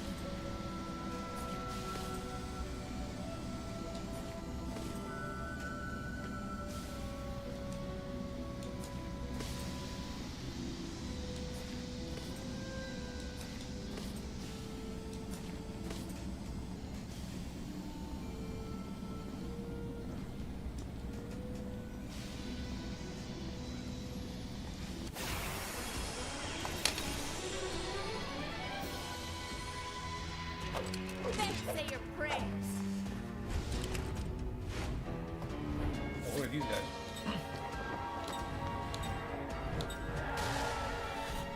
Yeah, I know him.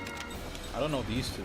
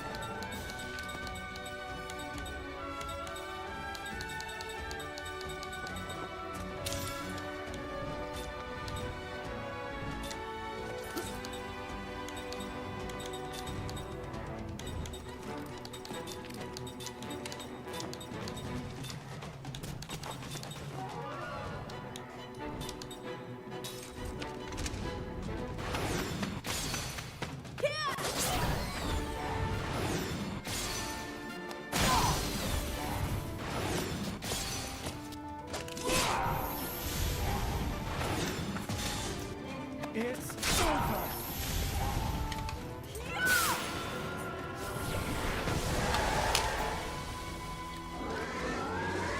I remember this guy.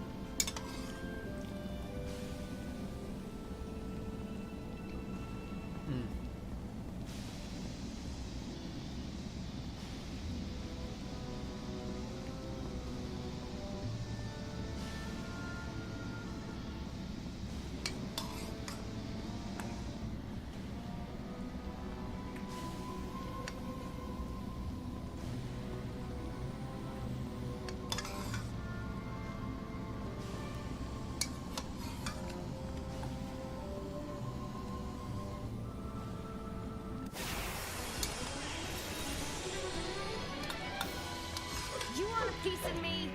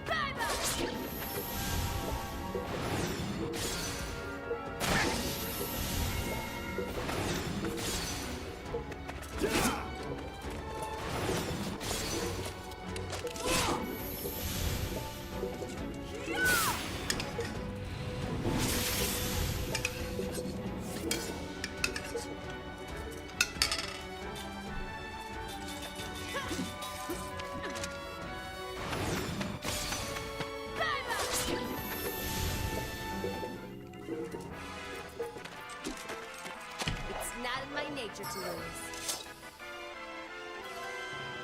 How so much XP for that? Really? That was such like a nothing burger fight.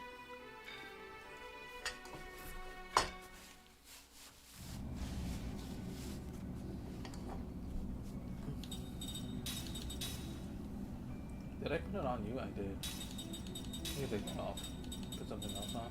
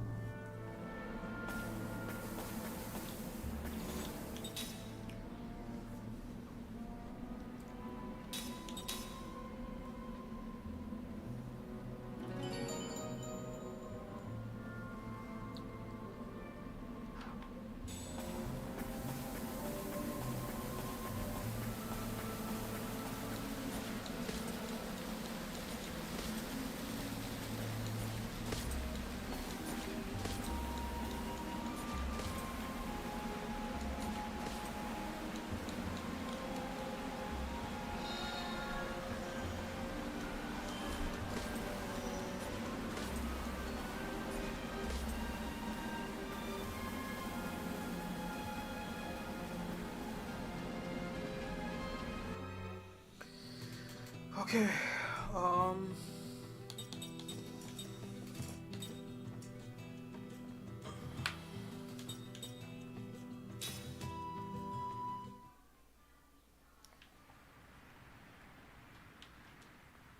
Let's look.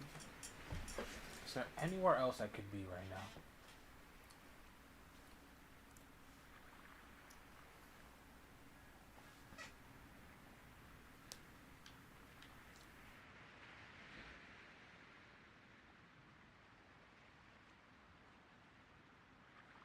I'm looking at glowing spots.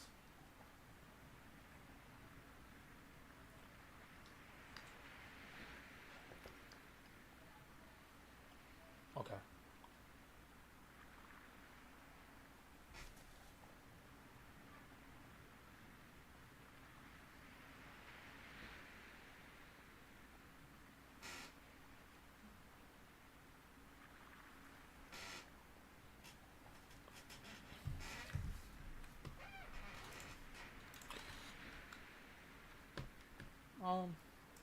You know what? How about this?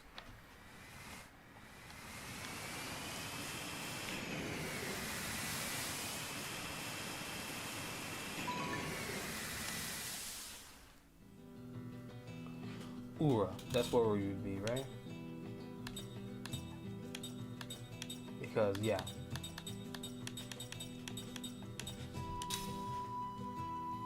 This would probably place us right outside the Great Gate then, right? From the coast, we went to the city of Ura. Got it.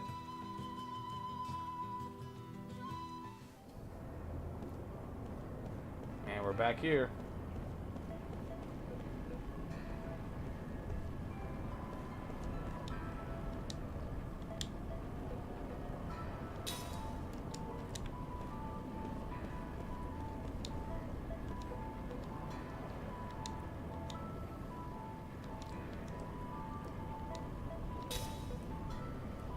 Harlan is in the station square near the Royal Palace.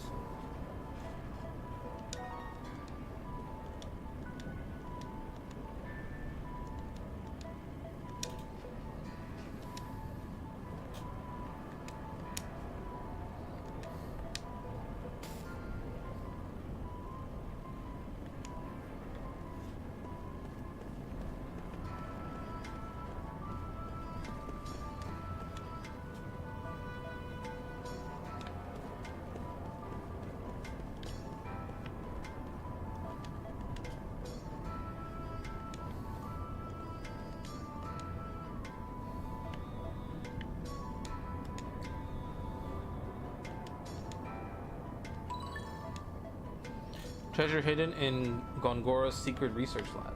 Okay.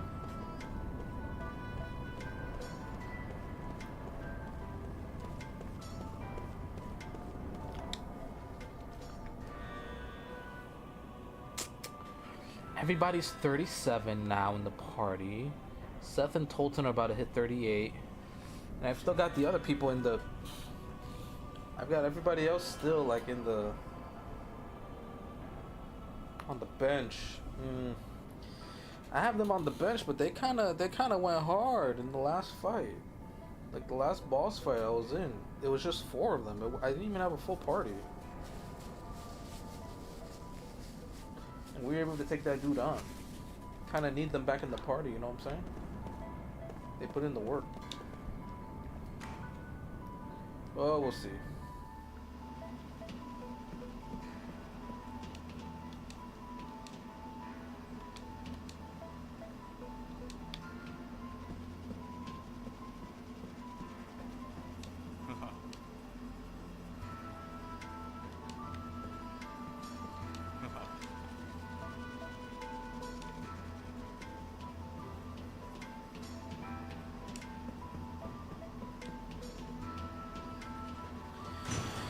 Yeah, guess now we're actually back here, huh? For the story.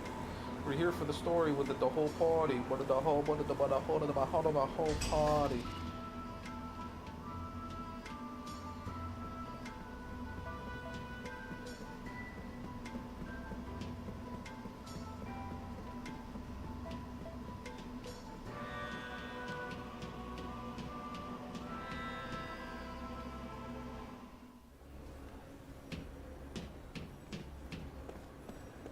At the station.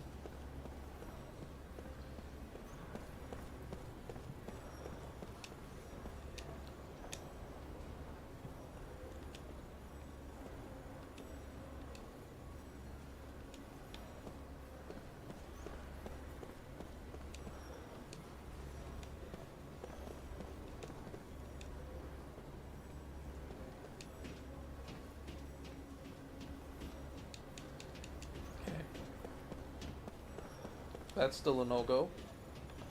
I guess we have to take this. Just go to the central station for now. Considering there's a letter I have to deliver now, right?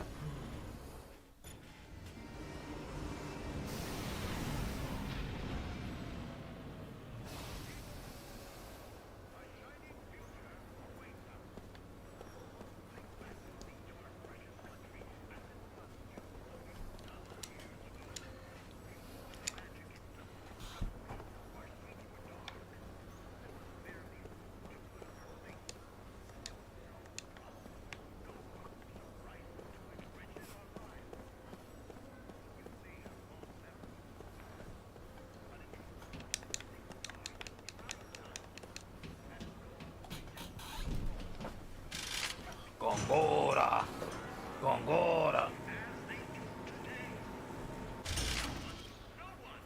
Can dispute the fact that the magic industrial revolution has brought about the great affluence we are now blessed with. Of course, it can be said there are dangers that come with the spread of magic.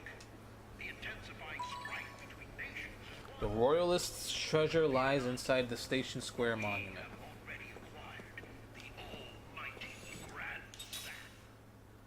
The nation of Gotsa, with its ambitions of invading our great land, has crumbled, and even tomorrow, land of the immortal queen, has halted its attacks on us. Thanks to the Grand Stan, a new era of peace is upon us. No one can take away what we have. My fellow citizens, you all deserve to live the prosperous life the Grand Stan has granted us.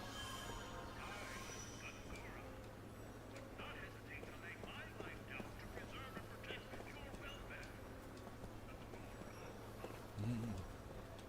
My life means nothing compared to the greatness of this nation and you, its people. Would be here. Well, it's just a matter of finding out. Matter of trying to find this fucker. People of Ura,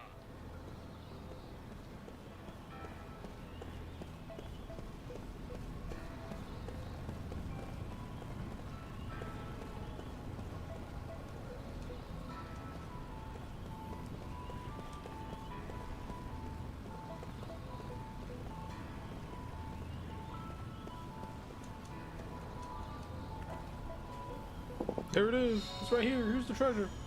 Oh, cool. Oh, yeah. Wow. Just gave me some equipment. Is this his dad? Right here? No. Where's your dad at, man? Where's your dad? Here? No, it's a lady.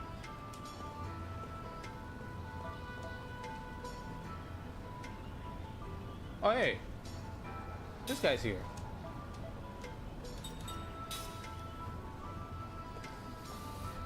So E rest GF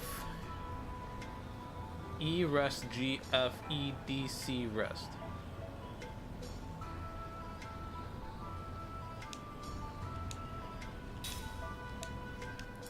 It's E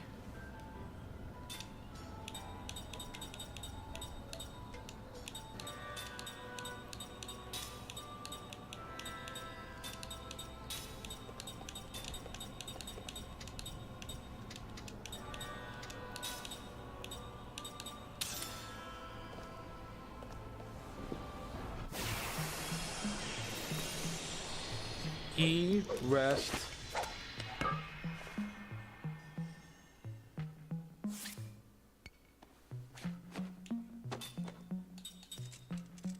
E rest. Was it E rest? That I was saying it out loud. Now I've forgotten. Is it GF or FG? E rest FG. And then EDC rest.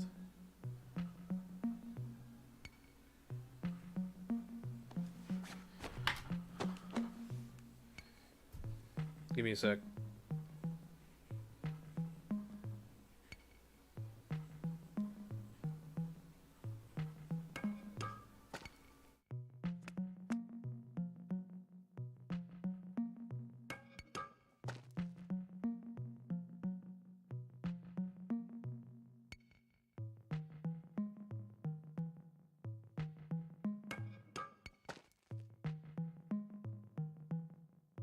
I just wanted to see the description of the item.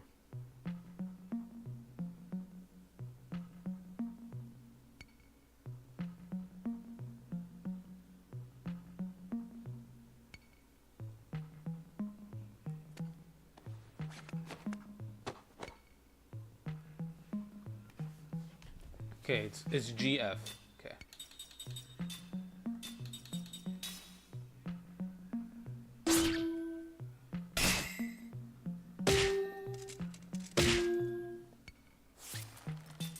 E D C rest.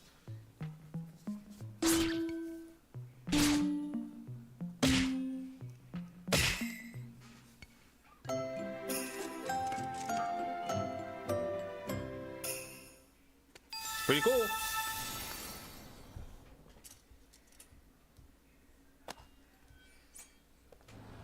I have 4 and I have 5, I know that. What'd you give me? Excuse me. Kelolon badge.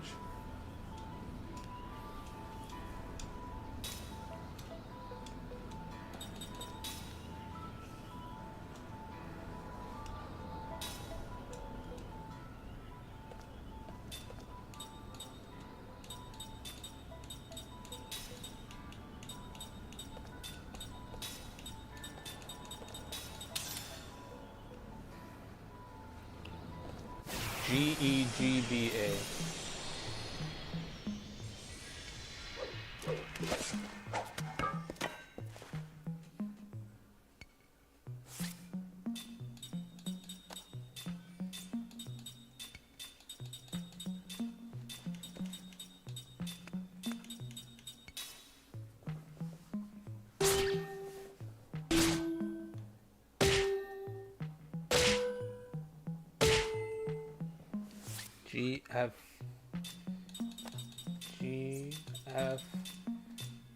GFDC rest.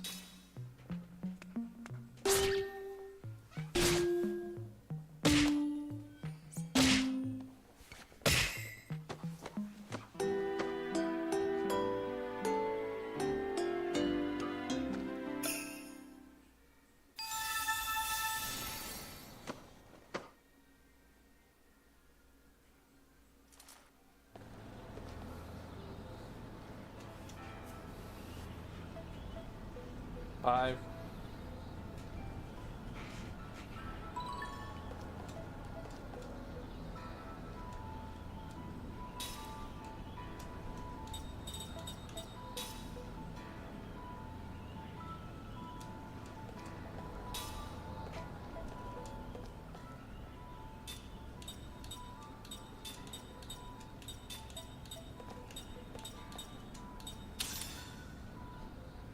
DAEF.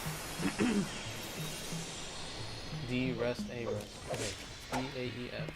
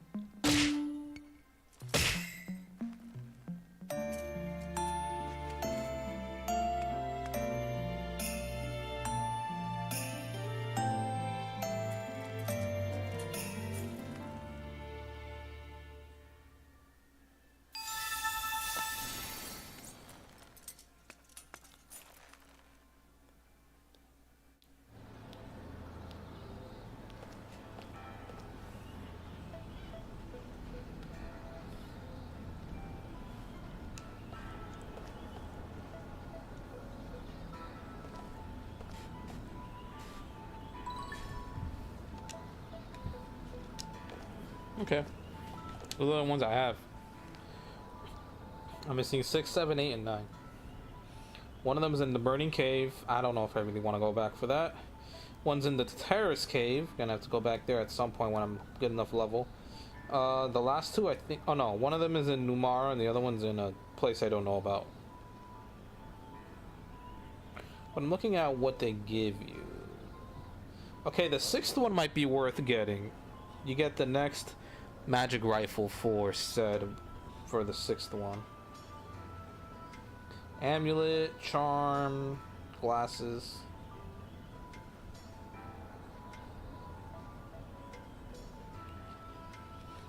Oh, I see. They're a side quest item.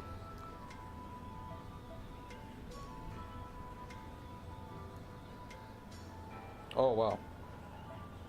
What about the other stuff? Okay, magic defense boost 2.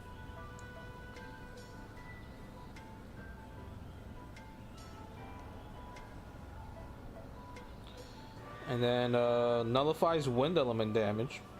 You know, that's actually pretty decent. Just completely nullify wind damage. That's good. Huh. Well, whatever. We're back in Ura. Let's see. Let's try to find this next story.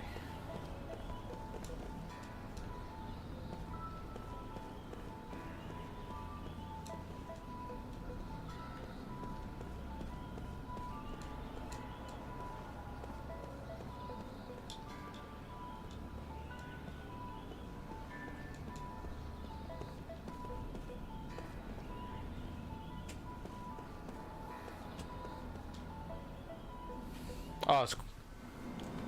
Ah, okay.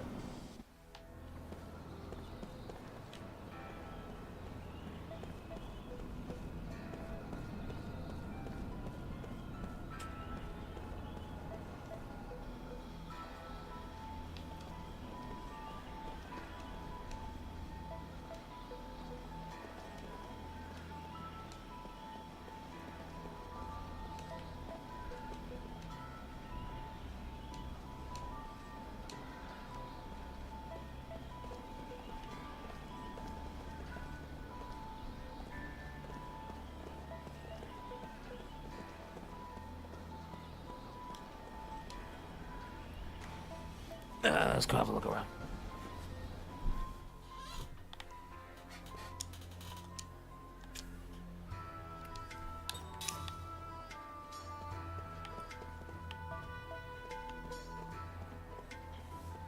Where in Ura? On the main street. Oh, he should be around here. This guy? There he is.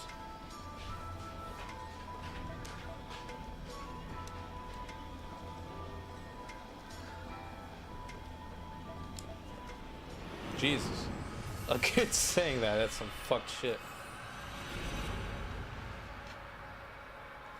It's kill or be killed. Alright, kid, relax. I have to mentally prepare.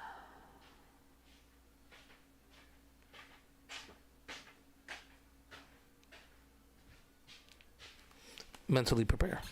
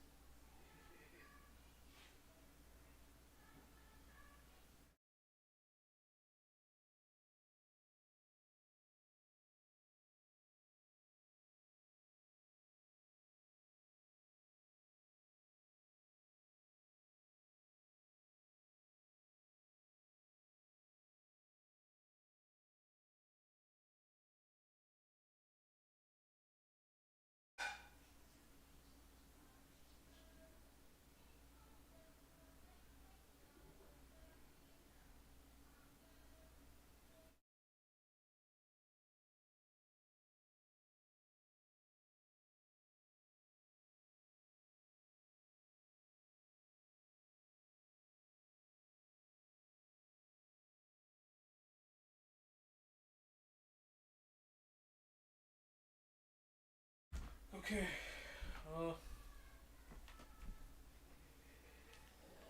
We need to get up.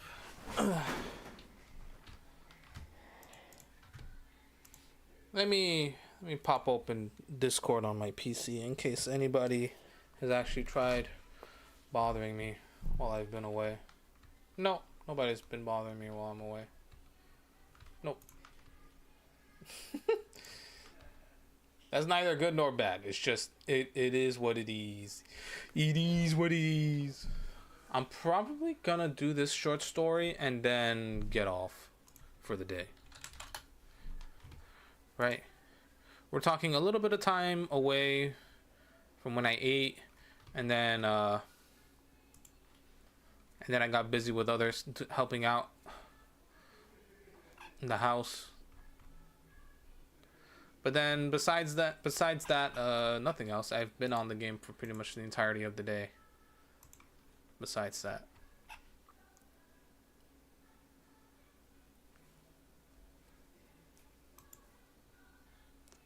Jesus Christ.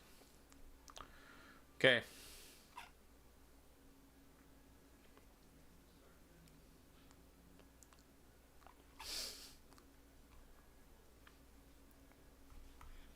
I don't even know what you pull for in that game. What do you pull for in that game?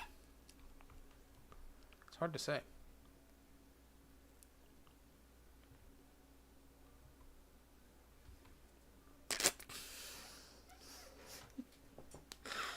No. I'm getting away. I'm getting away from that page. What the fuck did I just read?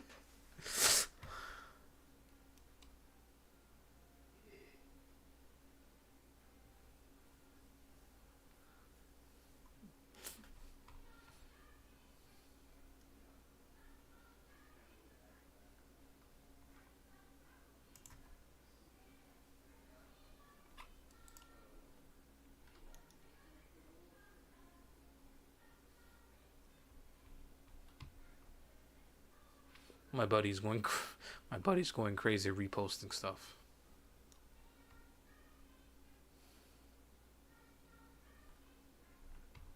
Yep, they're going buck wild reposting. Okay, I just need to.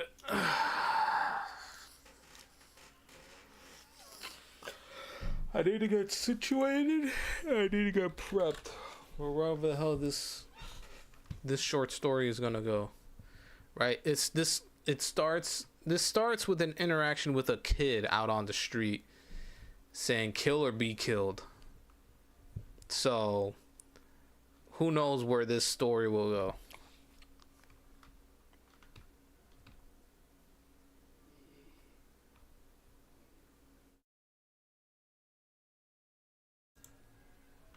Like really, who's to say?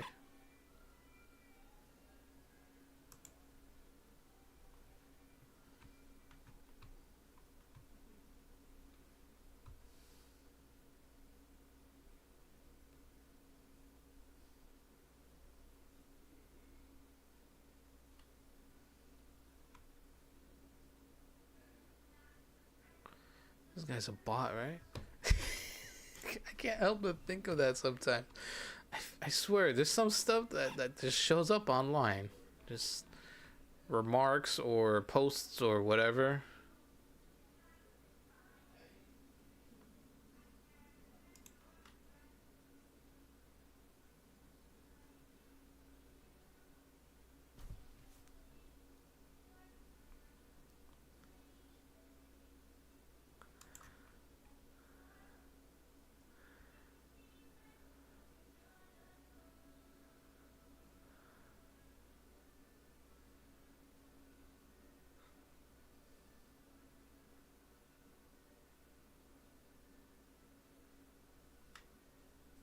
Oh, that's pretty amazing.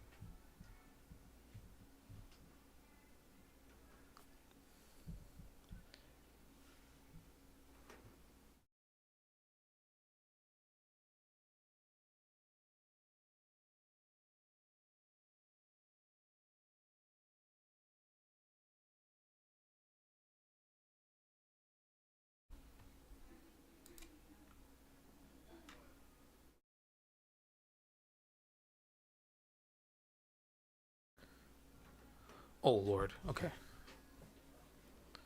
Oh, more reposts. Why is this page's video struggling to load for me on my shit? Why? Have they posted anything new on Crimson Desert?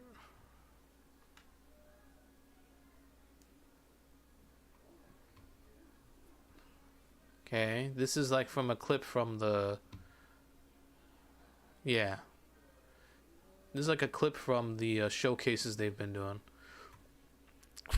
However, I'm pretty sure this upcoming week they're doing previews for this, for press.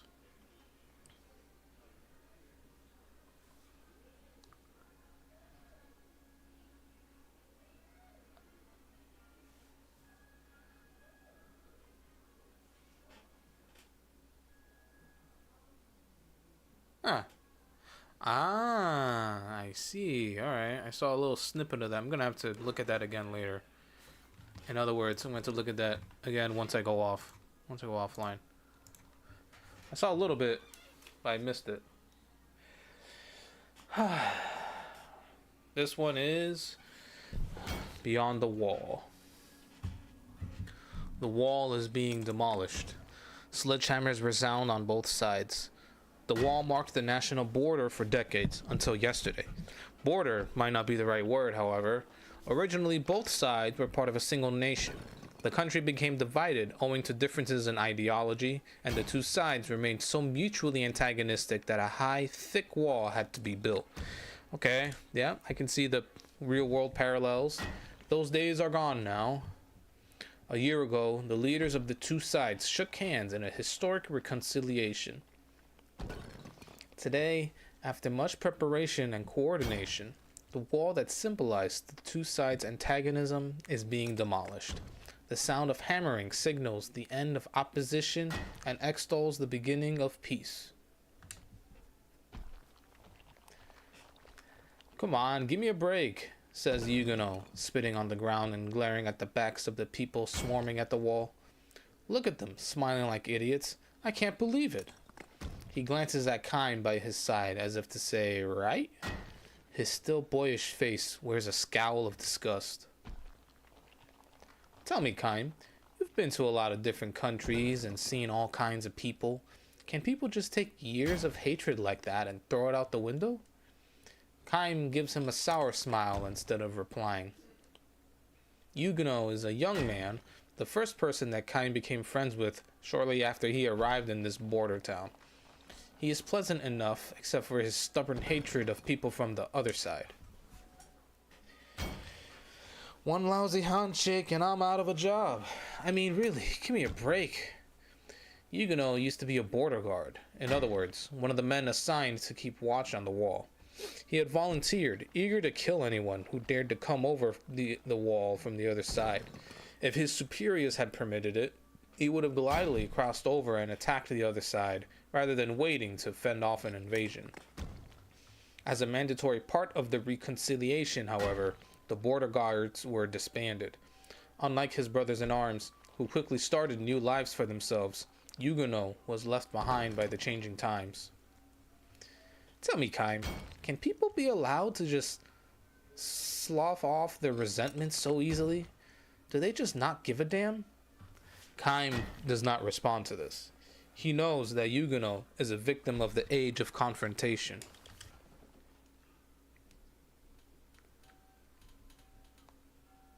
Still just a young man, a boy even, Huguenot has been thoroughly conditioned since childhood to view the other side as the enemy.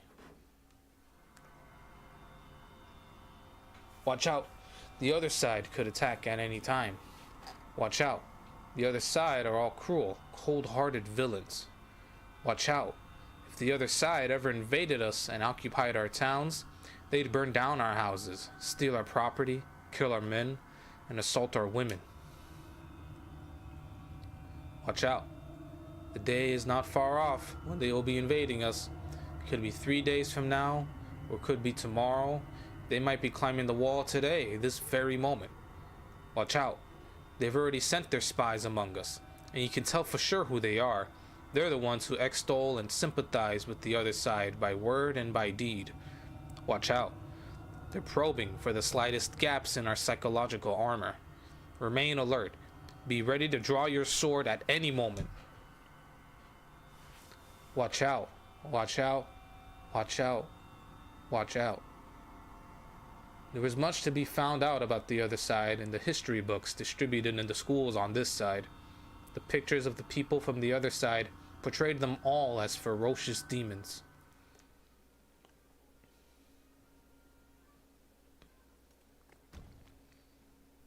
I'm not the only one, you know. All of us were taught the same thing. So how come everybody but me is so happy about the wall coming down? Yuguno asks, looking utterly bewildered by these new developments. Again and again, he repeats his disbelief. Finally, Kaim cannot help but respond to him. You are too pure, he says. What? It's not your fault, Yuguno. It's the ones who filled your pure, honest heart with hatred. Wait a second now, Kaim. The animals who live on the other side of the wall are the ones who did that to me. The horrible things they do. Kaim cuts him short. Have they ever done anything horrible to you? Well, sure, no, not really to me, but just what is it you hate the other side for? Well, you see, Yuguno is momentarily at a loss for words, until all he can do is raise his voice and blurt out, "It's true, though. The whole bunch of them are just horrible people." He folds his arms in a decided pout. How are they horrible? What did you ever see any of them do? When? Where? Yuguno stammers and sputters. Have you ever even met somebody from over there? Kaim demands to know. Yuguno hangs his head and shakes it from side to side. With a grim smile, Kaim says, Well, I have. And they're not devils or demons or anything of the sort. How could they be? You all used to be part of the same country. But that stuff is beside the point anyway. Countries and races and tribes. You're all human beings. You're all the same. Yuguno stays silent, hanging his head.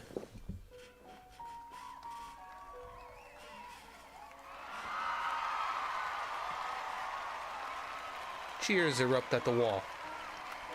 The wall that has separated the two worlds for decades has just now been broken through. Representatives from this side and the other side walk through the opening, greet each other with smiles and firm handshakes, and embrace.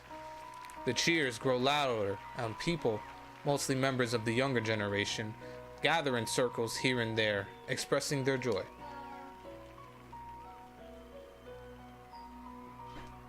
Yuguno glares down at his own shadow and asks Kaim, So, what should I do now? All I've ever done is hate. All I've ever known how to do is hate them. Kaim gives Yuguno a pat on the shoulder and says, It's not too late to change. You can start now. Can I? You can. I'm sure of it. Kaim is sure because he knows what it was like when both sides were a single country. It was a kindly nation. By no means rich, it was yet a happy country of compassionate people. I'm telling you, Yuguno, people can change. If you say so. Look over there, Yuguno. Look at those people enjoying themselves. Hesitantly, Yuguno raises his head. Around the wall, a celebration is beginning. Young people are dancing, singing, toasting each other, engaging in conversation, and all of them used to be companions of Yuguno's who received the same education he did. No doubt the young people on the other side were similarly educated to hate. What do you see over there? Demons? Devils? Yuguno shakes his head and lets the tightness go out of his shoulders. I'm beginning to wonder, Kaim, why until now I've been so... Kaim pats him on the shoulder again to signal that he understands. People can change, he says. They can change from hating to loving and from loving to hating. Yes, Kaim knows about that as well. He saw how such a wonderfully unified country was divided in two at the end of a violent civil war. Don't change anymore, Kaim says, not just to Huguenot, but to all the smiling young people. A young girl hesitantly approaches Huguenot. She's from the other side. She holds a plate full of cookies. Have some if you'd like, she says. I baked them this morning. The cookies are heart-shaped. Urged on by the smiling Kaim, Huguenot reaches out for a cookie, his face bright red. Thanks, he says shyly, and takes a bite of his cookie. Good? Huguenot turns a deeper shade of red and says, delicious! White birds cut across the blue sky, from the other side to this side, from this side to the other. The white birds sail through the sky almost joyfully, as if to tell the people below, in the beginning there were no borders. Alright. What? Yeah, I figured out where the treasure is, guys. Guys, I figured it out. Okay. Let's go into the inn. That's a relief. It's a relief that the last dream we came across today is it was a feel-good one. It's been a minute. I can't remember the last time there was a feel-good one.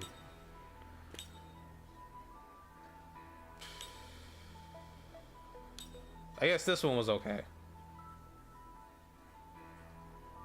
This is the shoemaker. Yeah, that was nice.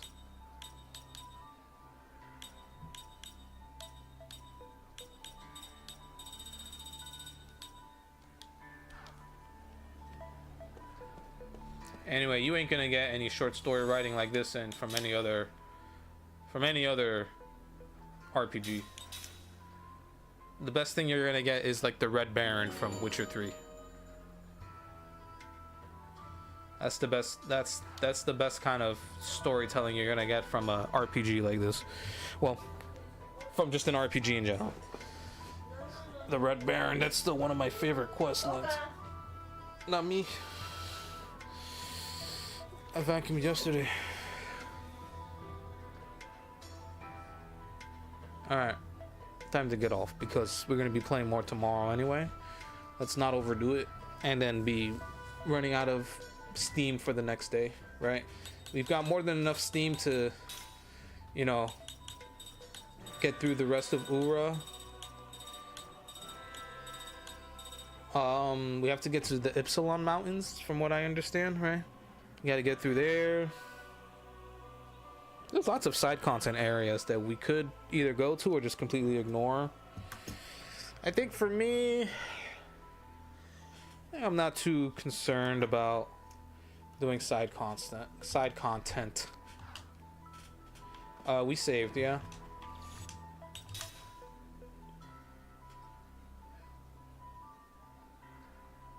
Yeah.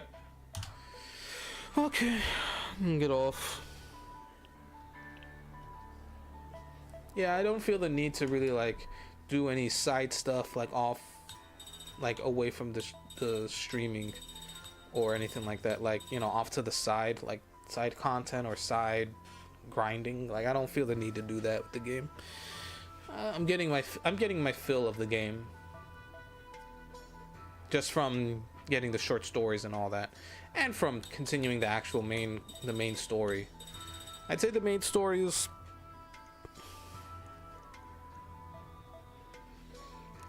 there's more than enough that happens in the main story that is like very drastic, very dramatic, that it's like, oh shit's going down, you know. But then you know, JRPGs, they have this long spacious time frame between events that, you know, it may or may not, depending on who you are, it could be hard to, you know, keep that momentum going yourself just from grinding and moving around a giant map or whatever, doing, you know, menial tasks between all the events. But I digress. I grew up playing lots of these JRPGs, action RPGs. This one's good. This is a good one.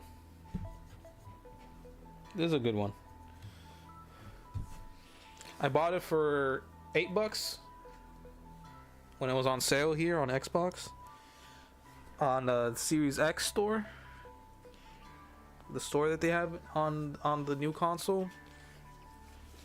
$8 sale.